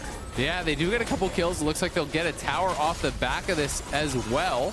So that's going to be pretty nice, evening up the gold a little bit, but at the end of the day, 100 Thieves did still stop the dragon stacking. They have really powerful scaling on their side. They have a significant gold advantage. We can watch this one more time, and it's just kind of too little too late. The dragon is already secured here. Dignitas decide they want to look for the fight anyway. And Jensen had landed a really nice shock blast onto the backline. Both Doublelift and Quid did get hit by that, so they are chunked incredibly low. The first kill is over there onto Busio, and now this is fast forward quite a lot as Jensen and Diamond were looking to chase. Jensen forced the flash over the wall there as Diamond was trying to retreat, and Rich finds an angle to be able to go forward, and meanwhile Tomo knocks down Quid, so they're able to get a couple back here. Hey, and that's shutdown gold for Dignitas. Yeah. They're picking up some gold back on the map, and that 5,000 gold lead that 100 Thieves just had has been shrunk just slightly down to a little bit more than 3,000. But sadly for Dignitas, it's still a large lead for composition that needs to be powerful now. It is the mid game. This is when they are the ones who are supposed to feel the strongest. And now these champions that do kind of have that X factor are really going to have to step up. You've got to nail your poke. You've got to be perfect with your engages. You have to really be on point when you are playing from a deficit like this, but it's Busio finding Diamond. Diamond, though, could be in trouble. That's going to be the depth charge into the back line. Jensen got a lot of attention, but it's going to be trade of support for support as Rich, the top laner. So they fight in the mid lane, a little bit of poke back and forth, but it's going to be the kill onto Maokai, and that's a Shurima shuffle pull back in from Quid. It's going to annihilate Dignitas. No trade onto Quid. He goes golden. Rich tries to get one back. The Croc does bite down onto the bird, but still dies regardless. Yeah, they're going to be able to knock them all down. It's the ace for 100 Thieves. devastating Dignitas in the jungle. They're already up 5K. Now they're going to get the Baron. This should just about do it for 100 Thieves. We can watch this one more time. The hook in from Busio gets himself in a little bit of trouble, but he had the depth charge across multiple members. Jensen and Tomo both got knocked up. That bought some time. Someday was winning out on the fight on the side against Rich, and as Santorin goes forward, look how much damage he's actually taking from both Doublelift as well as Quid, and then Quid finds his moment. He knows the flashes are down on both the carries. He has his up. He goes in, and he finds a big play there. Does eventually fall as his stopwatch expires, but that's a great play from Quid, turning the fight heavily in the favor of 100 Thieves. And now with the Baron, it's 6.6K in the lead. They're closing in on those third item spikes. In fact, Someday already has his. He's going to be an absolute brick wall in the top lane. That's going to be untouchable for all the members here of Dignitas. The Red Bull Baron buff now, 400 Thieves, as they easily can push someone in. And look at that. Closer just shrugs off any damage there from Dignitas. He's like, okay, cool. I had my passive up. I barely took any of your damage. I mean, that was even the ult from Tomo, and that's pretty problematic, you know, losing one of those big teamfight tools here. That is an AP Varus. You depend a lot on that, but you can see some of the poke landing on a Doublelift. It's going to be harder and harder, though, as Doublelift is going towards that Bloodthirster third, and that's where your poke really stops mattering as long as he has access to a minion wave or a jungle camp. They're trying to get the bush here. The hook's going to come in. Lands onto Diamond. Diamond shrugs it off for now. A little bit of poke back onto Doublelift, but like you said, look at that. Goes right onto the Raptors, going to heal up. So the rest of 100 Thieves already have this push in top lane. They can all roam to take down this tier 2. Yeah, going to be moving back and forth between top and mid. They have the push in on top. Too many Dignitas members were committed towards mid lane, trying to push off Doublelift from that mid lane tier 2, but this is really difficult, and somebody's going to face check. Trying for something, but it's the tanky members of 100 Thieves are going into. The flash is away, the depth charge onto Tomo. They can pull back in Rich, and Rich has to slice and dice away. A lot of damage onto Dignitas. Even if nobody fell, the turrets will. Yeah, the turrets will fall as Dignitas does get chunked down there. The ghost as well from Tomo as well as the flash from Santorin are expended, and they're going to have to get out of there. Doublelift and picking up even more gold. He's got to be close to the BT now, has 1,500 in pocket, so is very close to having that completion. They will go back, secure another dragon here for themselves, and it always feels so nice being able to grab those Hextech dragons because the ability haste, the attack speed, even in the individual dragons is really useful for each and every carry. Especially looking at Quid too, you know?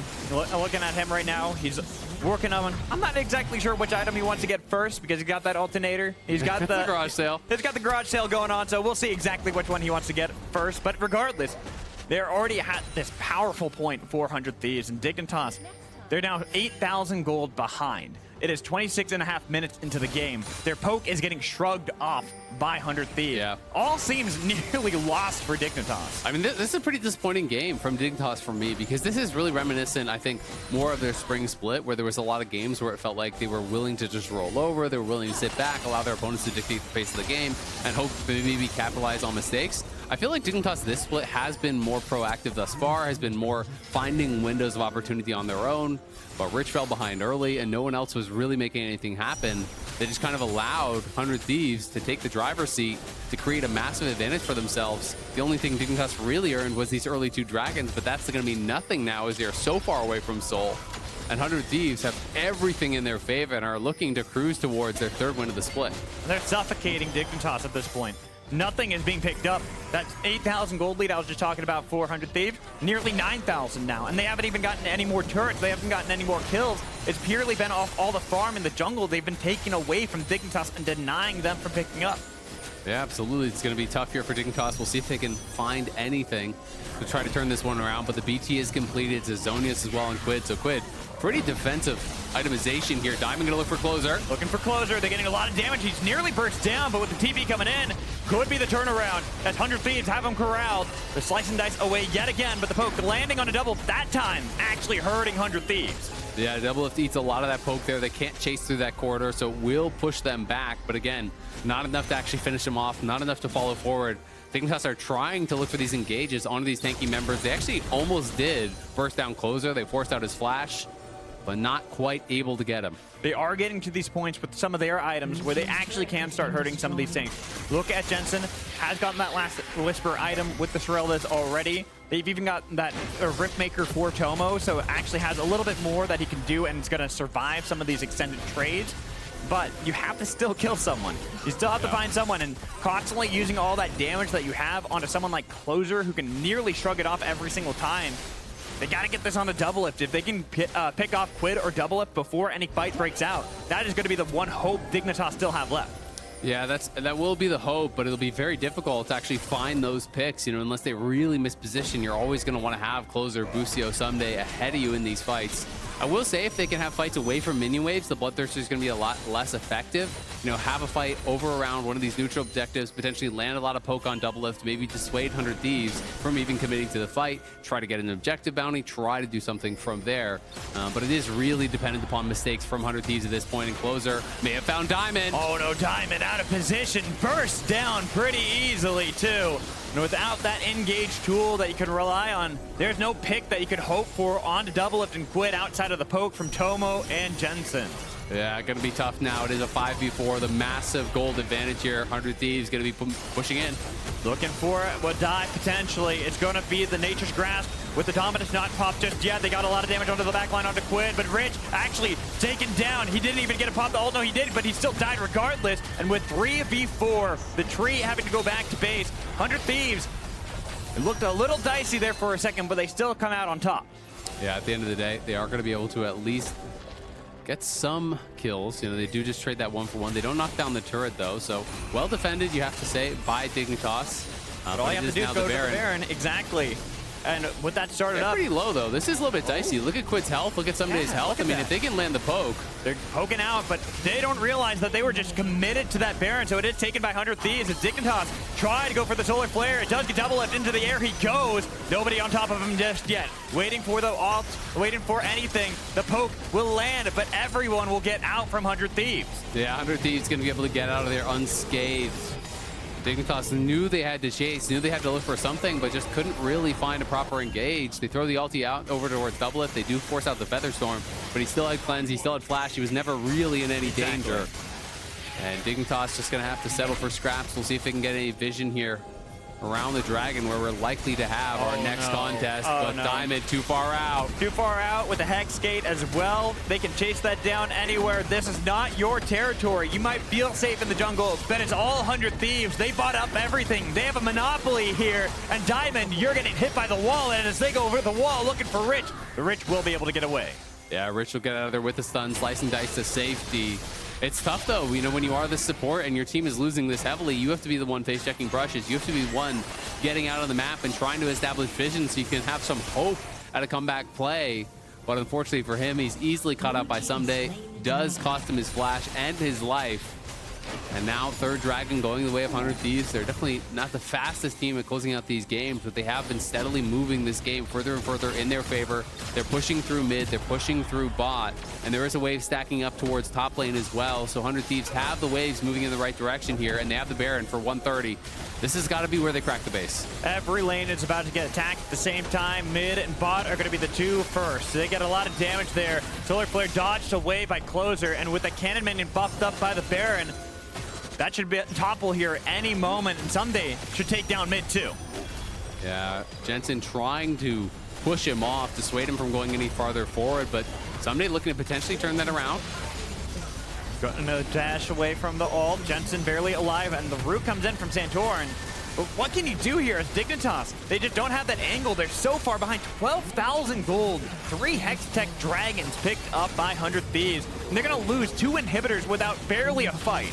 Yeah, it's pretty rough. They're going to see if they can TP back in as well. TPing over towards top lane. Going to try to triple and hit them, but they're already knocking down the Nexus turrets, and the only angle for Dignitas might just be going next. Yeah, it might be a GG go next, but Rich is on the other side looking for the flank edge. They already lost the tree. It's way too late. They just push you away, Rich. You might have flashed on top of them, but we knew this game was over for a while. 100 Thieves, they've had the lead, and they're now making sure they take every Dignitas member down before they topple the Nexus. They'll, not get Jensen, but they'll still pick up the win. It's a quadra kill for double lift to finish things off. Nearly had the Penta, but the Nexus went down, so they couldn't secure it. And this one was all 100 Thieves all the time. A solid game here from Quid. And from 100 Thieves overall, it was a slow closeout based on the massive advantage that they had, but there was no reason for them to really try to go crazy, to really try to push the pace, because it just felt like Dignitas was allowing them to have everything. Dignitas was not really contesting early. After Rich got killed in the top lane, he was kind of pushed in. Jensen had been getting pressured pretty heavily by Closer and Quid. He was on the back foot very early. There was a good 2v2 kill from Tomo and Diamond down on the bot side, but right after that, Doublelift gets a solo kill on Tomo, and it just felt like everything was going 100 Thieves' ways. And it was a really nice game for them. It was. It was a close, not even a close game. What am I saying? It was a slow game, and it was their game all the way through. Like you said, it really to me boils down to that 1v1 kill bot lane. Doublelift outplaying Tomo. It just felt like there was no gas left in the tank for Dignitas. They attempted a couple plays, but by then it was a little too late. 100 Thieves had gotten all these advantages. They had utilized that. They had gotten the advantages by themselves from the lane. It wasn't even off the back of Closer getting these leads for them. Yeah, I mean, it's tough, right? Here is this final fight once more, but to me, as you say, the game was decided long before this point. I just think Dignitas really lacked any proactivity in this game, and that was kind of the biggest issue. We didn't see really any attempts at ganks from Santorin. We didn't see any early engages or setups kind of around these objectives that were contested. They did take the 2 free dragons as trade, but we needed to see them being more proactive on the map. We needed to see them trying to set up plays, trying to make things happen, and not allowing 100 Thieves to just kind of drive the bus, so to speak, from start to finish. And that was really the problem, unfortunately, in this game. As Dignitas, a bit of regression, it feels like, to start off week number 3. Again, it did feel more like a spring split Dignitas game than a summer split Dignitas game, because I do think they've been looking better. Yeah, I agree. I think they have been looking better. It just that game was not really the showing of that case. It was 100 Thieves getting these leads, utilizing the solo lanes that they had, the 2v2 in the bot lane. Closer's kind of like, cool, I don't really have to do much this game because everyone's getting leads on their own. Yeah. I mean, it's definitely nice. He did put that pressure on around mid lane. Had the one flash for flash play towards Jensen, then forced another flash. When they did look for the ultis, but it wasn't really much required. It felt like, because it was so squarely in their favor. Yeah, it was squarely in their favor, constantly in their lead. And to cap off a month of Pride, the LCS invites you to join us on Friday to celebrate. Fans in attendance can party with us after the show with food trucks, giveaways, a tie-dye station, and more. So make sure you join in for the Pride celebration. That's going to be a lot of fun. I know that I'll enjoy that. I'm going to be here. I'm going to make sure that I'm here for that day. But I also hear that we are joining Closer and Bucio at the lounge for our Verizon post-game interview. That is true. We are joined by Closer and Bucio after your recent victory. I did want to, so prior to this, you guys were actually talking about Quid in this game. I should have saved the questions for when we were on camera. Raz was wasting all the good stories before we were on camera. But go through his play, especially around the Baron play that you brought up, Bucio, because it sounds like he had a really great game. Well, the entire game, he was just kind of owning mid. Every time I look mid, Jace is just 1 HP, no flash, so that was chill. And then at the Baron, I'm timing all the sums, and I'm none of them have flash except for Varus, but Quid just went, and Azir insect the Varus, he just knew he had no flash. That sixth sense, so pretty alpha from him. He's I do not care. Yeah. What's it been like? Because obviously he and you guys didn't have the start you would have wanted last week. What's it been like integrating him onto the team? Actually, it's been pretty weird because, he obviously Nuktak played first week, and then Quid played with, jet lag, and then he played, 3 days of scrims, and then he came. I think he was very nervous, too, so, he really didn't play like himself. But this week, our practice has been very good, and our head coach actually arrived yesterday. Yeah. So the team completed finally, so that's good. And, yeah, Quid as a player, I think he was, very nervous first week, but I think we all know that he's very good, even though he couldn't really show. I think he will get better every game. Actually, I kind of wanted to know more about that, because for a little bit I was like, wait, that's Jungle Juice on stage. I'm sure he does not want to be on stage. What was the process like? Because I know you guys have coaches, though one of them was playing in your game, right? What was that process like? Was he there remotely, communicating to you guys when you were going through scrims? That part is usually something that no one really thinks about, because that's scrim dominated. That's the only real time you see an impact of a coaching staff. What was that process like for you guys? I mean, we were just reviewing from Discord all the time, microphone issues, like stream issues, like also it's like 4 a.m. in Korea when we are screaming. So he's like staying up late, ruining his sleep schedule. It's been very hard, honestly. Like we deal with it fine. We got some wins here and there, but I think we will show who's the real 100 Thieves is towards the playoffs. I like that. And actually, I didn't get to ask you this. Maybe it was already asked you before, but you reuniting with Someday. Yeah. That's an inbuilt synergy that you guys had prior. Like, what was that process like immediately? Were you guys like, oh no, this is just literally what it was before, or was there like because there was some time when he went to EG and all that, where you had to like readjust? This off-season was wild, man. I never thought like we're gonna reunite this fast. Like we were really reunited after one split. So that wasn't a long time off without him. When he came back to the team, it was like he was coming back home. You know? Yeah. So our synergy was obviously not 100%, but like we remembered a lot of the stuff we did together. So that makes sense. It was good. Nice. Last question. I just want to know, like, now that you guys are coming together, what type of team do you think you're going to be? Because I think, like, previously, obviously it was partially it was meta dependent, but you were like incredibly bot lane focused. Is that what it's going to look like going forward, or with Someday joining, are you going to go topside a little bit more? What's that going to look like? I don't know. It's just kind of like whatever we feel like at the time. It depends on the champs we have picked. We don't really have like a set style that we've set yet. I think that's only needed if you're not able to play other styles. But right now it's start season, just experimenting, just playing everything. I think we are just focused on being a good team right now. Like, you see me playing Sejuani and getting a you know that's something good, you know? Yeah. So I'm happy that like we are just focused on being a good team, not like everyone individually shining, you know? So no, that's good. Well, all the best. I'm really happy to see you guys like coming together in this game.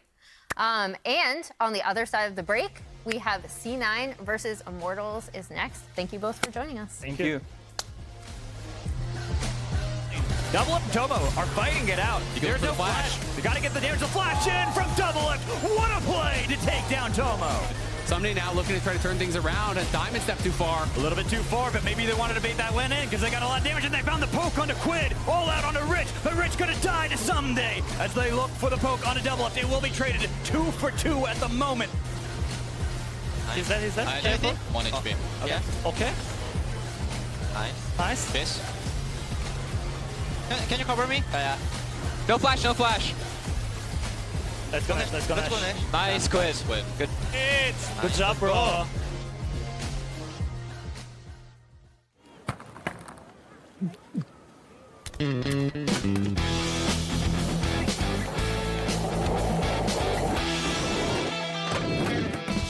Who said you can't teach an old dog new tricks? Typical beginner's mistake. Yes, they all start from the outside. So, will we help him? What else? Here, try it with Red Bull. Red Bull gives you wings.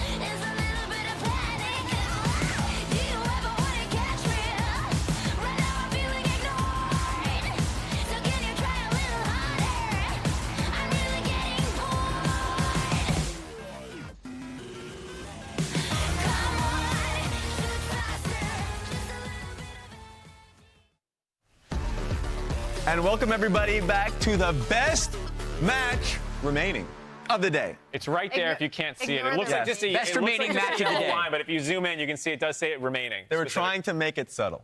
Well, it's not Best remaining match of the day. Yes. Let's go. So let's get straight into it. Let's get straight into it. IMT versus C9. For me, I'm going to go straight into IMT in particular because they tend to funnel a lot into Tactical. Tactical has some incredible games, and that's how they actually had that winning comeback match versus NRG. First place in damage percentage in the whole league. In the whole league. Amongst bot laners. Not the entire world league. The whole league. It says amongst league of bot laners.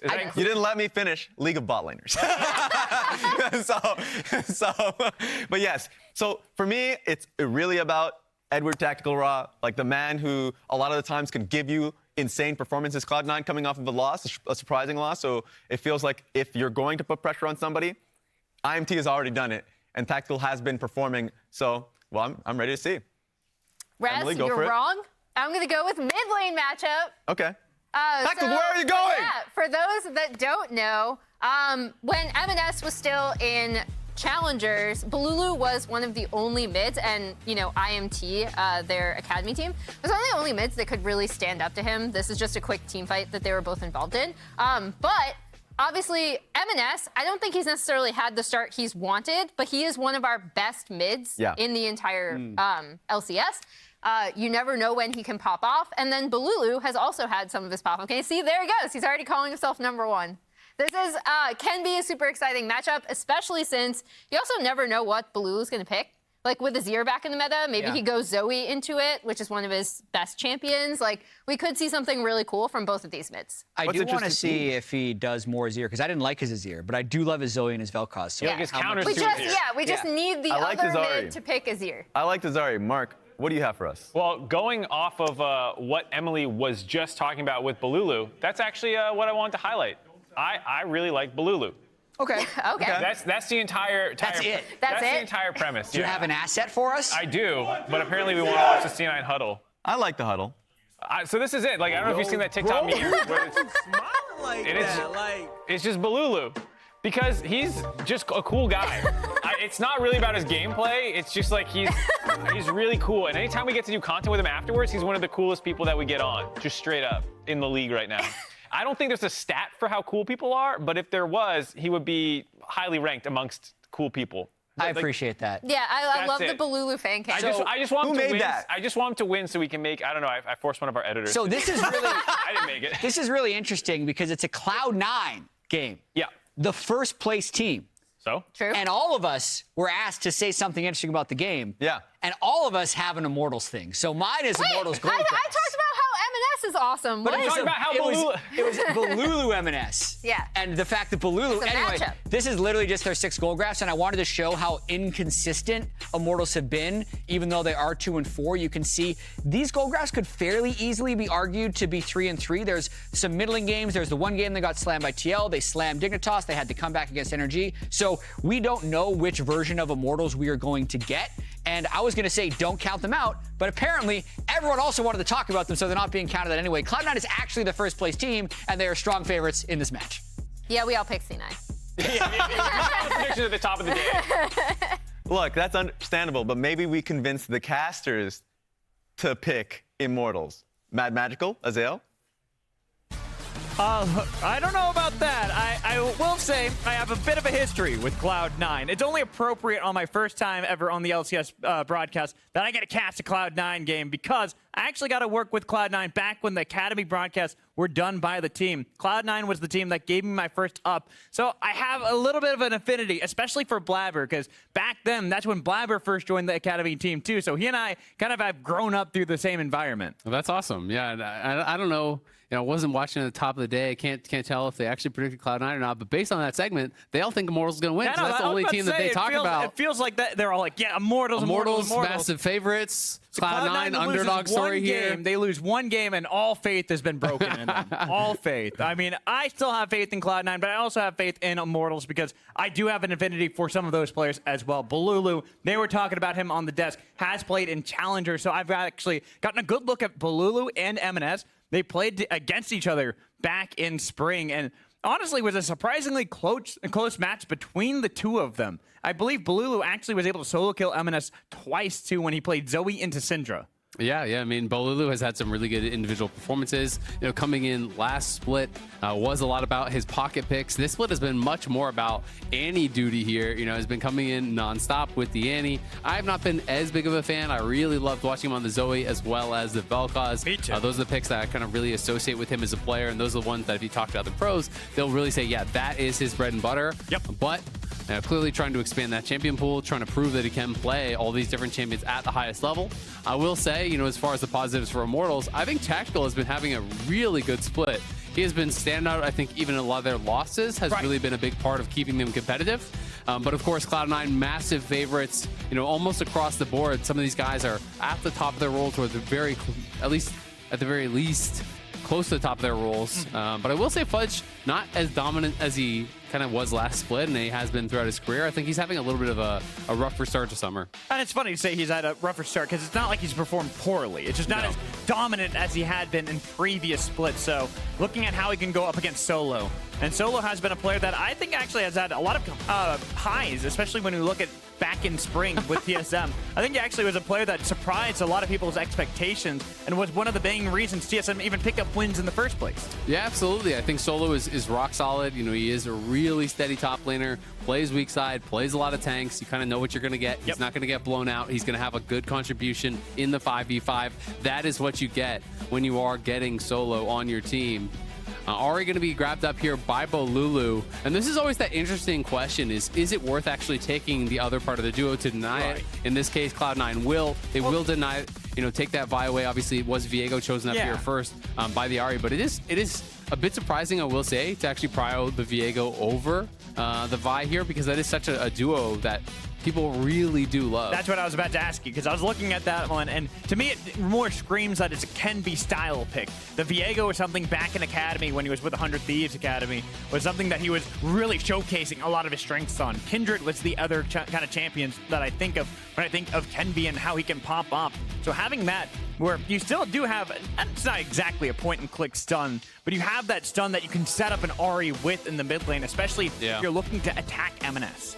I mean, it's just a question of reliability, right? How often will you be able to always hit that stun? You can look for a W flash and things like that, but it's a lot more difficult. Whereas the ulti from Vi is unmissable. You point, you click, the R comes in, you can follow up with the charm. That's why people love that combo. Though I will say, we have been seeing a lot of teams, I think, struggle even when they do get the Ahri Vi to really be able to execute, especially later on in the 5v5s. But for Cloud9's side, it seems like it is all about the dive. I do think the Aphelios feels a little risky here for me. Yes, the Zaya was already banned out, but you're going Aphelios here against Vi, Kaisa, Annie, 1, 2, 3, who are going to be full sending it for your backline. And the question is, what are the bans going to be? Are you going to ban away Nautilus to try to protect? Are you going to try to take away the Nautilus? It kind of feels like Treats needs to be on an Enchanter to have some sort of protection for Tactical, or I feel like he's going to have a nightmare game. Especially because Melio was banned already. It's already off of the board. You can't take that champion to give you that added safety here in the bot lane. So looking at what is still left open, especially the enchanters that we still see in the meta. Yuumi, gone. Thank God. Cat's out of here. Everyone's praising Unless that you're one. Sven. Unless you're Sven. That is true. But I don't think that we're going to have that with a Kaisa. Just thinking. Yeah, probably not. Not expecting that myself here either. Nautilus is still up. They could grab it. A Mumu would be interesting. We have had 3 Melio games for Treats, 2 Nautilus games, 1 Rakan. Melio, Rakan both banned out, so we're either going to see something new or we are going to see the Nautilus once again. No shot we're getting Blitz, and we don't know the enemy support yet, so it's going to be Cassante for Solo. So the top lane will be locked in.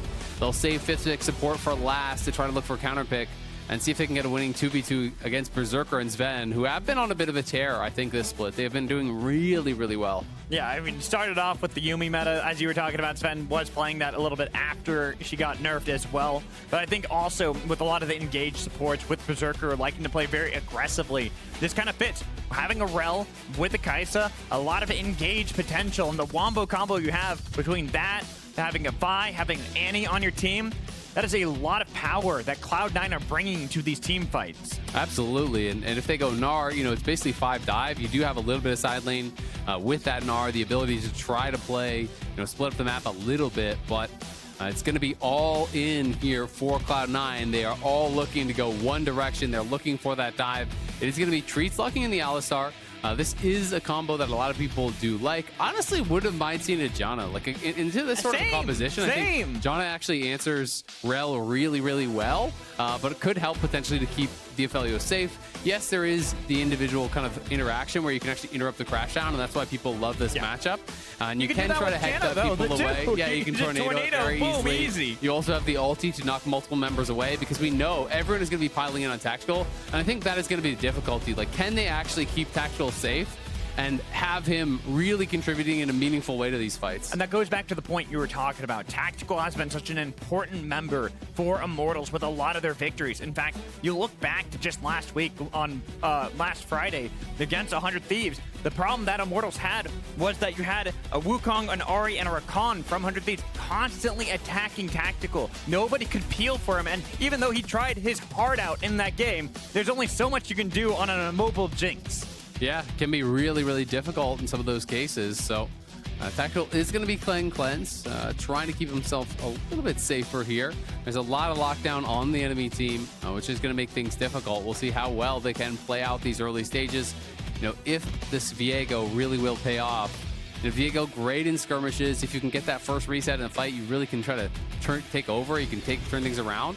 But I do think the reliability of Viego is a lot lower than the Vi, and that is why we see so much Vi these days. That is why it's so high priority. It just gives you that guaranteed lockdown on these slippery targets. As we've loaded up onto the Rift, our last game of the day today for Week 3, Day 1. Neither team going, you know, I always like to see early game shenaniganeries, as I like to call them. Level 1 plays where people look for anything. The cowbell I appreciate from Treats. It's close enough. It's the closest I think I'm going to get in this game to any kind of action. Yeah, you're going to count it as shenanigans? It's shenaniganeries. It's a special word. It's a special word I've developed purely for level 1 plays. Oh, okay. So post level 1, it's just shenanigans. It's shenanigans, yes. After that, it doesn't count. Okay, understood. So, not going to be too much going on here at level 1, but Berserker walking in with Sven, they will at least get that ward down. It is, of course, spotted, but they're going to know exactly where Kemby is starting, and that is going to give Blabber that info. Blabber going to be clearing top to bot. You can see that Kemby clearing bot up towards that top lane. It is going to get a leash, so we'll have that advantage here. We'll see exactly what he can do with it. I do think it could be difficult to attack the Gnar, but there is potential with that Cassante. But the Cassante and Viego, both of them really good at attacking someone, especially if the hop's already been used, you can try to jump on top of them. And notice how Sven and Berserker actually move forward to actually group the minions, and that's how they denied that first CS. They stack the minions, they are able to make them focus fire that first melee, so the first melee was already dead before Tactical actually arrived. So not the biggest of deals. I think Tactical still got XP. It looked like he was probably in range, but you know, -1 CS, why not? It's for free. Yeah, exactly. And it gives you that small little lead here. And for any Kai'Sa lane, I always think that level 2 is such a priority to try to get early on into any lane, really, because then you can keep everyone at bay. You're low range. You don't want to lose out on that early level 2 and then get pushed around by something like an Aphelios. Yeah, absolutely. You know, getting that push definitely going to help you out. Alistar, obviously really weak level 1, so, you know, often you can get that push, and Sven is kind of threatening, stepping forward here. They have that early level 2. They're stacking the wave. They are pushing it in towards their opponents. Is Sven just going to poke away? What a chat move. Just walks up in the minions, too, just like, you can't do anything to stop me from stunning you. Yeah. You can watch me do it, and I'm still going to do it. Absolutely. I mean, if they engage in on Sven, it's not going to look good for them, especially against this Hail of Blades Kai'Sa. You know, in those early levels, really, really strong. Get those 3 quick autos, stack up the passive procs with that CC that's coming out from Sven as well. I mean, there's really just a lot of CC across the board, which is always nice to have on Kai'Sa teams. You know, help get those plasma stacks for access for ultimates, but also for additional damage. But one thing with Immortals is they do have good ways of kind of buffering a lot of that CC. The Ahri can dash away from some of it, Viego as well, Cassante, even Alistar to a degree can get rid of a lot of that CC that can come in from Cloud9. But it's all about how you pilot it, and I feel like both teams the lane phase is kind of like whatever. It's kind of meh. They're just farming it up to get level 6, and that's when they were just going to go full 5v5 rumble at the jungle. Yeah, we'll see if that's going to be the case or if anyone can make any sort of action happen. You know, Blabber definitely has some opportunities here, potentially around mid lane. There's point and click stuns from Annie, so you can look to attack the Ahri. Right, so what side are you taking? Are you taking that something's going to happen before 6, or are you going to go for the full 5v5 like I am? I think something could happen pre-6. I think we might see Blabber look for a gank. You know, he is one of those players that does like to get active on the map. The fact that there's no cleanse on Bolulu, you have point and click stun from Annie, I think you could look for a play mid. All right, I kind of just want the 5v5 because I think that'd be fun. That's a fun way to start off a game. But at the moment, seeing that everyone's just kind of farming it out, looking at the junglers still, Kenvi, Blabber, and Blabber being such an important member for Cloud9, kind of setting up a lot of the rest of the team, getting them into these positions so that they can utilize some of those strengths early into the game. He's just waiting it out. He's trying to power farm to level 6 to kind of keep up with that of Kenvi. Yeah, absolutely. Kenvi has been spotted, you know, down over here by the Gromp. A little bit of poke being traded back and forth here between the 2 bot lanes.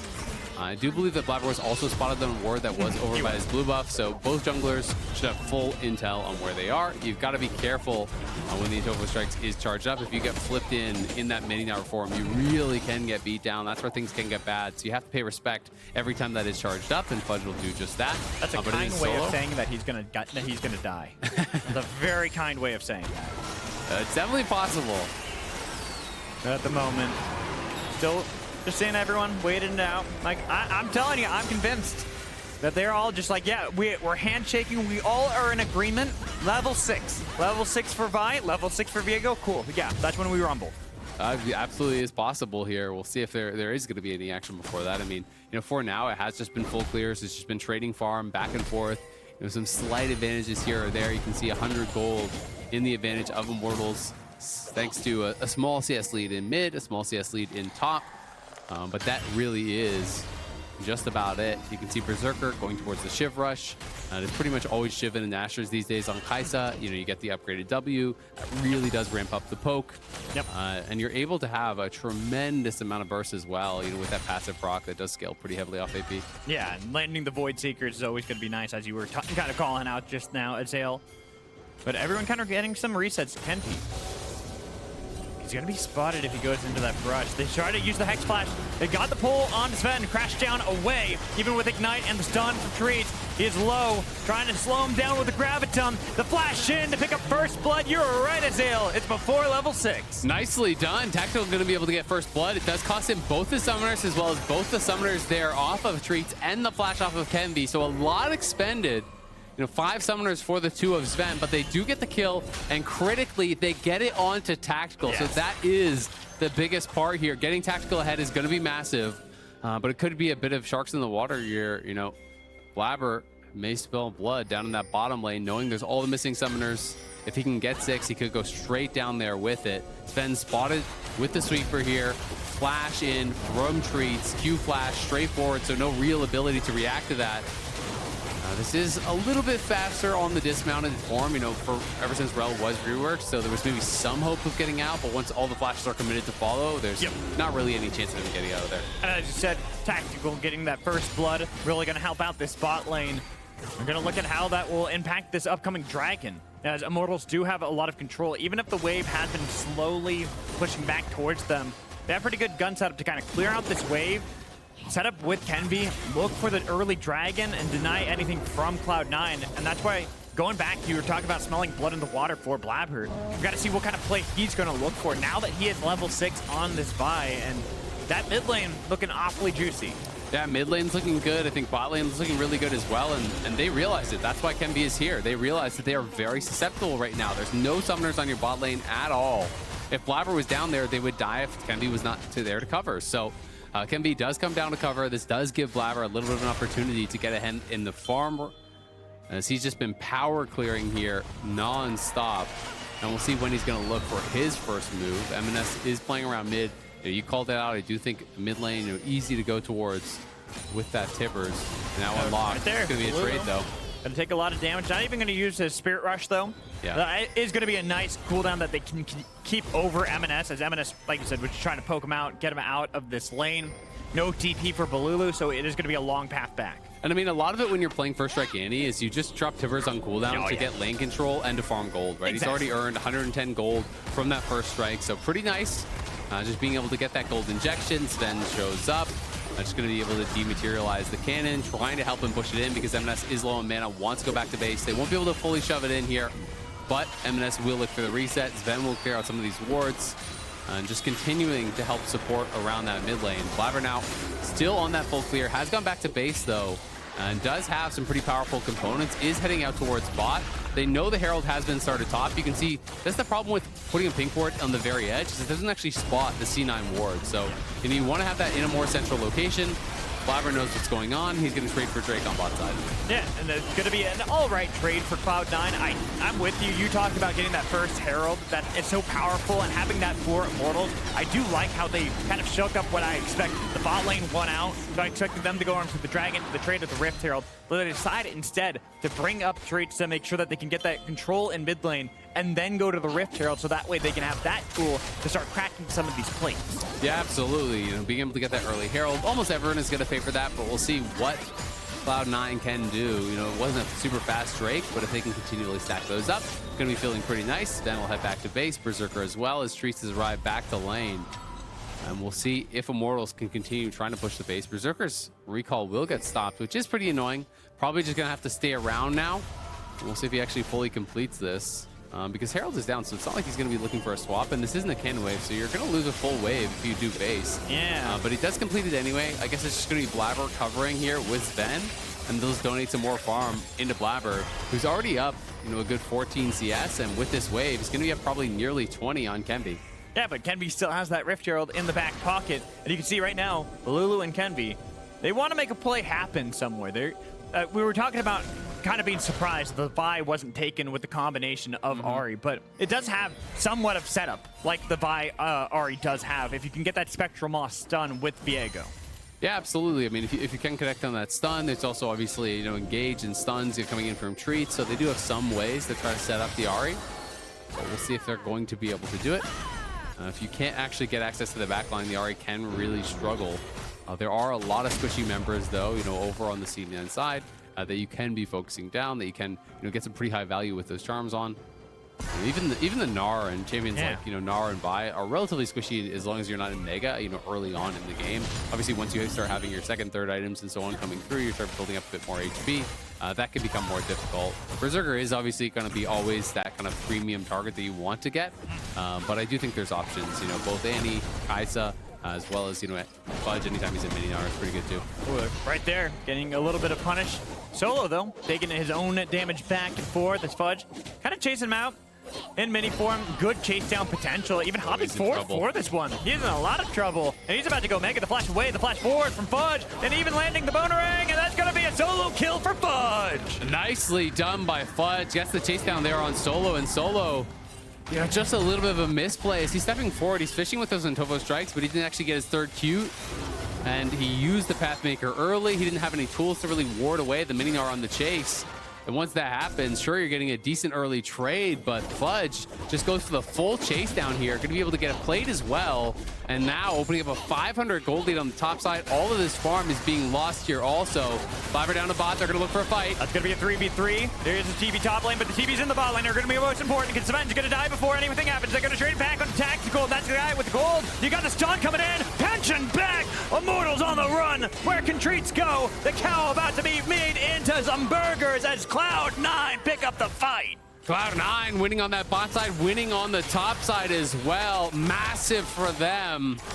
Already out to a 1.4k gold lead here. Berserker had the shift completed, gets a kill now. M&S getting a kill here as well. We can see this one more time. Sven going for the initial engage. Blabber was trying to find an angle with the Vault Breaker to flash by, but it does actually get blocked as there was the flash forward from Treat that ends up blocking it. So Tactical kept safe for a small amount of time, but then the Vi ulti gets popped. The ulti connects with Tactical. It's the follow-up with the Killer Instinct there from Berserker. M&S arrives on the TP, and everything goes sideways for Immortals. Cloud9 has been so good on these collapses. There's multiple times this split we've seen M&S immediately responding to these bot lane fights. Quick TPs, comes up, ends up being a game changer. It was also good from Sven. He gave his life for Ire in that one. He's just like, as long as I can land the Magna Storm, get the rest of the team set up, and then Blabber, you know, point and click. You talked about that with the Vi. Tactical, what can you do at that point? You have no flash. You don't have a way away from the Vi. Yeah, absolutely. It's very, very difficult to create that space. You know, in Tactical, you know, he's going for a high DPS build here. You know, he does have that Kraken Slayer, but it's not anything that's going to keep him very safe, at least in these early levels. So will be difficult for him. We'll see if he can make anything happen. The Rocket Belt now completed as well for M&S, and he has a stopwatch. So Cloud9, I think it'd be pretty down to just continue fighting. Could be looking for this next dragon here. It's Immortals moving in first, trying to claim Vision, trying to clear out some of this as Sven will be forced to Hex Flash over the wall. But wouldn't be surprised at all if Cloud9 want to fight. Neither would I. I mean, that's the whole identity of their team composition. They built this to rumble, to fight at level 6. They've all hit that point. But Immortals, it's not like there are any slouches at that either. They get one kill, the resets that Kenby, Balulu both can get in these fights can be detrimental for Cloud9. But look at Fudge, you know, neither top laner had TP. He got the push on top, he makes first move. So if Immortals fight now, they're gonna be down a man. He's about to go Mega as well. That's gonna be a big thing, and they're all corralled against the wall. Sven went into the back line, but look at the damage they got onto Kenby. No resets for Immortals. Treat tries to get away, but that's gonna be Fudge into the back line, all out on top of him, trying to pull him back in. They've got the charm. They do trade 1 for 2 at the moment, but Immortals, they're the ones that are behind because they lost their jungler. Yeah, they lose their jungler, they lose their support, they do kill off Fudge, but they're gonna lose the dragon critically as well. And Cloud9, who was already ahead, gonna get even more so. And Berserker paying a little bit of respect to Balulu, didn't want to walk up too early. But another well-played fight here from Cloud9. Again, they had first move. You look at the minimap, it's all about the move here from Cassante. He's trailing the play. Immortals try to preempt it. They try to go in very quickly here onto Blabber. Sven looks for the engage, but Kenby was going away for it, so it's a little bit of a whiff, but he does get the double stun onto Balulu and Tactical, and that is the critical point. Tactical and Balulu were not really a part of this. They didn't have access to the targets that their frontline were tanking up, where Berserker is free-firing the whole time. And that is the difficulty with these types of champions, is that if you don't have someone with them, Aphelios can't really step forward and scrap in the middle of the fight. He needs some protection around him. Solo wasn't there at the beginning. Treats looks for an engage. All of a sudden, Tactical's by himself. What's he supposed to do? You can't actually walk through Sven to join the fight. How can you survive that one? No flash, no cleanse, no life there for Tactical. And that's why he had to play so far back, and as you called out, Azale, getting no damage for Immortals. And with Kenby, the other person that you can maybe rely on, I was talking about the resets of Viego, he got blown up. He got popped like a balloon. Yeah. I mean, they're just not really getting that upfront damage to get those kills, right? And I understand the thought process is Gnar has first move, so they're trying to preempt the play. They're trying to start it up in a 4v4. But without Solo there, that is, you know, the biggest part of their front line. That is kind of the key component to keep Tactical safe. So I do think it becomes really, really tough. But we'll see if Immortals can get anything more done in these subsequent fights. We're only 16 minutes in, is a solid advantage for Cloud9. It's not game-ending by any means, but Immortals are going to have some momentum gained here. You have to feel in this next fight, because Berserker's already really getting ahead of the curve of the game. He has 3 kills. He's already got the second item, so the Naxxra's is done. The W upgrade is through, and he's online. Yeah, he's gonna really hurt, especially with landing that poke from range that they then could follow up with as well. And as you called out, unless Solo is there, they don't really have a frontline that can absorb some of that poke coming in from Berserker. So calling down Solo to always hang around a lot of these fights could actually impact them massively in the side lanes against Fudge. Yeah, it can, right? And then that's one of the difficulties, and they're going to look for Fudge now. That's a flash away, but they already got the cease and desist. All out. Solo tries to dash away, but they just got way too much follow-up, and it's a rampage even for Berserker. Yeah, Solo going to go down in the side lane there, caught out. Fudge was up towards the top lane, you know, covering up there where Ahri is pushing, but Solo felt confident to move forward, expends the flash, goes down anyways. Blabber just waited on it with the cease and desist, and now the Herald's going to get dropped. Berserker's going to get tier 2 tower in bot lane, will claim that gold. It's going to be traded back for the tier 1 in mid, but Fudge is going to be working on your tier 1 top as well, so everything that Immortals gets, Cloud9 is just getting even more. Yeah, they get double your money that you get, and even get another charge onto the inhibitor turret in the bot lane for setup for later, that they can play around after the Baron that they want to pick up once it gets 20. Yeah, absolutely. It's going to be really difficult, but as soon as Fudge got ahead in that side lane, that is one of the problems. Is he's going to have push. He's going to be able to bully out this Cassante, and when Cassante is under his tower, he's always going to have second move. If you're down teleports, that gets really, really difficult. Fudge is better suited to playing through that side lane than the Cassante is oftentimes. So we'll see what Immortals can get done. Next Dragon here in a minute 50. Blabber claims another crab.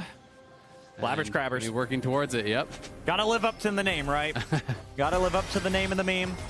But really important is the fact that he still has a lot of power that he can bring to the team fights that are probably going to be brewing here for Cloud9 as they are starting to slowly take control of Immortal jungle, especially around this top half of the map. It's still a minute left until that Baron's going to spawn. But they want to make sure any stragglers, anyone caught out of position of Immortals, they can immediately collapse on. I mean, Immortals just have no vision in their own jungle. Nicely smited away, though, by Kemby. Oh, but Treats in a little bit of danger. He tried to go back in. He even used the Moonlight Vigil, the stun, but it's onto the tanky member. Sven goes into the back line, but look at Blabber. They've got everyone corralled here. Berserker shows up out of nowhere for a double kill. Everyone's flashing away, but they're picking up the kills. Solo fighting against Fudge, and we already know how that matchup goes. It is all Cloud9 tactical. You can't even get out of this one. You're pinched, you're locked in, and you're triple killed by Fudge. Fudge gets another, and Cloud9 get an ace here 19 minutes in, nearly 7,000 gold ahead now. And watch how quickly they pull the trigger on the turnaround. It's Treats who goes in, but watch Sven finds his moment. They all stack up. Flash, Magnustorm, crash down. Everyone piles in. Blabber goes in with the season assist, then immediately flashes out, knowing he would go down. Berserker's into the back line immediately. And Fudge is going crazy in the midst of the fight with the tippers as well. You can see M&S trying to even micro this in to tank up the turret for Berserker to be able to clean up that kill, but they realize it's a little too risky. Just wait for Fudge, give him that triple kill. Sven engages, Sven dies, then he cheers on the team. That's a support job right there. Hey, he did everything he needed to. He got a huge engage, as you called out, followed up beautifully by Blabber. Berserker came out of nowhere to clean up a couple kills, but now Fudge in a little bit of danger, about to go make a 3-man Nor. He's got a lot more damage than I expected, but not enough health to survive 3 members. Yeah, that was about 1 auto away from killing Kemby. That actually got really dicey. But on the other side of the map, it's C9 trying to just take down Baron with the 2-man. I don't know that Immortals are even going to expect this because Blabber was on bot side. I don't think they're aware of it whatsoever. So Tippers is even just going to be dropped to tank this up. Berserker's on 3 items with the Rage Blade, and the Baron is gone. Immortals thought they had found something. They got a kill. They got an objective bounty, but they lose Baron, and still Cloud9 take more. Yeah, who would expect a 2-man, 20-minute Baron start for Cloud9 to take that as well? It will kind of be answered by Immortals here in the bot lane, getting themselves a turret, but so much has been lost out from them, even with that attempted play. Then top lane, they lose the same structure. That's, again, it feels like everything Immortals get, it is doubled by Cloud9. Yeah, it's really, really difficult from here on out, and I just think it's a really heads-up play from Cloud9, no hesitation. If you're going to send 3 bot at 20 minutes, including your jungler, you better know where the other members are on this team. And there was multiple members from Cloud9 that were up towards that top side. M&S and Berserker just immediately went for the Baron. Blabber was down on that bottom side. He just comes up to help them secure it. They finish it off. They have that now. Treats trying to look for some sort of an angle, has Hex flashed into the brush, but stepped a little bit too far forward. I think he would have been spotted, and M&S, is just pushing out bot. Berserker getting really aggressive. Berserker is playing very aggressive there. A little bit of trolling. Goes over to the wall with the killer instinct, but followed up by Balulu. He uses the cleanse away, but the re-engage coming in from Blabber, and there's Fudge. Flash, only Nor onto one person. This is Kenby. But Kenby knocked into the air. He's blown up. He's out of there. Look at the kill they got onto Blabber. Immortals are turning this one around, but look how low they are still. They've got Sven, they've got M&S, they've got the damage, and they've got the poke. Looking for Treats underneath the turret. The Hexbreak Neurotic belt just gets Immortals away. The poke did not connect that time from Berserker. Cloud9, they might have lost a member, but they still have control mid. Yeah, they are going to get the push. They'll likely be able to take this tier 2 because they're ahead as far as the health and the resources. There are concerned, but Blabber does go down. Berserker, it looked like he was really just trying to style on him. He's basically in a 1v4. I think he knew Treats was around. Perhaps didn't get vision of it. Maybe I overestimated the vision range on that cannon, and maybe he wasn't seen. And that would explain that a little bit more. But Berserker playing with fire. Did have a nice killer instinct over the wall, retreated back that wall, got plasma, used that to get over the wall, and does keep himself safe. But Cloud9 try to pile into the fight. And this is one of their tendencies that can sometimes happen. Oh, Tactical Tibbers. He's chasing down. He's pummeling for Tactical and burning them alive. Oh, man. It feels like, again, the story of this game, everything Immortals get, it is doubled by Cloud9. Yeah, that's rough. That's a death cap already completed for M&S. 10 stacks on the Dark Seal. He is looking really, really strong on this Annie. And Tactical not able to find anything here. They're going to lose the mid lane inhibitor tower. Fudge pushing up through top, and Cloud9 closing in. We're only 23 minutes in. The inhibitors have been cracked. The first one going to fall. And they can even just move up towards top and potentially threaten there. This is why Cloud9 look like the strongest team we've had in the LCS all year long. Getting first place in spring and looking like they're going to retain that title, at least tied up with Evil Geniuses if they can take down Immortals now. Yeah, absolutely want to keep pace at the top of the table. They did have that one loss to finish off last week, but besides that, it's been pretty much a perfect split here from Cloud9. Have been looking really, really good. And Berserker so far ahead at this point in the game. He's it's going to be almost impossible for Tactical to really get involved. You can see that one W tags him. And that's about 30-40% of his HP. That last one hit, I think he dies because that's the passive pop as well. Berserker just 3 items strong. The alternator in his inventory as well to do extra damage to the members of Immortals. Looking for that poke. I mean, not as bad. Not as bad. Yeah, it can be a little bit tankier, but still. Oh. But not Tactical. Tactical is not as tanky.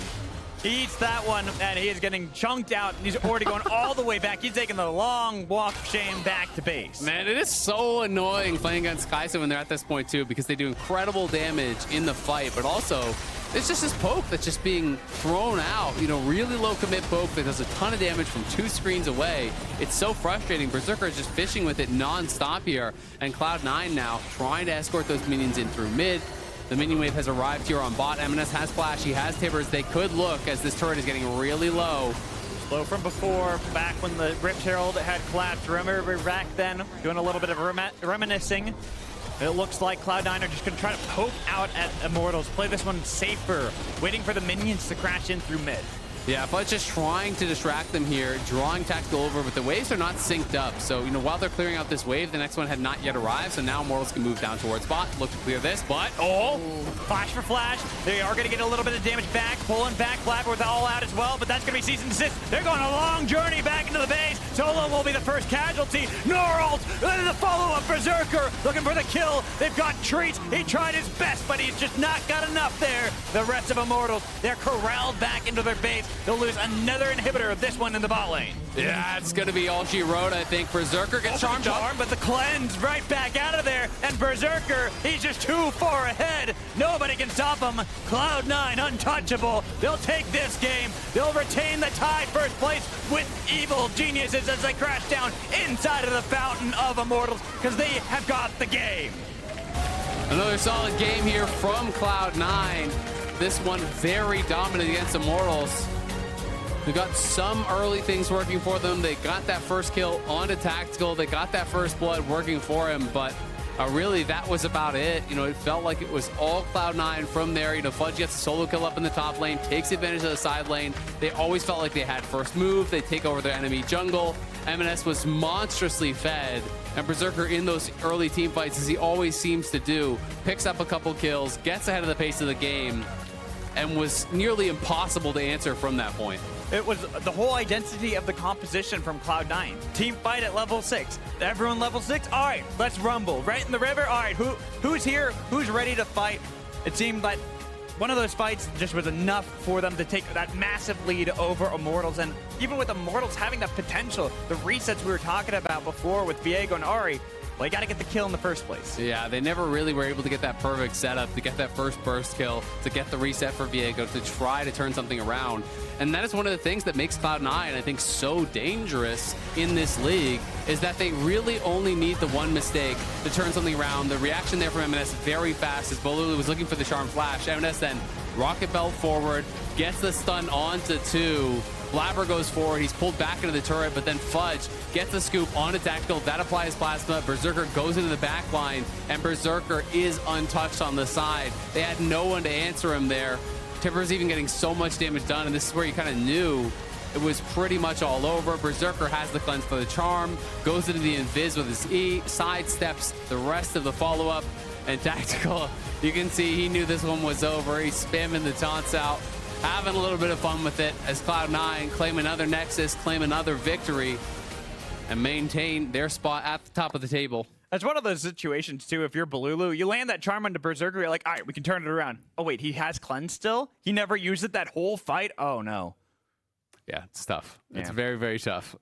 Tough game, but Cloud9 do take it. And like you said, they will retain the #1 spot tied with Evil Geniuses. But we are joining Emily and Sven for our Verizon post-game interview. Thank you very much. I am joined by the victorious Sven, so congratulations on your victory. Obviously, we saw you swapping to an engaged support today in Rel. I did want to talk to you about that swap because last week we saw you guys were still kind of playing the Yuumi, and what the largest difference is in terms of playing an engaged support versus playing an Enchanter.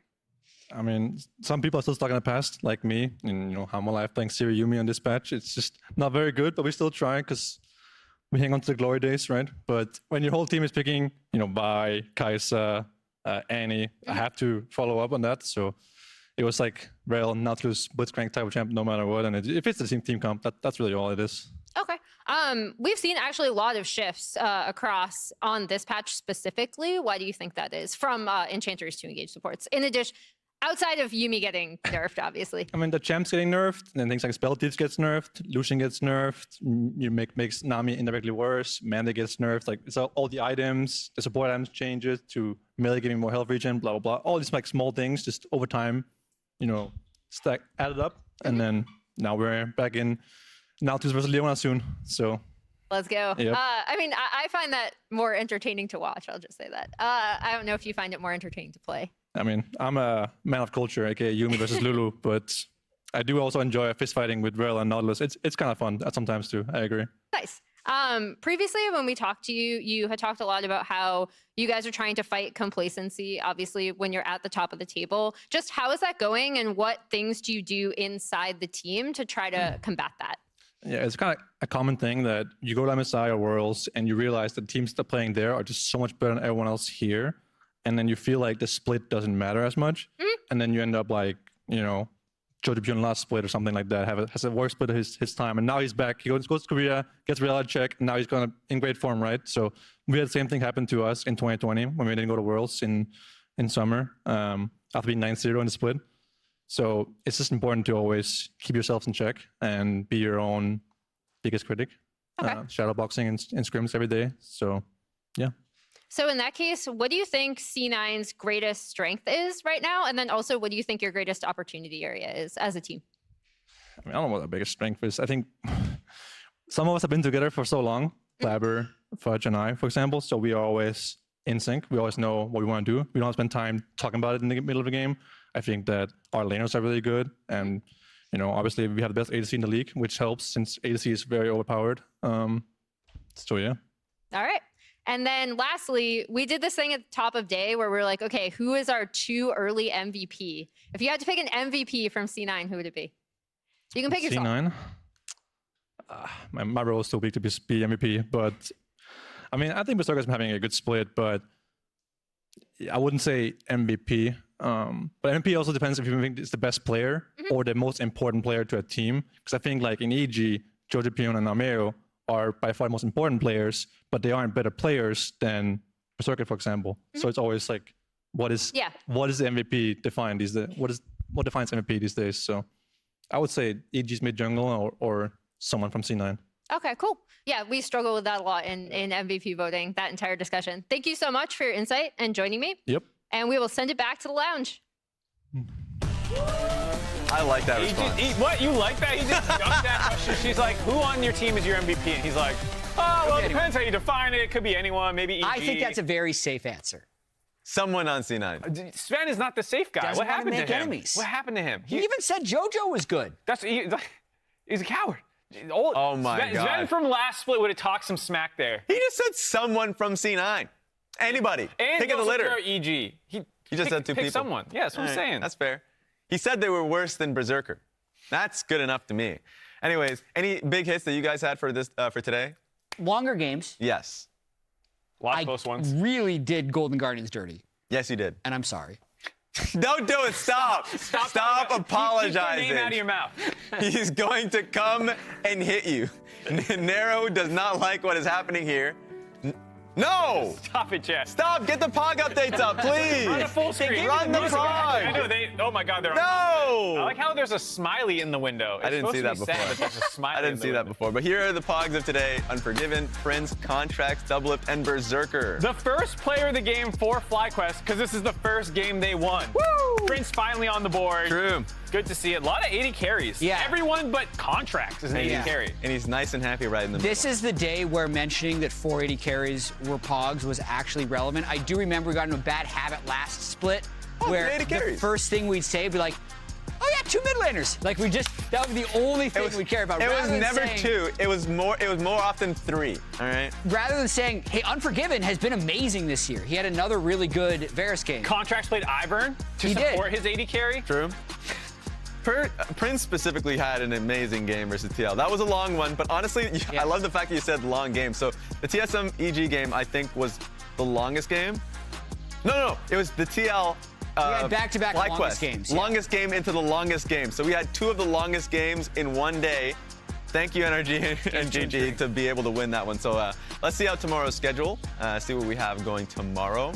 That is going to be NRG versus FlyQuest. Team looks